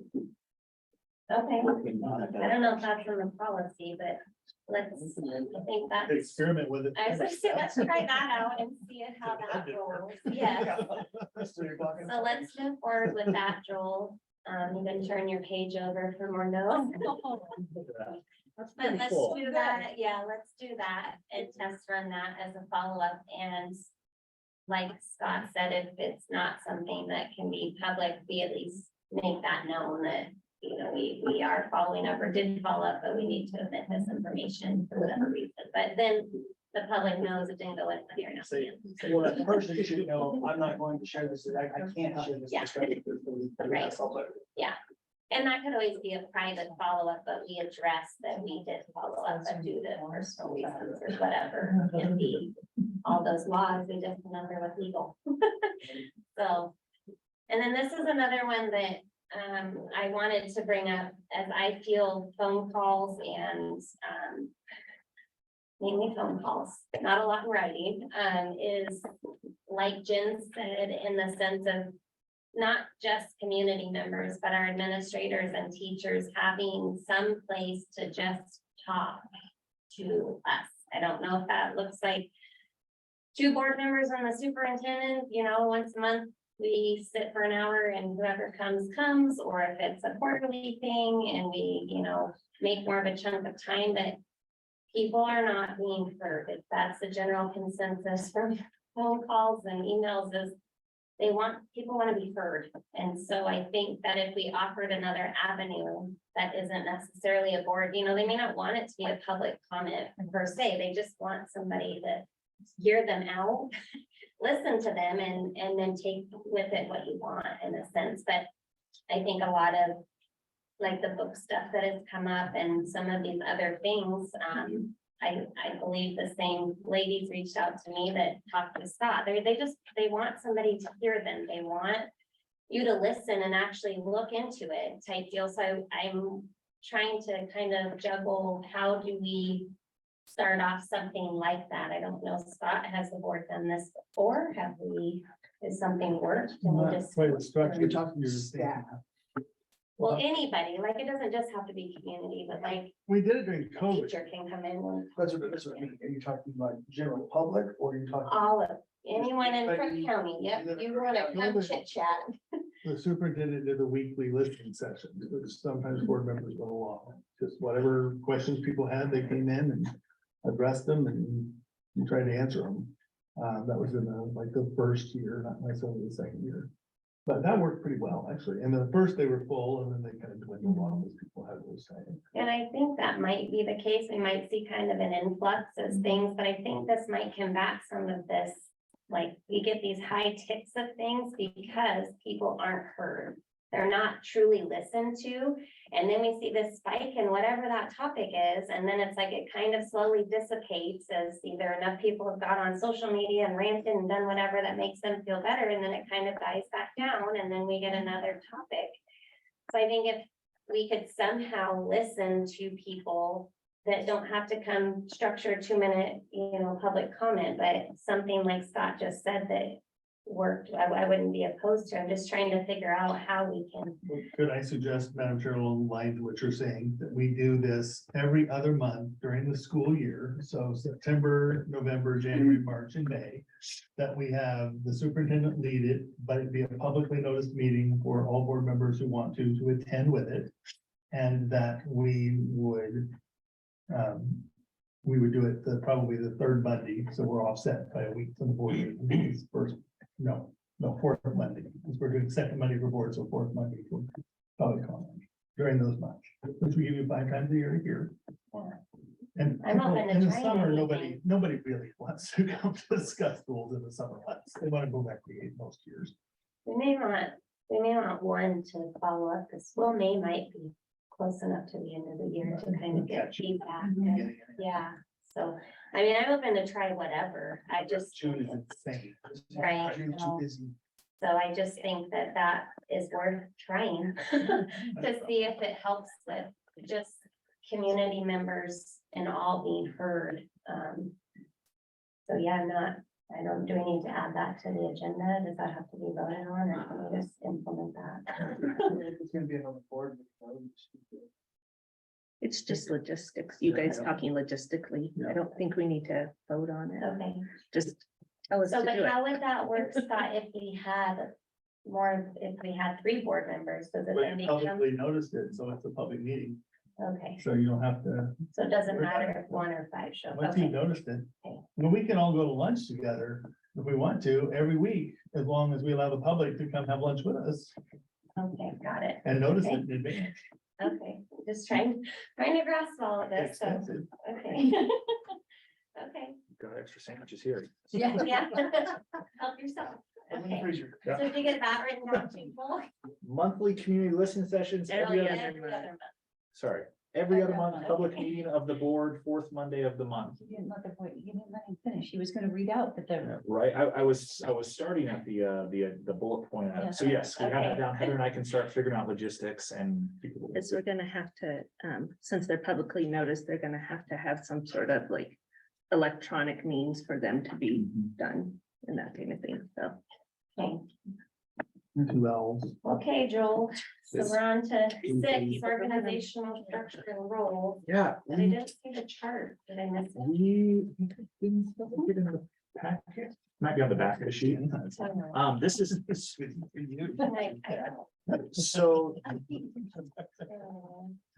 this is for the 2022-2023 school year. It's up on the screen too, if you can't track it down in your packet. Well, we're expecting some shifts for the 23-24 school year. So I think in the next 2 weeks, we want to sit down and kind of adjust that. So I didn't want to say this is what we're committing ourselves to for 23-24. What I did do though, because this is very like high level, is each of you do not unclip these. These are the jobs. So this is like super high level. Then this is very granular. These are the job descriptions for each of those. Each one of those squares. Yep, each one of those squares. So I think I want to say after August 16th, we would sit down and say, this is how we're shifting any kind of organizational structure. Because I know with Dr. Johnson, every year we kind of shift like, oh, hey, we're gonna have, Joel, you're gonna cover technology this year and you're gonna cover teaching. So I think we want to sit down in the next couple of weeks and kind of figure that out and then share the updated for the 23-24. I just didn't want to make an org chart without including Dr. Yeka, so potentially. So I guess when you do make this, I would like to see the breakdown at each school, not just our administration. I mean, this is great, but what I'm trying to get is the, what I am looking for is kind of like Scott said, the balance across our schools. So So like a school level org chart. yeah, like what are the common positions we should have Okay. type deal, and what are we lacking? Like, obviously, the middle school doesn't have a counselor, but I'm only going off of because the high school has it. So like, what are those like, this is what should be at each school Yeah. type role? And you know, what is like, until we don't have that, you know, we have a box that's empty, but we should fill that because we need to make shifts and follow the kids like you brought up. So we need to make sure that we're following the kids at all levels. So these are great in a sense of We want administration. something like this for each building department. Well, I tried doing that with what Anna gave me, but she said due to where people fall for some law or OSHA or something, everyone isn't at their listing or something is due to like insurance liability or how did you? Sorry, Anna, help me out here.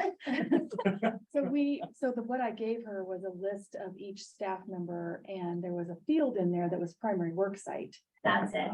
And so it doesn't line up with where some of them aren't like, that's not like their They're not primary. fully at that work Yeah. site. They may have Okay. two. So I'm or trying to, 5. yeah, so like, how do we follow the students in a Yeah. sense of all of our schools? Yeah, okay, And that makes sense, and we can, that, I will give you a secret. Anna actually made this one. I didn't. this is okay. This I'm would just be like- kind of, I think this would be like there's a lot of one-off, like you don't realize, like, oh, halftime aid, but then left, but I think we could make a positional one that Yeah, might not so, like, cover everything, It but. doesn't necessarily have to have a name, but like, we should have 5, we have, okay, we have Yeah. 6 halftime aides, so that gives us 3 full-time aides, Okay. you know, they could just have a little box, Yeah. but like, let us know, because as I went through, like I said, and started divvying out like where people were at, it's like, well, we don't even have one here, but we have so many here, and maybe that's not the case because of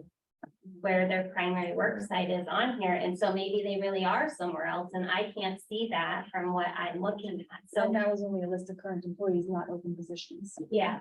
So- I don't know why something like this for each building or school Yeah. would work. Again, Yeah. you're gonna have, again, instead of directors, you have all these key positions. Here's how many fourth grade teachers we Yeah. have, fifth grade, here's the aides, yeah, this. we can get it. It's, I believe this is probably be coming from scratch. Yep. Right? So we'll start working on that. You know, Ann and I will never shy away from thinking Well, this is something. a chart, Yeah, Joel, so right. I mean, you can color come away All right, and hey, you can do all of the things. all right. So, Yes, for it. Okay. but I mean, you can still cover this, but that's, I would like to see off of this. You know, and who's over who, because Yeah, in a sense, like as we kind of fill out how many kids we've got at each school, like I was saying, why do we have so many assistant principals at the high school, but we only have one at the middle school and we're only 90-ish students off of, you know, we need to look at those things. Is Kimberly Bonner drowning with, you know, 75 kids less than the middle school with one? So just kind of take into consideration where we might need to spread out Yeah. and help in all levels. like that. And that whatever audit that all the schools would probably help with that as well. I don't know. Would it make it different again? I'm totally open-ended question again. If you do have more counselors at the school, high school, again, you're prepping those kids for college and those extra things are outside of normal scope of work that the middle schooler isn't going to have to deal with. And they're just that. Yeah, there's, and that was actually. To get back to the counseling, thing, that's kind of what the board recognized was. The high school, we've got, you know, college planning and, you know, register scheduling and planning for college. Yeah. Besides just. Yeah, so I think to like tie that into the org chart, you know, maybe just a brief like. College counselor, you know, so there, that is changed. So, yeah, we can definitely work on that. I'll report on a timeline on when we can get that, that makes sense. Okay, so at what point because we were told when we took office, like the 23-24 contracts had already been signed, the budget was Yeah. set, so can we not generate this chart? Or Yeah, I what think- are you getting at that? Totally. Couldn't do that? So I think the thing is, so like Dr. Johnson would be like, Joel, I want you to evaluate in splitting up the district office and the departments. She would, every year we change on, hey, I want you to evaluate this person, I'm gonna focus on this, and this. So it's. The fluid. lines might change. Yeah, so yes, the lines could change.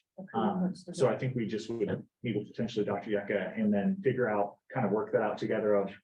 Oh, he wants to focus on our elementary team, so he would be evaluating that, or he wants to focus on the operational departments. Transportation, facilities, so we just need to have those conversations. And Joel, these people are 23-24. But the lines may not necessarily. the Oh, lines okay. may Thank you. shift. So. Yeah, that's. Gotcha.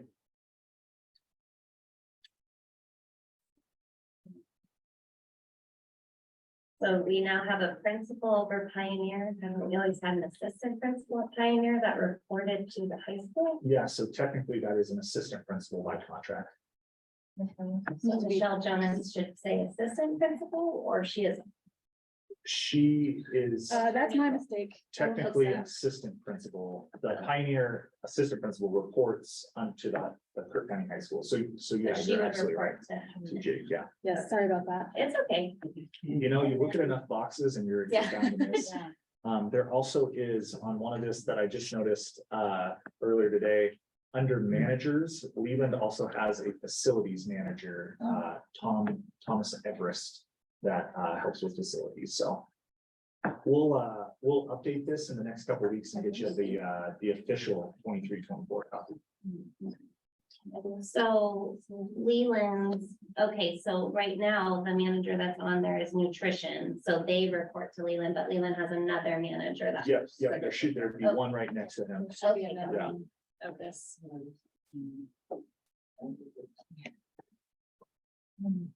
Oh, Joel, sorry. So I just saw Grizzly Mountain Home Link. Yeah. So I forgot, this should go in, I think with curriculum. Are we changing what we're doing? So I've had a reach out, I had an email sent, and we had a couple other parents that reached out and said things are changing with Grizzly Mountain for middle schoolers. What is changing? Yeah, we're shifting, I know they're shifting more to a hybrid model where kids come in 2 days a week. What happened was Grizzly was stood up as part of our distance learning program under the COVID kind of ODE regulations.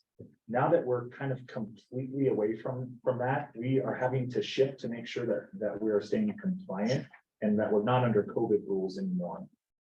So I have to, if you want to send that parent my way or have them reach out to Johnny, because I don't know So they specifically. met with Johnny and he Okay. said his hands are tied at what changes are being made. So I'm trying Okay. to figure out what changes are being made, and the way Yeah, this family made it sound was that, the curriculum, you had to be a certain curriculum to be able to utilize those days, because their kids have been a part of that since it was stood up. And now that their kids are getting to middle school, they don't have the same access to those 2 Yeah. days a week or coming in like a hybrid program. It's being structured more like a school. And so it's not being advertised to the group of students 6 through 8 as a hybrid model. But she said, her K through 5th, yeah. it's the same. Yeah. So what are we changing? And I'm a little Yeah. concerned that you don't know. Well, I Assistant mean, superintendent, I but- know that they're Oh. shifting to make it more, in-class hybrid time. So that's what I know. I don't know specifically what that means in terms of like, oh, is that 3 hours a day, Tuesday, Thursday? Or what that means, and then how that ties in with curriculum. That's something I can check with Yeah. Johnny tomorrow. So we could check on that and figure out what our hybrid program is, I guess, at Grizzly Mountain. Yeah. For this upcoming year. Yeah. I don't know what, we did Grizzly Mountain for a year,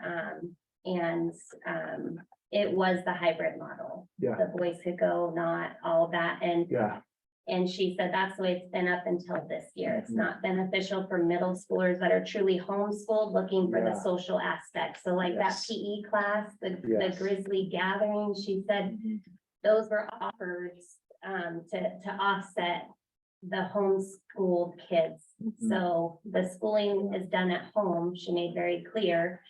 The school, they were going for the side of like social and that hybrid other side. So I would be curious to have a follow-up on what we are changing 6 through 8 at our Grizzly Yeah. Mountain program. and I know there's some pieces tied to this about the conversation I with Jay earlier around making sure our teachers are licensed for what exactly they're teaching. So I know all those things are coming together and we're wanting to make sure Grizzly serves its function of giving parents options and choice, Yeah. but also making sure that it's compliant now with all the rules and regulations that we must follow to be to offer it to families. So I'll follow up with Johnny tomorrow about specifically. I think too, if we find that we're getting less from that, I don't know, availability or openness of COVID and more structured, then we probably need to look at potentially adding the 6 through 8 with the CCOO that we already have a program with, because the way her email is structured or sounds, that's how it sounds like it's running. So I don't know that we need to utilize 2 programs that are doing the same thing. So I'd like to know, I guess, in that sense, what is the difference that we're changing and how is it different than CCOO? I can answer that real quickly. So Oh, okay. CCO is a kind of all-in-one online school option for families that uses a curriculum called Stride. So that's CCOO, and that can stretch down to 6th to 8th grade if a parent says, I want to use Stride. Grizzly Mountain Homelink 6 through 8 has a menu of about 5 different online options. So Alex, Acellus, there's 3 more that parents choose from. So the difference is Curricula Online, like all-in-one option, Grizzly Mountain Homelink, parent choice on what curriculum they're using, and then some structural differences. Okay, So I think yes, I think our online education program will continue to see develop. Online education is still, as you know, with anything technology, it changes, it evolves. So I think we're seeing that every year, just making those, evolutions so that we're 1, staying compliant, and 2, offering parents good choice. So okay. I wondered for a while if it would make sense to turn Grizzly into a district sponsored charter. I still wonder that. And as you talk about trying to conform this very non-conformist school to the public school system, I Yeah. think that might be something we'll explore next year. We- He was an expert on that, by the way. We actually initially looked at the charter route, and yeah, maybe we need It's to, work. maybe we need to I think revisit it. probably the advantage if it were. Yeah. Taking that next step. Mhm. I'll make it easier. I don't know what that looks like. Steve was gonna clear that up. Okay. Steve's gonna head that up. People in Top End are good at charters, so Steve was gonna chair that and you were gonna be vice. Okay,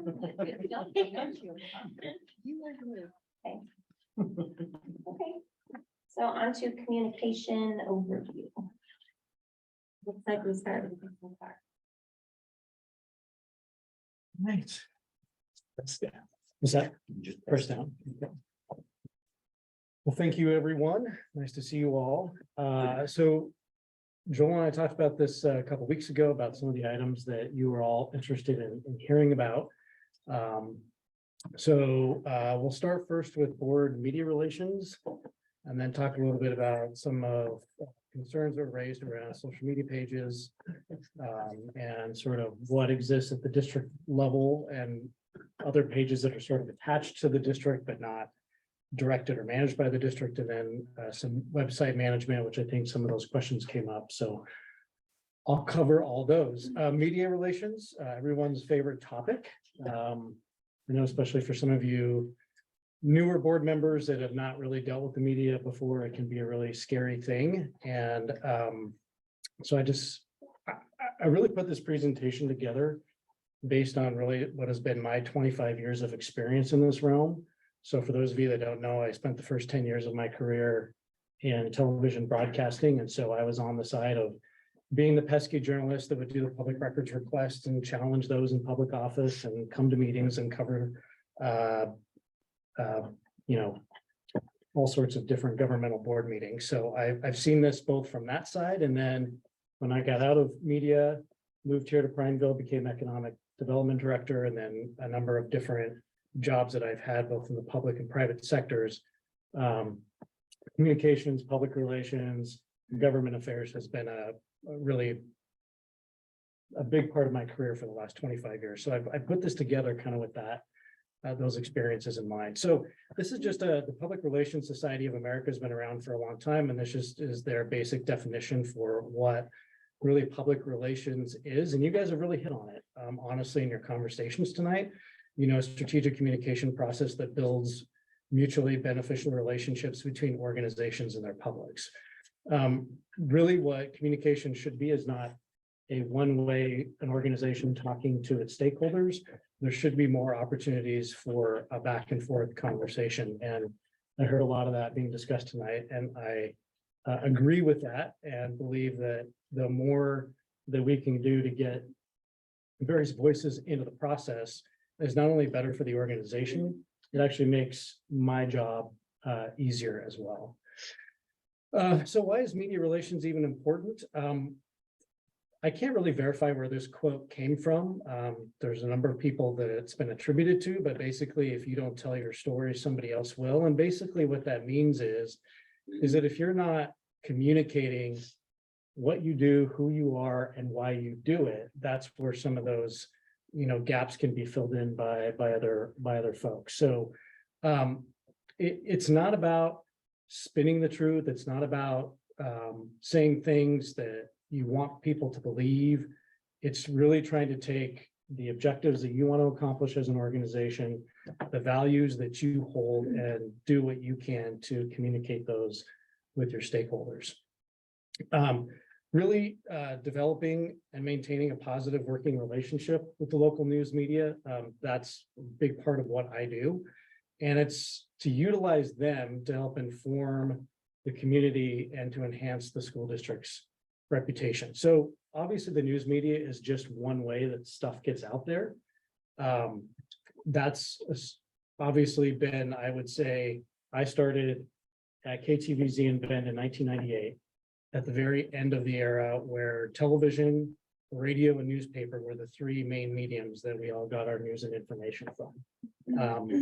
No, but I would have imagined that a social media page like Prineville Information, for example, would exist like it does today. But so even though the news media still plays a large role, there's other sort of forms of what I would call news media out there. But these are kind of the 5 main stakeholder groups that I look at collectively as a district: our employees, our families, students, the general community, people who may not have children or grandchildren in the district, but are still concerned and interested in what's going on. And then, of course, the news media is one of our main partners. Who's our local news media?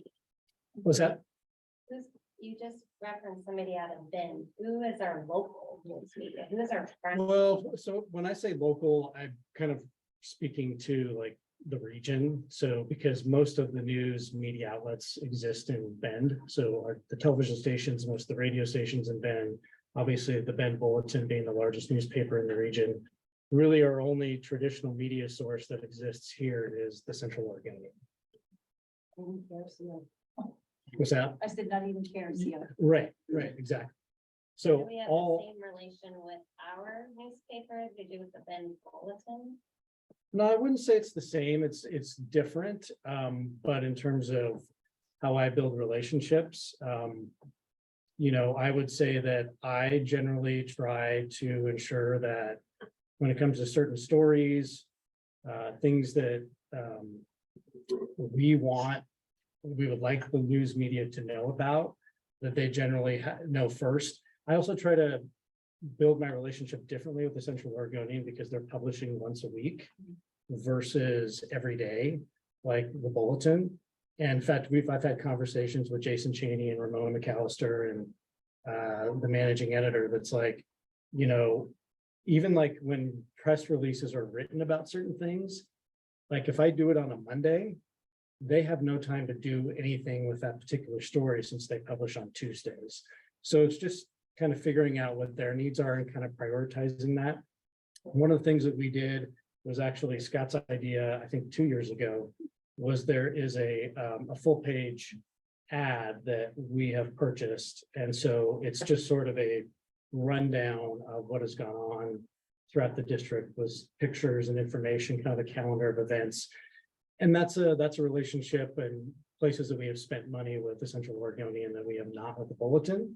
In fact, this year we decided to forego because it was just, I didn't feel like, given the circulation of the Bulletin, which is lower here than the Central Oregonian, we chose to spend money around graduation promotion within the Central Oregonian and not the Bulletin. The Bulletin tried for about a month to get me to agree to some sort of payment or insert, and they finally came back and said, well, we'll do a list of all your, you know, your student names for free, which is a common thing that they do, which is basically just a list of the members of the graduating class for the local schools. And for a full page ad, what do we do that every week?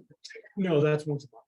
So is it like $1,000? It's about $1,000. Yeah. Although we're not doing, I think we hold back and are just doing like 9 months, just because the summer months, it doesn't make as much sense. Yeah.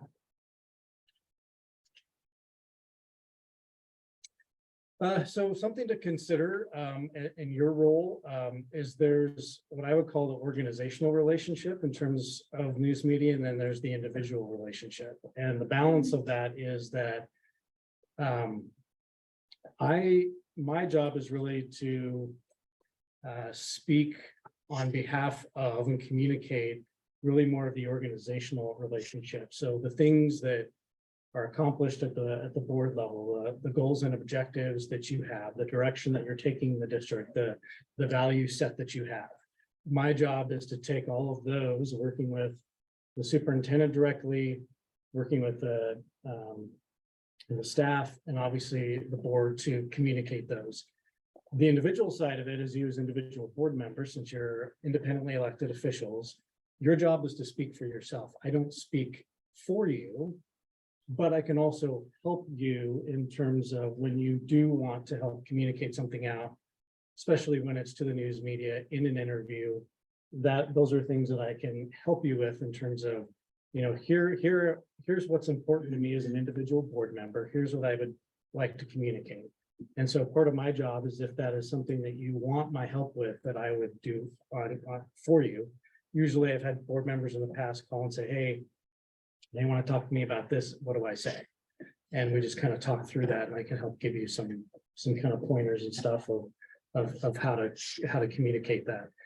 And again, the organizational side, that's where, let's say you guys make a decision that you want the public to know about. I mean, obviously you want the public to know about all of your decisions, but if there's a sort of a big level decision that you really want communicated out on multiple levels, that's usually something where I would write a press release and include a quote or two, either from the superintendent, oftentimes board chairs, of any government organization. Media is they always focus on the person who holds the chair name, or if they're the mayor, the county judge.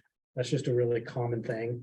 But if it's a particular, if it's a particular issue that you are really interested in, you are championing as a individual board member, I believe that it's good to include different board members with responses to the media in press releases, because I think it's good for the public to know that you are leading on something, that you are championing something, and that you have a voice in that and want to express why it is that you're moving this direction, why you agree with this. So again, there's that organizational relationship and the individual relationship. I focus on the organization part of it, and then my role as communications director is to help you on an individual basis when you have questions or concerns. So, role of the news media.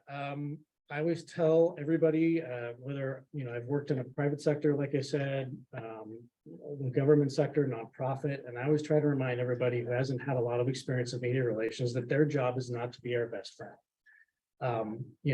They have a First Amendment right through freedom of the press to question, inform, to challenge. And I think it's just important to remember that's the role that they play. Even though they're not our best friend or even my best friend, what I can tell you is that in my experience, having both been a journalist and working with the media on behalf of the school district over the last 3 years, is they want to maintain good relationships with local organizations. I can tell you it's only happened a handful of times, but I have called news editors and news directors and said, I just got to tell you, this story was wholly inaccurate, and here's why. And most of the time, they're pretty open to that. And oftentimes what you get is just really young, inexperienced reporters that just they don't fact check, they don't, and it's a good learning opportunity for them. But they really want to have and be good partners with the organizations that they are reporting on. And so that has been my experience. Again, their job is to be curious, ask questions, and challenge the decisions that not only you make as individual board members, but that as you make collectively as a group. They have deadlines to meet every day. Or most of them. Again, the Central Oregonian is a little bit different. And so, when media do reach out, I generally am asking, what is your deadline? When do you need to know about this? They're also pretty good. Most journalists are pretty good about when it gets into sort of larger, more complicated topics. They'll usually start by saying, I'm not looking for anything like this week, but I'd like your help on this. If you could point me in the right direction. There's certain staff members that can talk on this topic. And just know that they may very well criticize you as individuals, and they may criticize the organization. That is just something that happens. Typically, I would say that happens more often in the newspaper world through opinion pieces that come from editors and publishers of newspapers.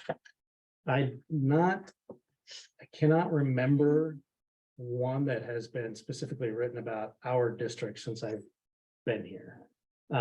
Sometimes journalists will add sort of critical pieces or paragraph sentences in stories that kind of interject some journalistic opinion about a certain topic. So that does happen from time to time. So what is your role in all of this as board members?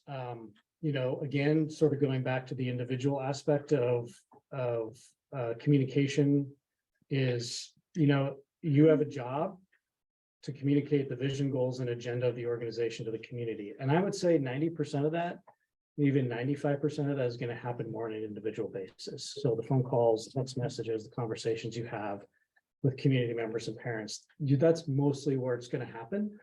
But the media are looking to you for responses. I am in the industry and news media, what's called the talking head. Okay, which means I'm basically a bureaucrat, I'm a talking head, I'm a public official. I want to actually hear from the actual decision makers. So sometimes I can talk on behalf of the organization, and then there are going to be other times where they will be like, whatever you have to say is great, but I really want to talk to the source. So that's just something to be aware of. I think you know this, having ran for office, that you are the public representative of the school district's interest and direction. My advice is to always be available and accessible to all stakeholders, including the media. As public decision makers, you do have a responsibility to explain your decisions. That is how the news media at least looks at it. Open and transparent communication enhances relationships with the news media as it does with everyone else. So, my role, serving as the official spokesperson for the district. So again, going to that organizational role, I respond usually weekly to various inquiries from the media. Sometimes it's just a question or a verification and not even a story. Out of that, my job is to coordinate potential responses with the superintendent, oftentimes the school board chair, other board members, and then staff and students, but only when appropriate and approved. So the one with staff is tricky because staff are trained and are reminded that it is not their role to speak on behalf of the organization. However, staff members also have a First Amendment right. And if they want to speak on something and be critical of the school district for any reason or respond to the media after hours on their own time, that is not something that we can control. I don't believe that it happens very often, but it does and it can. Students, when the media does reach out and wants to talk to a student, there's kind of two things that we do with that is I will talk with administrators about some particular students that they think would be good representatives of whatever it is. Like if it's a CT program, who would be a good representative from a student that could talk about the welding program, for example.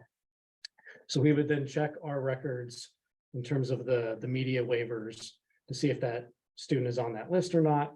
And then we'll reach out to the parent to make sure that they're okay with their child being interviewed by the news media. Especially given the fact that most of our kids are underage and they're still minors. Again, I mentioned this before, writing press releases is a part of what I do, pitching individual stories to local reporters. As a reporter, having been through this, you don't always want to just like write a story on a press release some organization gave you. And so that everybody else is going to write on. And so I kind of know what individual reporters are interested in and how they like to report. For example, there's this reporter from Central Oregon Daily TV in Bend that Eric Lindstrom, he's done, I don't know. I've really built a great rapport with him and it's all positive human interest stories and he does a fabulous job. And so anytime I've got kind of more of that human interest story, then he's really my go-to person for that. And then responding to any crises and managing reputational issues. So crises are school gets shut down because, a kid has a gun on him at school. A kid makes a bomb threat. There's some sort of law enforcement issue surrounding the school. So I help the staff with responding to that. So Jason, when you Yes. write the press releases, how do you decide whose names to include? Because I was on a press release that I said I didn't want to make a statement, but my name was still tied to it. So since that's your role, how do you decide? If you don't want to be a part of a press release, then we won't include board members or any staff members who don't want to be a part of it. Okay, so when you created the last press release, which I didn't see beforehand, I said I wasn't making a statement, but my name was on the press release that you put out. So if I told you I didn't want my name on it, but my name's on it, how did it get tied to it? That's, I guess, what I'm trying to get at. I did that because when the draft came out, we were all asked to edit the draft and it had Cheyenne and me being quoted in it. I didn't want to leave. No, it was our like election Oh, one. yeah. Yeah, this was in July, when he asked for statements and I said, I'm not making one. Press is not my thing, media is not my thing, but what the release that was put out had Jennifer's name, my name, and Cheyenne, which they may have made comments. I don't know, but I didn't, but my name was on it. Make a comment, so that, Jason could have gotten misconstrued with me, because I handed him a comment. Statement from me, and then we all got tied to it. But I handed him a statement from me. But it didn't have your name on it. Or your name, but then it got put out. Okay, That was. that's just all I'm trying to figure out is how the new That name was the tied to Central Oregon Daily guy that also said that I promised him an interview online, and I didn't say that I was gonna give him an interview. I said I'd make a statement. So, Right. that, I don't know how it came up. I just know I'm not a media gal. so Yeah, This is gonna be new for me and Yeah, trying yeah. to, but I don't feel like my role is to respond to the media or explain myself to the media. I feel like my role is to respond to our people, like our community. So for me, it's like, that's a reach, like the Bend news source, like, that's not me, like, I'm not that gal. You know, but the Central Oregon Daily, yeah, maybe, because that's us, that's our community. So this is gonna take me some time to like get into Yeah. these roles, but I just was trying to figure out how press releases are made. Do you generally get a statement from us that you add, or is this, you write it and it's approved? I just like, that went out and I didn't even know about it. Like, I got the copy of it and my name was on it and I was like, Joel, hello, like, how am I tied to this? And he's like, well, maybe we need to go over how we communicate. So just what does that process look like when you are getting ready to write a press release, which I can understand why that's your role as the communication director. Yeah, But like, yeah. walk me through, like, what does that look like? So I don't want to step on your toes either in a sense of doing your job, but Sure. I really want to put out there, like, this is like not my cup of tea. So I just kind of would like to understand, how do we put together press releases? Are they done like this, or do they have time? How? First of all, totally understand, like, I don't want you to feel like what I'm giving you here is sort of an overview of my own experience and typically what goes on in terms of that relationship. Okay. But, you know, my role is to serve and be a resource and a help to the five of you as board members and the staff. So however you want to approach that is your prerogative, and I'm going to respect and support that moving forward. So I'm glad we're having this conversation. When I wrote the press release about your coming onto the board, I was doing that. That press release was just basically as a welcome to the new school board members. Here are the new board members that were sworn in tonight. You know, that's where that came from. That was the only purpose for that. Moving forward, I will not, and make sure that if I was even gonna think about having your name added to press release, I would just talk to you about it first. yes, today you are So- the chair, so your name will. That's what I'm trying to figure out, like, how do I fall into this, your role, which sounds like it's gonna be a lot. to do Well, with me, you- so that's I fine. think the other side of that, the media don't want to talk to Jason. They want to talk to you. Right. You're the decision. Yeah, I'm gathering that now, so. And I Thank you, think- Scott. I think prior to that, there was a lot of really negative, aggressive press coverage. Yeah. And it went on for a while. And so I think that was the tail end. That article itself kind of set me over. The Central Oregon Daily did like a pretty long story. I think it was like 3 or 4 minutes, which seemed kind of long on, it kept going on. And so, Yeah, in respect to you, I agree. When we wrote this last one that went out, I with Scott and Jason, we were quoted in that we just double checked for a final thing, and then I actually physically called Jason and wrote him like, yes, this is good. I'm okay with all this going in. So that just asking for a final draft, I guess, would probably be Well, so I don't know, like, I don't know if there's always time, I don't know how this works, so The- I don't know that there's always. I'm just trying to kind of figure out how does this come together, I guess, because I would imagine some things have to be done quickly. Yeah, So yeah. does just your name go on that? Does Joel see it? That like, do you have somebody or is it just you?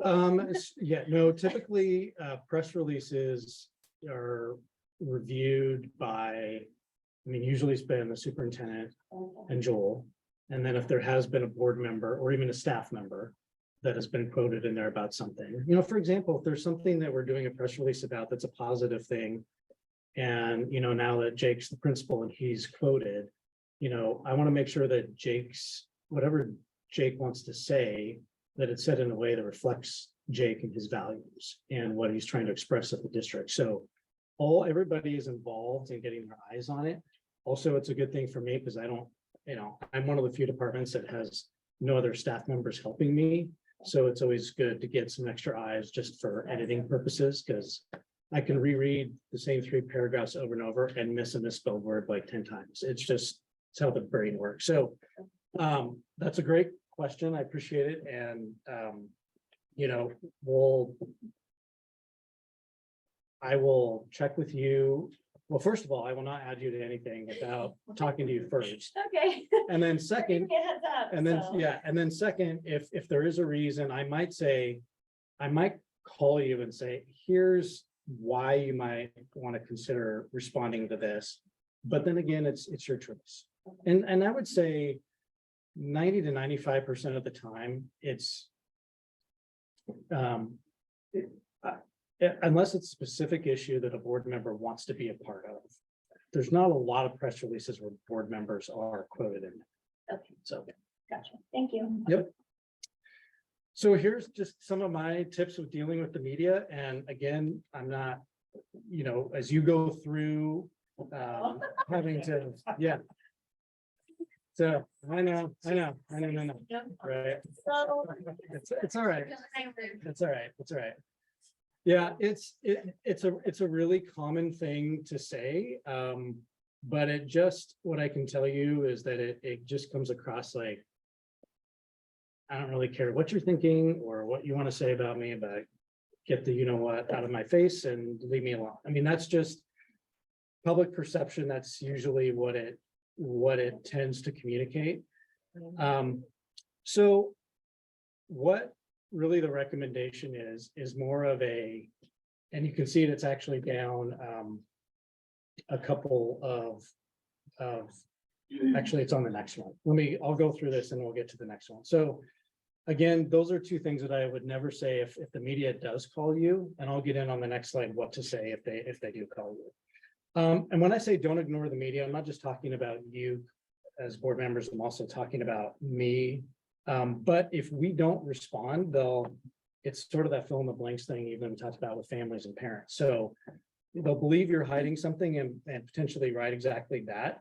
In the court of public opinion with the news media, oftentimes anybody who holds elected office is guilty until proven innocent. It's just the way it works. So you have to just be careful about what you say and why you say it. Not that I would ever suggest that any of you would do this. It's just something that, I mean, this presentation is something I would give to a board of directors and a, you know, C-suite of a private company. I would say these same things, you know, avoiding spinning outright lies. They will eventually catch up to you. If you do something wrong as an organization, you know, take ownership of it. Talk about the mistakes that you made and how you're going to fix it. Generally speaking, the general public will maintain their trust in you if you do that versus if you just try to cover it up and say you didn't do anything. Blaming the media for your or our mistakes is a zero-sum game. It just does not work. And when you try to hide things, or if you're not upfront, they'll just keep coming back at you again and again and thinking that there's more there, so they'll dig more. A couple of things now, some reporters are different. I would say there are very few of them, but there are a few. Don't ask for questions ahead of time or ask to pre-approve stories. Most journalists just won't do it. There are a few that will. I would say there's maybe one. Ramona McAllister from the Central Oregonian tends to be the only one that does that. So just sort of a heads up on that. Okay, so how can I help you? Well, first of all, don't ever hesitate to call and ask for my help or text me, whatever. I'm, day or night, I'm here to help you. If you don't have the answer for something or you don't feel comfortable, just say, I'm not sure, and I'll get back to you. And then call me, call the superintendent, whatever, and we'll help you with that. Again, if you get a request and you're not comfortable responding, simply tell the reporter that you called them back. And maybe ask what their deadline is. So it's like, I want an answer this afternoon, whatever. And then I can help talk with you about it. And it may be something that instead of you talking to the media about, that I can respond on your behalf with your permission. So really, this is a relationship between you and me about how best I can support you in those responses. So my job is to be a support to you and a resource. I want to go back real quick to the ignoring the news media. There are times when it is perfectly okay to ignore them. Number one, when you're with your family after hours. Okay, like unless it's some sort of catastrophic emergency, but then again, we as a district have a process by which we respond to emergencies and sort of how that goes about. When you're on vacation, you're in the middle of something, you're at work and you just don't have time to respond. You are not at the media's beck and call, and you should not be. So don't ever feel obligated that you have to get back to them right away. Again, you can say, Steve's done it a couple of times with, hey, I got this media person reaching out. What should I do? And then I can either say I can take it, or I'll give Steve a suggestion. So feel free to always do that. If you get a response and you don't feel that you need to, or are in a place where you can respond. I want to go back. I added a couple quotes in here this one at the bottom. It takes 20 years to build a reputation and 5 minutes to ruin it. If you think about that, you'll do things differently. So, as a public institution, reputation matters. And so part of what my job is just to help to build that reputation, a positive reputation, and to maintain it on your behalf. And then every act of communication is a miracle of translation. And the thing that I like about this quote is that it speaks to the fact that so much of communication is an art. There's a lot of times where I felt like I really hit the mark on something, and then you realize the way that it came across or how it was interpreted by people on the other end, it didn't quite fit. And so part of the process is just continually learning from the public and your stakeholders about how can we do a better job of communicating. And I'm not somebody that if somebody tells me that something didn't land right, it hasn't been effective this way, those are things that I welcome your input about. I'm always happy to hear those so that, I can refine and make things better. Because at the end of the day, the job that I do is a reflection of you, right? And I take that seriously, and I don't want things to be reflecting bad, not only for the district, but as you as individual board members. So that's the end of the media relations part. Is there any other additional questions or comments or anything on that part? The next one is the hot button. Okay. All right. So social media, when I arrived, so this would have been, was it three and a half years ago? So I started in like a month before COVID hit. So these are the district managed Facebook pages. So the ones that I manage, I manage all of them in the sense that I'm an administrator of all of them, but these are the ones that I pay most attention to because they're the ones that I actually have control over and I'm an administrator on. So these are the Facebook pages. So basically we have a district Facebook page, and then each school has one. The only one that doesn't is Brothers, but there's usually such a small number of families out there that social media isn't their number one way that they communicate. And then we have 2 Instagram pages, one that's a district page and then one that's a high school page. So Jason. Yeah, just go back. asked on Yep. that. I'm not tech savvy. Do we need what we have on Facebook on Instagram? I don't use Instagram. but I Yeah. know what- So it's interesting, there's, like I had a number of staff members, in fact, AJ Pickart at she's now retired. But of course, I've known AJ for a long time because I coached her son in basketball, but she came up to me like 6 months in and was like, you know, I wish you guys would post more to the district's Instagram page because I don't have a Facebook page. Yeah. So typically what I try to do is post, if what I'm posting on the district page, I also try to include on the Instagram page. Just so that way the people who are only on Instagram are still getting the same information. So all of these smaller schools with the high school, you're saying on the school district page, you post their stuff to Instagram? No, so, well. So the way that it works on the back end is that when you have a Facebook page. The only way to connect it to an Instagram page is from one Facebook page to one Instagram page. So only the district Facebook page and the district Instagram page are connected. So for example, if I post something or the high school posts something on their page, it's not going to post on the Instagram page.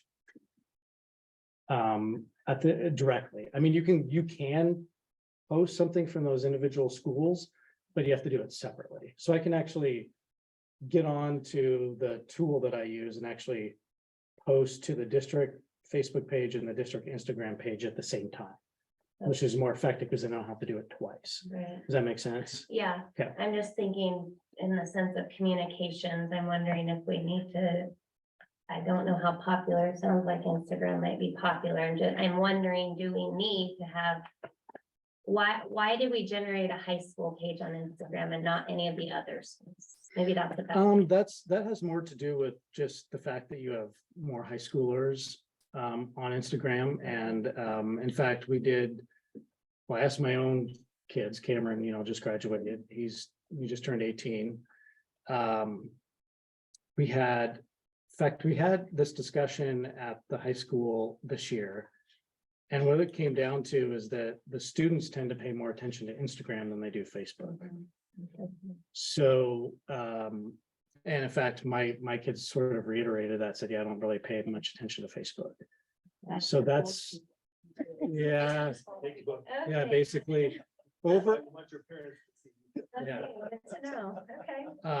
The other interesting thing that you might want to know in terms of communication is that on both Facebook and Instagram, 80%, it's so heavily weighted toward females. 80% of those who are on Facebook are female, and it's about that same on Instagram as well. You would need a Snapchat Still. page to reach your male audience. Yeah, which I'm gonna tell you right now, I mean, the thought of Snapchat, definitely not TikTok. I mean, there's lots of social media pages and I'm just like, that's too much to manage and not appropriate for a school district, so. Okay, so these are all the pages. Again, these are pages that I'm an administrator on. I don't post to all of them all the time. So the individual school pages, there's typically 2 to 3 folks at each school that are administrators that have privileges where they can post on those pages. So Jason, can I ask a question yeah. about the controversy that came up with following Chippendale dancers Yep. and all that stuff? Yep. I never did hear. I don't even see that page listed on here. Well, Oh, so, this is Uplet. who's the, and that was an Instagram Mhm. page, Yeah. I believe, so. Why as a school district were we following like Chippendale dancers and some exotic or some questionable things and following staff members' wives and like, can you explain who, like, did a teacher do that? Did you do that? Did a student do that? Well, if How is I that? did that, you should fire. Well, I'm just trying, Right, there's been a lot of so- questions about, nobody really heard of an explanation. It's just gone and nobody heard like how it happened. Yeah, so it's a really good question. Since I only manage these pages, a lot of the other pages that are in the presentation that I can show you, like, I mean, here's a list of the Facebook pages that are all sports related. I'd say majority of the social media pages that exist outside of the district managed ones that I have known about and manage. These are all done by either parents and or coaches. Parents of athletes that started them, coaches that manage them now. So Those are the Instagram ones. that are on the sports pages. So who is responsible for the Chippendale? So which, was it It the, was on Instagram, it was. This is our next page. is it? Is that Crook County drama? Okay, yeah, so those are, here's. This is something that I've been working to wrap my head around too, because in the 2 years that I was here during COVID years, most of these pages were dormant just because there was an activity going on where people were posting.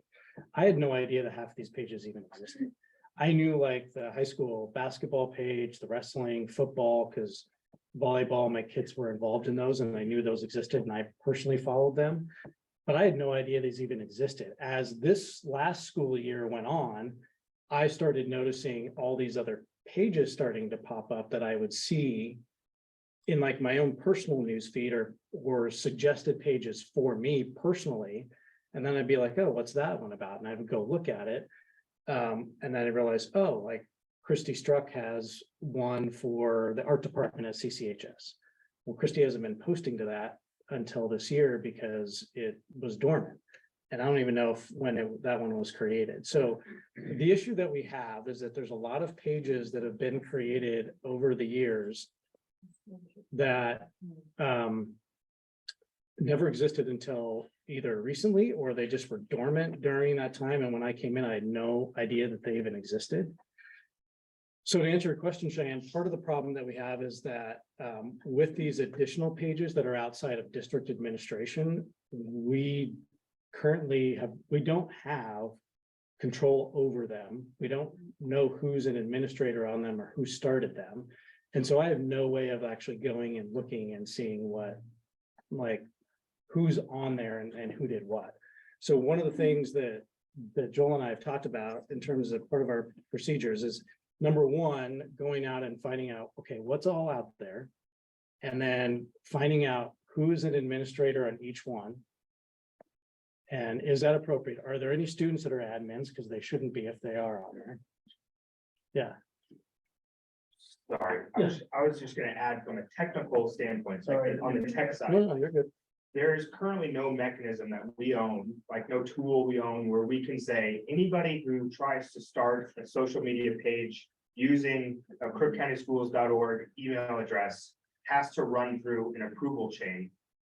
And there's no mechanism that we currently own, and we have to do some exploration to see if one even exists, where we could say, if there's any page that comes from a non-Crook County email account, but uses our name, runs through us. It's not like we can say, we own this entity, and anything associated with this entity runs through us for approval. So earlier we were talking about kind of this game that happens sometimes in technology fairly often of like whack-a-mole, where you realize something popped up, it shouldn't exist, let's go find it and whack it. And we do that often on social media. It's really difficult to gain full control. There are procedures you can put in place to kind of suss those things out and tackle them. But from an actual at the top level saying, no, we have this and no one can do anything without it running through us, that's quite difficult in our social media world. It's not something we've fully explored, but it's very difficult to get. Well, I know like even when you go onto Facebook, if you go into info, you can go and see that it's publicly listed who the admin is. It just seems odd to me that you would have Crook County CTE, which I imagine would be Ryan Cochran. The art department, Christy Struck, the thespian group, which would probably be Nathaniel Dunaway. And that was. So that's the thing that I don't think that just random people would pop up with specific Crook County programs. So you'd have to be able to get to the bottom of it, I agree you that, can click on and see who the admin is. Yeah, I because it agree that says once it's- publicly who the admin is. once it's a known thing, then there are some ways that you can go and try and attribute ownership to that thing. But, if you don't know that if you don't know that exists, you're not following that thing's not following you, then it's one of the millions or billions of accounts that exists out there that there's just no eyes on. And so then once it becomes known, then there are ways to trace it back to ownership, and if you were to, and then that's where those procedures come in. But there's still this, I think, overall, I wanted to explain the concept of, we can't stop anybody from initially creating the account and having that account exist at some level and attribute to Crook County School District until we have eyes on it, and then we can trace it down. So we just can't stop it before it becomes a thing. And I think it's important just for the board to understand that until something like that exists for organizations, until something like that exists for organizations within social media platforms, it is going to be like, it's a collective effort to say, hey, I see this page, route it to the right people to go and source out who it is and try and either gain control or remove it, if that makes sense. So with my original question, did you find out who started the Chippendale page or following the Chippendale dancers and the administrators and staff members' spouses? And was it an employee? Who started the thespian one that was following the Chippendale dancers and the very controversial things? Like, who started that? Did we? find So that out? the- Because it's disappeared now. So So the public has not been aware of like. you and even as mean a the, parent, A Facebook page disappeared? It was the Instagram page Oh. that was following, it was following several staff members, spouses, Chippendale dancers, some very questionable other sites. so the difficulty with knowing, so, for example, if I were to leave the district and be taken off as an administrator of the pages that I'm currently an administrator on, and then the new communications director becomes the main administrator, you would never be able to know like what I did or didn't do once I've been removed as an administrator and somebody else comes on. So part of it is, I don't even know, I mean, I couldn't, all these other pages here. Whoops, I have absolutely no clue when these pages came into existence. Well, you just said you knew Christie Struck. Well, Where is that? yeah, so what I'm saying is I don't know But can you? all of them. I don't know who, so when somebody's an administrator, even if you've got multiple administrators on there, unless you ask somebody, did you go into the news feed? Did you ask follow the that? thespian group that was following the Chippendale dancers? Did you go to the teacher, whoever leads that, and find out why they were following staff members, why they were following Chippendale dancers and other questionable sites? I Did didn't you ask Did them anybody specifically. find out? Did anybody I get? to know the the bottom of pages who- like, for example, I'll say the high school, I know Jay Cupman, and when you surface that, it's like, I don't know why we're following these people, and just unfollowed everyone. But did And we then, find out who started the page and why they were following? no, I don't know if we found out who started the page. I think if you go to the next page, this is kind of, as we like the CTE or the CTE department. We're like, well, what are some consistencies that we can have with, as these pages pop up? We figure out who's running them, because if you're gonna say you're associated with the school district, then we do have some ownership to say. We're not following any pages, no students as admin, gotta have admin oversight. So as we kind of tick through this list of, there's all these random pages that Jason has found. We're gonna put in these procedures that are just consistent across all pages to the greatest extent But possible. how do you do this? And you just explained, you may not be able to figure out who. Can you or can you not figure out who administers these pages? Is that I something we think- can answer? Yeah, no, I mean, that's Okay, that's you part just of, need time. that's You part just of, didn't exactly. get that one. Okay. Exactly, because I just don't know. So there's like maybe. I mean, part of it, I'm guessing too, is some of the, I mean, I could tell you like some of the coaches. Like who's probably administrators on those, but in terms of a lot of the other ones, Dan McNary is probably the administrator on the ag ones, so it's. So is there a way to type, sorry, Scott. Okay. I just wanted to have Jay. So a question for you, this is specifically for you. Could, even if we knew that these administrators were posting whatever they were posting, if they're doing it all on their own time after hours, then there's not anything we could do about that, right? Because they have First Amendment rights to free expression. They can't do it during the job, on the job, but they can do it what they want to on their own time, Even if it's under our name. even if it's under our name. Okay. The only Unless we want to. potential way you could go is you have to be able to prove then to the court that there's a direct tieback that's impacting the educational environment. in that particular moment that's causing a substantial disruption to the educational Which environment. means you have to actively sue your own people. So you have to be able to come back and prove that.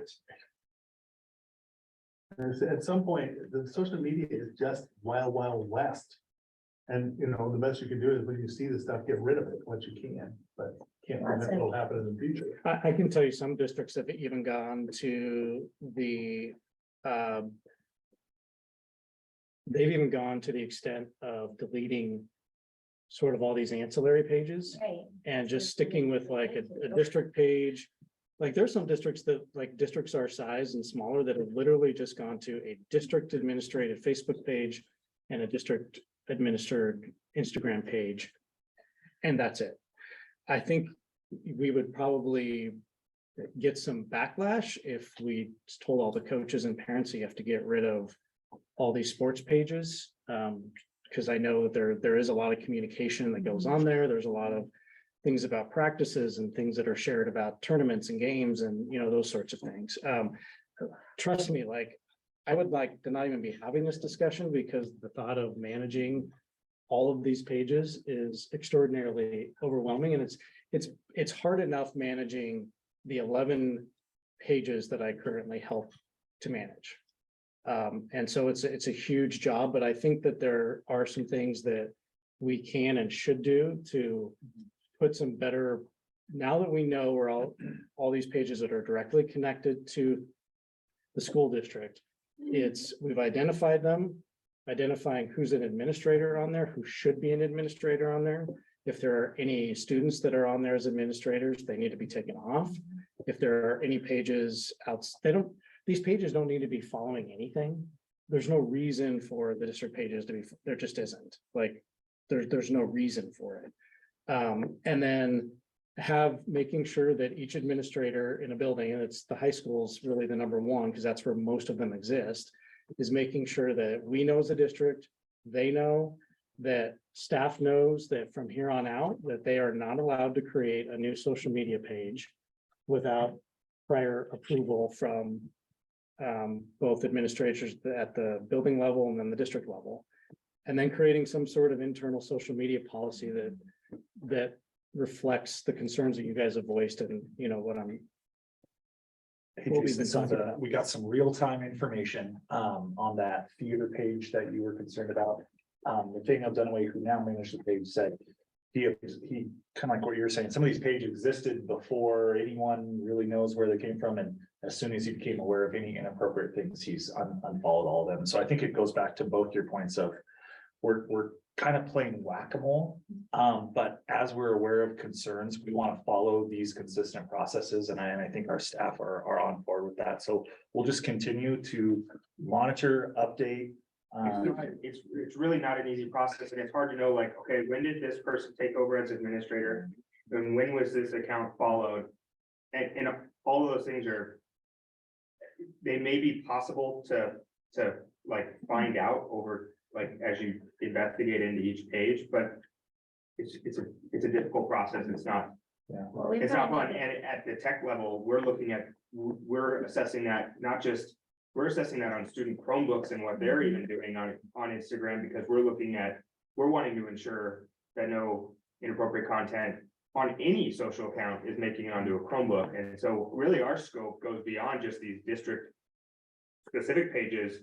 And we have specific examples over the past couple of years I've been here of where we're chasing down things that are making it through our network that are inappropriate. And it's a social media is just a bear. It's a hard thing to wrap your arms around. But I think when we become aware of something, we want to fix it. So just know that's kind of our stance, and these are the kind of guidelines we want to follow. Also, I know there's one out there, it's called the Lit Pit, which is the name of the student section at the high school. And though that was created specifically by students, so like not connected to the district. Some student made it and they post about themselves during football, basketball, volleyball games in the student section. That is, for example, something that we have no control over. Wasn't created by a the district or teachers or coaches or anything. So So can you combine, like I'm looking at, so these that you have on Facebook, the athletic Facebook pages, you do or don't manage? I do not manage any of the. I don't athletic know how pages. comfortable I am with allowing parents to manage school-related Facebook pages since they don't have any ties to our district. In a sense Usually- of any sort of disciplinary action. So if a parent posts something inappropriate, does the coach get to take that on? Like, I don't want some random parent. Yeah. They get upset and here comes the posting. Well, does the coach take, we have no way of taking responsibility or creating responsibility to a parent. So I don't think any parent should be allowed to manage any Facebook page. How do you remain neutral with that in a sense of responsibilities? Yeah, I would say most of our pages, from what I just observing, what I can tell are managed by coaches. Okay. But I can tell you like wives of coaches, for example, I've known have taken pictures or posted updates, on social media pages while the coaches are coaching. So there's some of that going on, but really the biggest problem is that when social media became a thing and more people started following it, everybody's like, oh, I gotta have my own page. And then before you know it, we've got this kind of mess on our hands of pages that were just sort of created and managed without any sort of oversight at all. So So can these that are Facebook pages, like these athletic pages, that looks like a lot of them are duplicates on this other Instagram? And like here you say, when I post something to the school district page on Facebook, I can do it to where it goes to Instagram. So can you combine these with these, like those ones? yeah, I mean, you can, but you have to have a Facebook page. I'm assuming like who runs, let's see, cheerleading is on both, so I would Yeah. assume the Crook County cheerleading Facebook page is ran by the same person who's running the Crook County cheerleading page on Instagram. One other example is the Yeah. CCHS boys tennis Instagram page. I'm the boys tennis coach. I've never even used Instagram. I don't know, I mean, we could go in and find out who manages it, but the person that manages it could be gone and departed from the district. And so then we're precluded, Right. then you're precluded from even like, how do you even pull that access back? And because I would delete that. Well, that's what I'm If I trying to could figure even out. get So to the access of it. So- somebody has to get access, like if somebody else created it and they're an admin and like the drama club thing, so he doesn't know when he got the password to manage the page. It just doesn't seem like, and like for volleyball, for instance, right, Christy was our coach, well, now Jessica Mum is, so did Christy Struck give the info to Jessica Mum to manage the volleyball page, like somehow? I suspect that she did, Some but way yeah, I couldn't passwords answer have that. to, like, you should have gotten it from a tennis page, like, how are you gonna manage that? Yeah, I just don't even know if that's like three generations of coaches old. Right. Didn't even know that it existed. It is the first time But I've if seen these it are even there. active and somebody is managing them, somebody got the password some way, shape or form to administer them. So there should be an easy answer once we know who administrates them on finding out when they received access, because they had to get a password to get access. So the way it actually works is if you're on Facebook, an administrator searches you in a search bar. The person that you want to have administrative privileges has to have a Facebook page or an Instagram page. And then you basically send that person an invitation. And then you can make them, there's different levels of administration that you can have on a page. You can be an administrator, you can be an editor, you can be, I think there's 3 levels. So that would be like, let's say a new communications director came in. I would send that person a request, give them administrative approvals. And then once they're on as an administrator, then they would delete me. That's the best way to do it so that you've got that crossover. I'm telling you right now, I mean, there could be 10 administrators on a page of Well, I people think that we shouldn't need be on there Take anymore, the time right? to clean it up. if we Exactly. Do that. Did I hear you were going to the OSBA conference coming up? Wow. I'm not, it's our fair week. Cheyenne, so I am. I would suggest that's a good question for OSBA.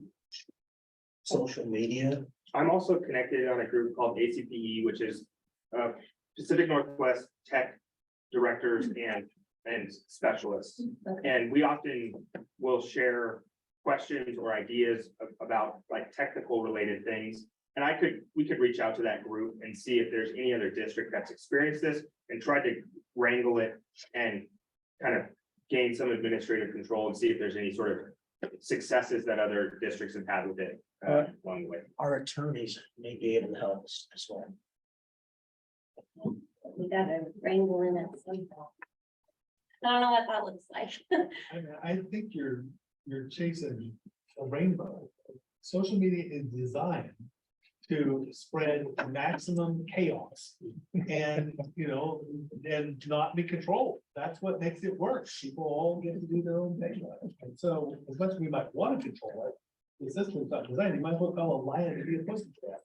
Well, the other problem we have, and I know we're running out of time, is my concern. You ran out. Like, what is our policy as far as like, cause I notice a lot like on Facebook, like we have teachers that are, kids are following them on their personal Facebook page and they're under 18. So you have teachers posting about drinking and in their bikinis and yada, yada, and they're friends with all their students that are like middle school, early high school, like they're not 18. Shannon, this is one that we do have a policy on that I think, one of the things we talked about is having a top priority policy list. So make sure staff know like, hey, here is the social media policy and making sure they're aware. So I think that's a piece that we need to get out there to staff at the start of the school year is that social media policy. Because I think it would address that issue. Well, it's concerning because then I'm like Jason, I have a senior and teenage kids and they're coming over and talking about, oh, how good their teacher looks or the kids are and like making comment. And I'm like, oh, this is like so out of, Yeah. Like this is just not appropriate. So we'll make sure to get that social media policy in front of staff prior to the start of the school year so that we can, clean up any aspect of that because we want to keep things appropriate. It sounds like that's not something we can control by what Scott just said, it's just their own personal thing. There's, I'll pull the policy. There's some language in there, I think, regarding students and staff being friends.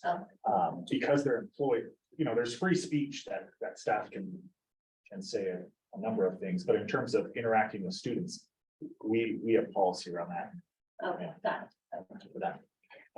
Okay, so the third part of this, there's been a lot of dialogue and I don't want to take more time than you want, but the third topic was sort of website management. Did you guys have any like specific questions or concerns about the websites that you want to chat with me about?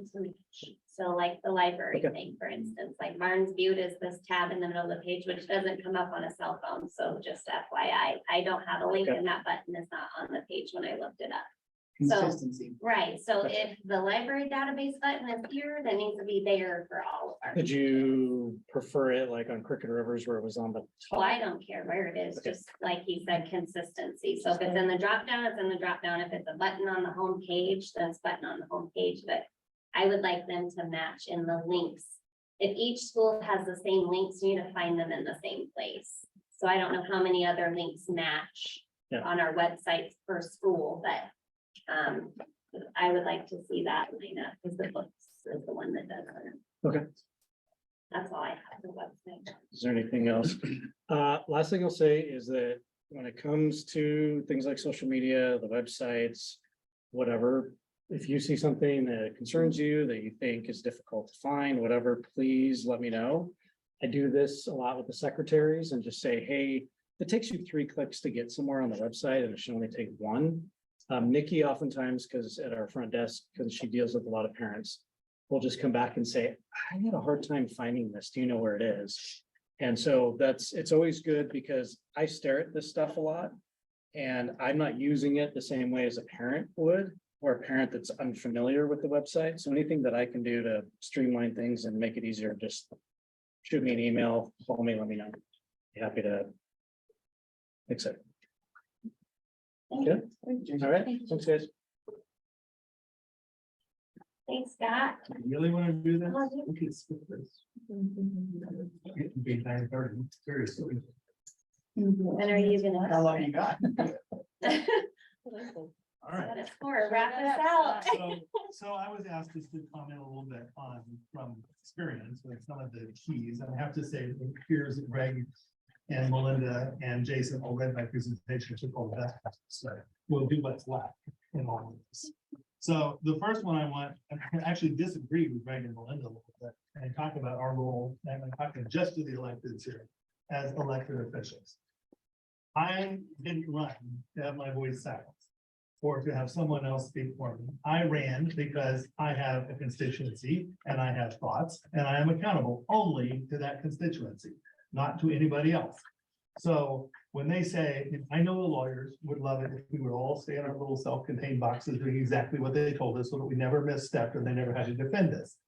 But I'm sorry, that's not the way it's gonna work. I'm gonna say what I have to say, because I have a voice. When they say things like we should all speak with one voice and defend the decision at the end, nah, not gonna happen. There is a way to support the majority and still maintain your independence.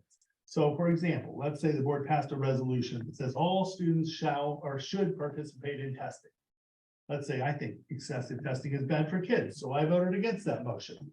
Now, the media call me and I might say, the district has chosen to encourage comprehensive testing. And while that is the position of the board, I, as a board member, personally disagree and explain my disagreement. I wouldn't have any problem doing that. I've supported the board. I've acknowledged the board's position, but I've also held on to what I told you up front I was going to oppose. You don't have to fall in the line and support everything you say. If you don't agree with it, if you have a minority opinion, you can and should express it, because that's how you're serving your public. However, that said, you can speak and you can choose not to speak, because sometimes silence is just as loud. So if Jessica never, ever wants to speak to the media, she doesn't have to. She can always pick somebody else. If she does, one board member speaks for one board member. One board member does not speak for the entire board unless you're authorized to speak for the entire board. It's not hard to say my personal opinion is. And then, always distinguish between your views and your board views. You heard that earlier. Staff communication. You've got in your packet policies BBF and policies BGGBD. I would encourage you to read those. They do have some specific board standards of conduct have been cited in cases in the past whenever there was controversy around boards. So that is something that can be tipping the scale if we ever get into trouble. So at least know what you're saying and how it fits within the context. It's worth reading it. This has not come up all night. The second bullet, and it's really important. By the way, everything in here that I'm telling you, I have gotten nailed with at some point in my 26 years of public service. So Article 6, rights of professional employees, Section D, criticism of teachers. You should know this exists.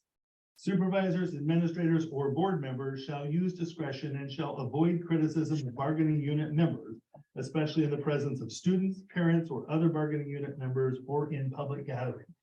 That has even been gone so far as to have been challenged by the union to say that that applies to generic references to all teachers, if you're referring to teachers in the negative for whatever reason. That's only in the certified contract, not in the classified contract, it's not in the admin or confidential contract, because we don't have an admin or confidential contract. But you should be aware of it, because if you violate it, then the union can come back and file an unfair labor practice against the district, and the district get called in front of the National Labor Relations Board. And then we get all kinds of nasty consequences that we don't want from the NLRB. So be careful when talking specifically about teachers in a public or even a private setting. So like, give me an example of that, Scott. So if you said, Sure, like, I know, Joel, that you said that we are not teaching smut in our classrooms. But I know that my student had Miss Jones in, not a real Miss Jones, I made that up. A real, fake Miss Jones. For, health, and Miss Jones taught smut in the classroom. Now that would be a criticism of the teacher that you just delivered in public. And that would be the basis of an unfair labor claim right there. Or you're at a party and you say, I like most of our teachers, but Mrs. X is a dud. And Mrs. X's best friend was standing in line next to you. Now you got a problem on your hands. okay. So you have to be really careful on that, since it's not in policy anywhere. And since I assume you don't sit around reading contracts, you probably would have Never missed got that those, yeah. paragraph until you made a mistake. Okay, so pay attention to that one. And then remember that even though it's not in the classified contract or the admin contract, public employees are different from private employees. You can do lots of things as a boss to private employees that you cannot do with public employees. And I'll let Jay explain that some other time, but public employees have something called a property right that's embedded in constitutional law. And so they have a much higher standard, and they're entitled to things like progressive discipline and things that you wouldn't necessarily, if you didn't think the performance of your private sector employee was there, you just say, we could do without your services. That doesn't exist in the public sector. So and the criticism thing can come along with that. So be careful when you're talking about employees. I didn't put this in here, but I did want to talk about our role in communicating with staff as parents. That can be problematic. Because you need to remember that you cannot take off your hat as a board member. Much as you might want to, you are always a board member when you walk in the room. And that begins the conversation on a confrontational note.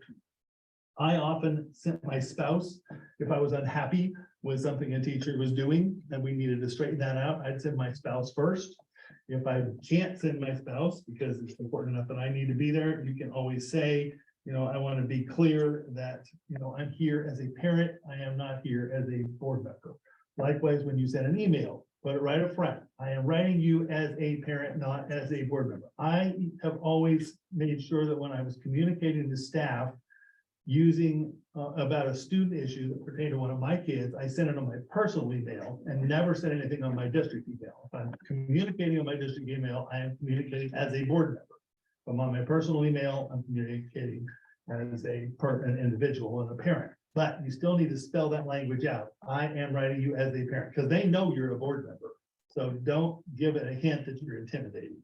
So just as an example, so if I use my personal email, I could say, hey, I don't want teacher X to teach this class next term to my student. Absolutely. But I would just say, I am writing this as a parent, Right. not a board member. Just start out the email with that line.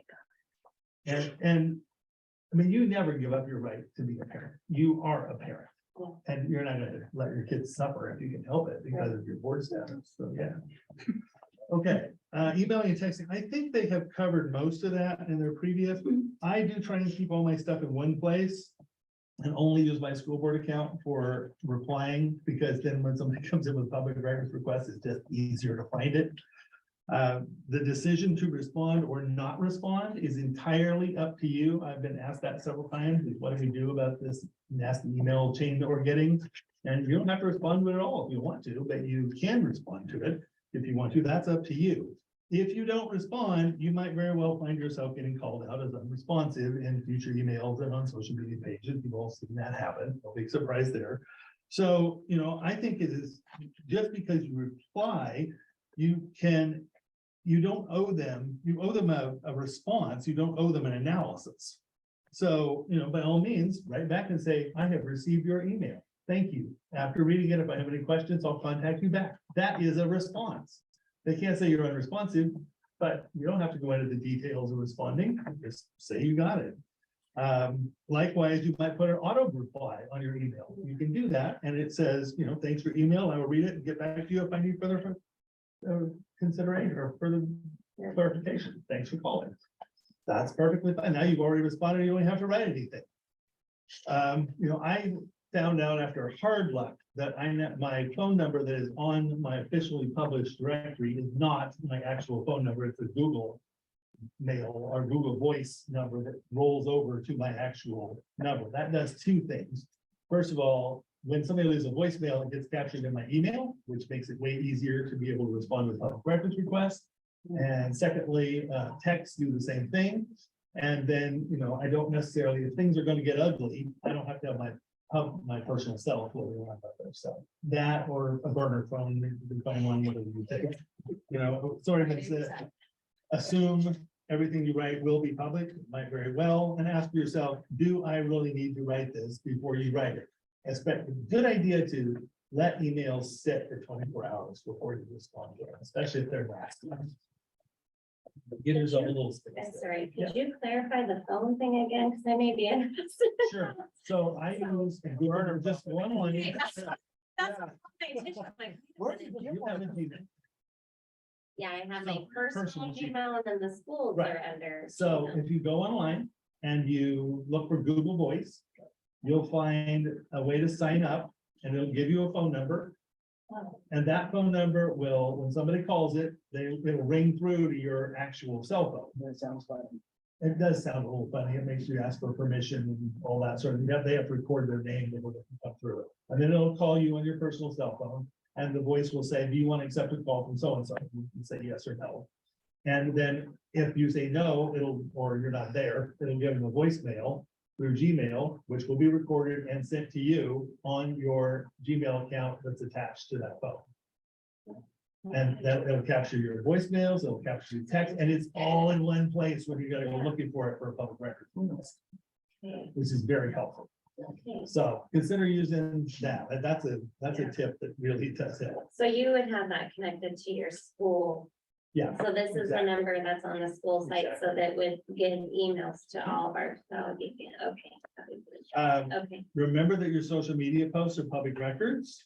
So, and all your communication, including your communication with your kids, generally not your spouse, because if you get in a legal situation, your spouse is spousal protection under the law, but not your kids. So be careful what you're saying there. Don't reply to all when you are communicating backwards from somebody else's email. Like if Heather sends us all an email about an issue, or Joel, don't reply to all. Joe. No. we were all guessing. I mean, I'm gonna be completely honest. Do you hit reply all or not? I mean, I did the ring email. I'm like, Oh, wow, no, Scott. Because if you do, you're, like you heard, you're possibly delivering important decisions. So just reply to the center. And not reply to all. All of that. You can, as we talk about, communicate as a group about logistics. There is an exception to that. And if you really want to keep it between us, then call, make a phone call or meet face to face and have a private communication. That's not something that's easily disclosed. On the media, much of that is true. That everything that Jason said was true and a little bit more. I once was given advice by Henry Hartley, who was city administrator, right after I was elected to the city council. And he told me one day, don't pick fights with people who buy ink by the barrel. That was not bad piece of advice, it turns out. Because they have much bigger reach than you do. That's a little dated now that we use social media, but it's good advice. Their media are a big deal. Pay attention. We have different levels of comfort. Some people dread it, some people seek the media spotlight. And you can always, refer them back to district staff, but district staff cannot get to the mind of the decision maker. They want to talk to you because what you have something to say. You're the person who made the decision. You're being accountable to your public. So they want to talk to you. You can always refer media to the board. That's good. The board chair doesn't really like that. So keep that in mind. say no, thank you. I think one of the most important things is you can pick your time and place. They call you because they're urgently on a deadline and they want to shove a microphone in front of your face right now and they need an answer because they're on a deadline. Yeah, well, that's fine. You need my quote more than I need to talk to you. So if I want to say, look, it's not convenient right now, I'll call you back in 30 minutes. Or I'm not going to do that interview with you squinting into the sun so I look like a guilty criminal. You can figure out how to set your camera for the shade. That's okay. You get to pick the time and the place for the interview and control it so that you're comfortable.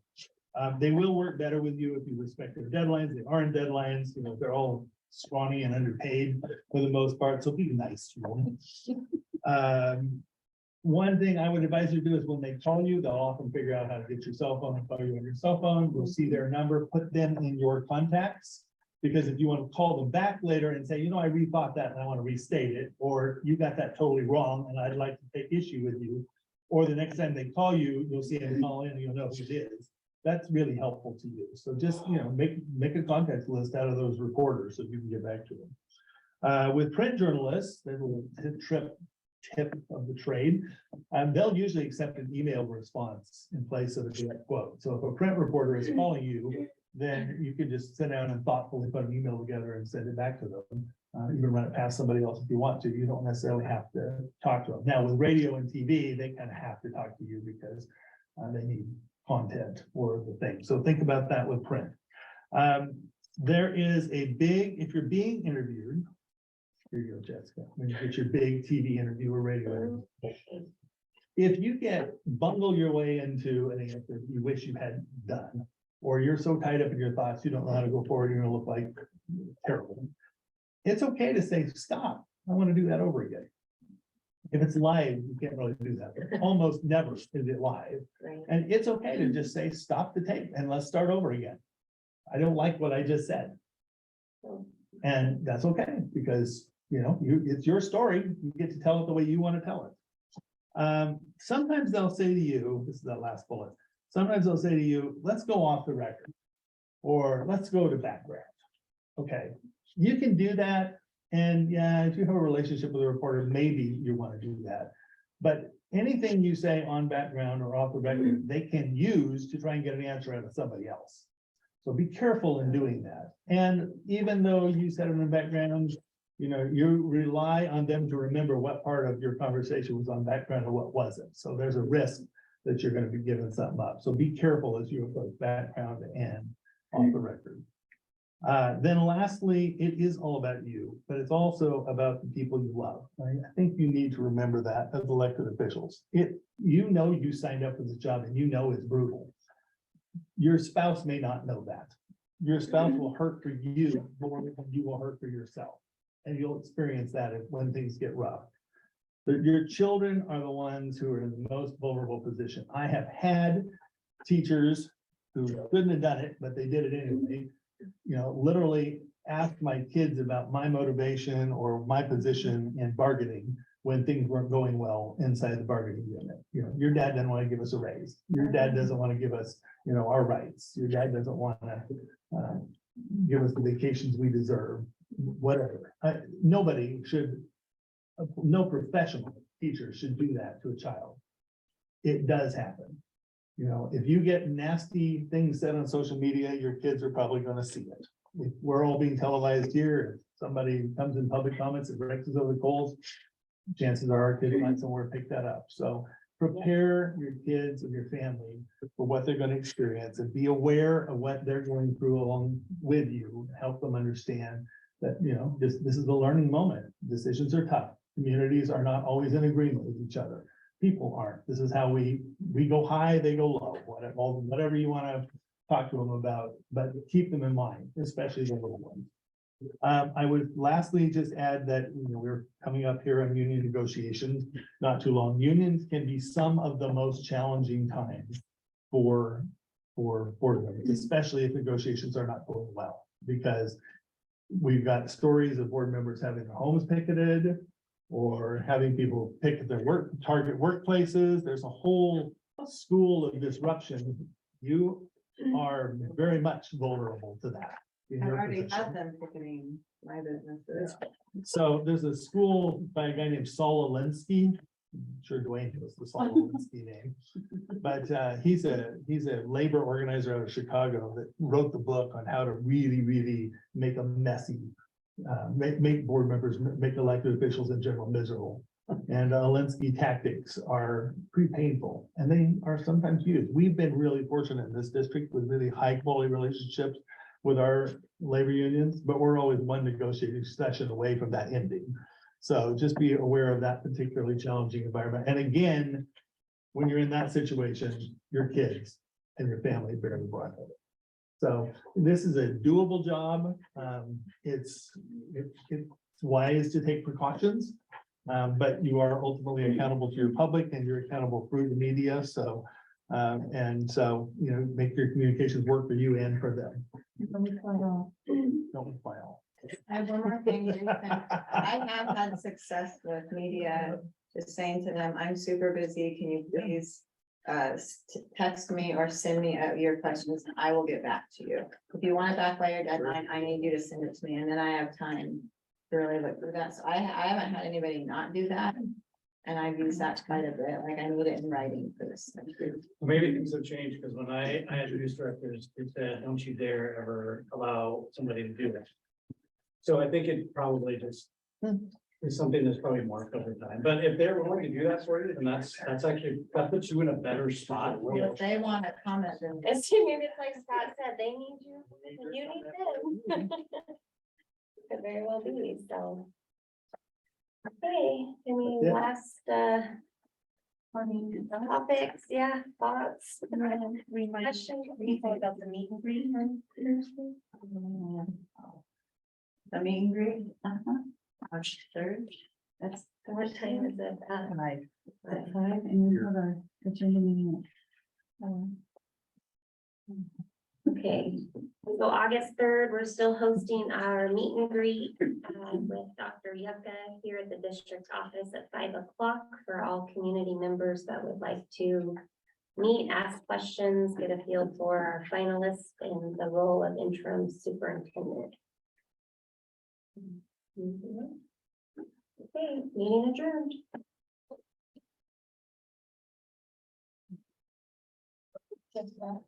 We will have a meeting right on August 3rd, for the agenda. What the meeting's already. I know it's 4, I just don't. Yeah, don't worry about trying to figure out what the heck for lunch. Why don't you? I'll have it for you. Trade on my. That is- Tomorrow. We'll do it tomorrow.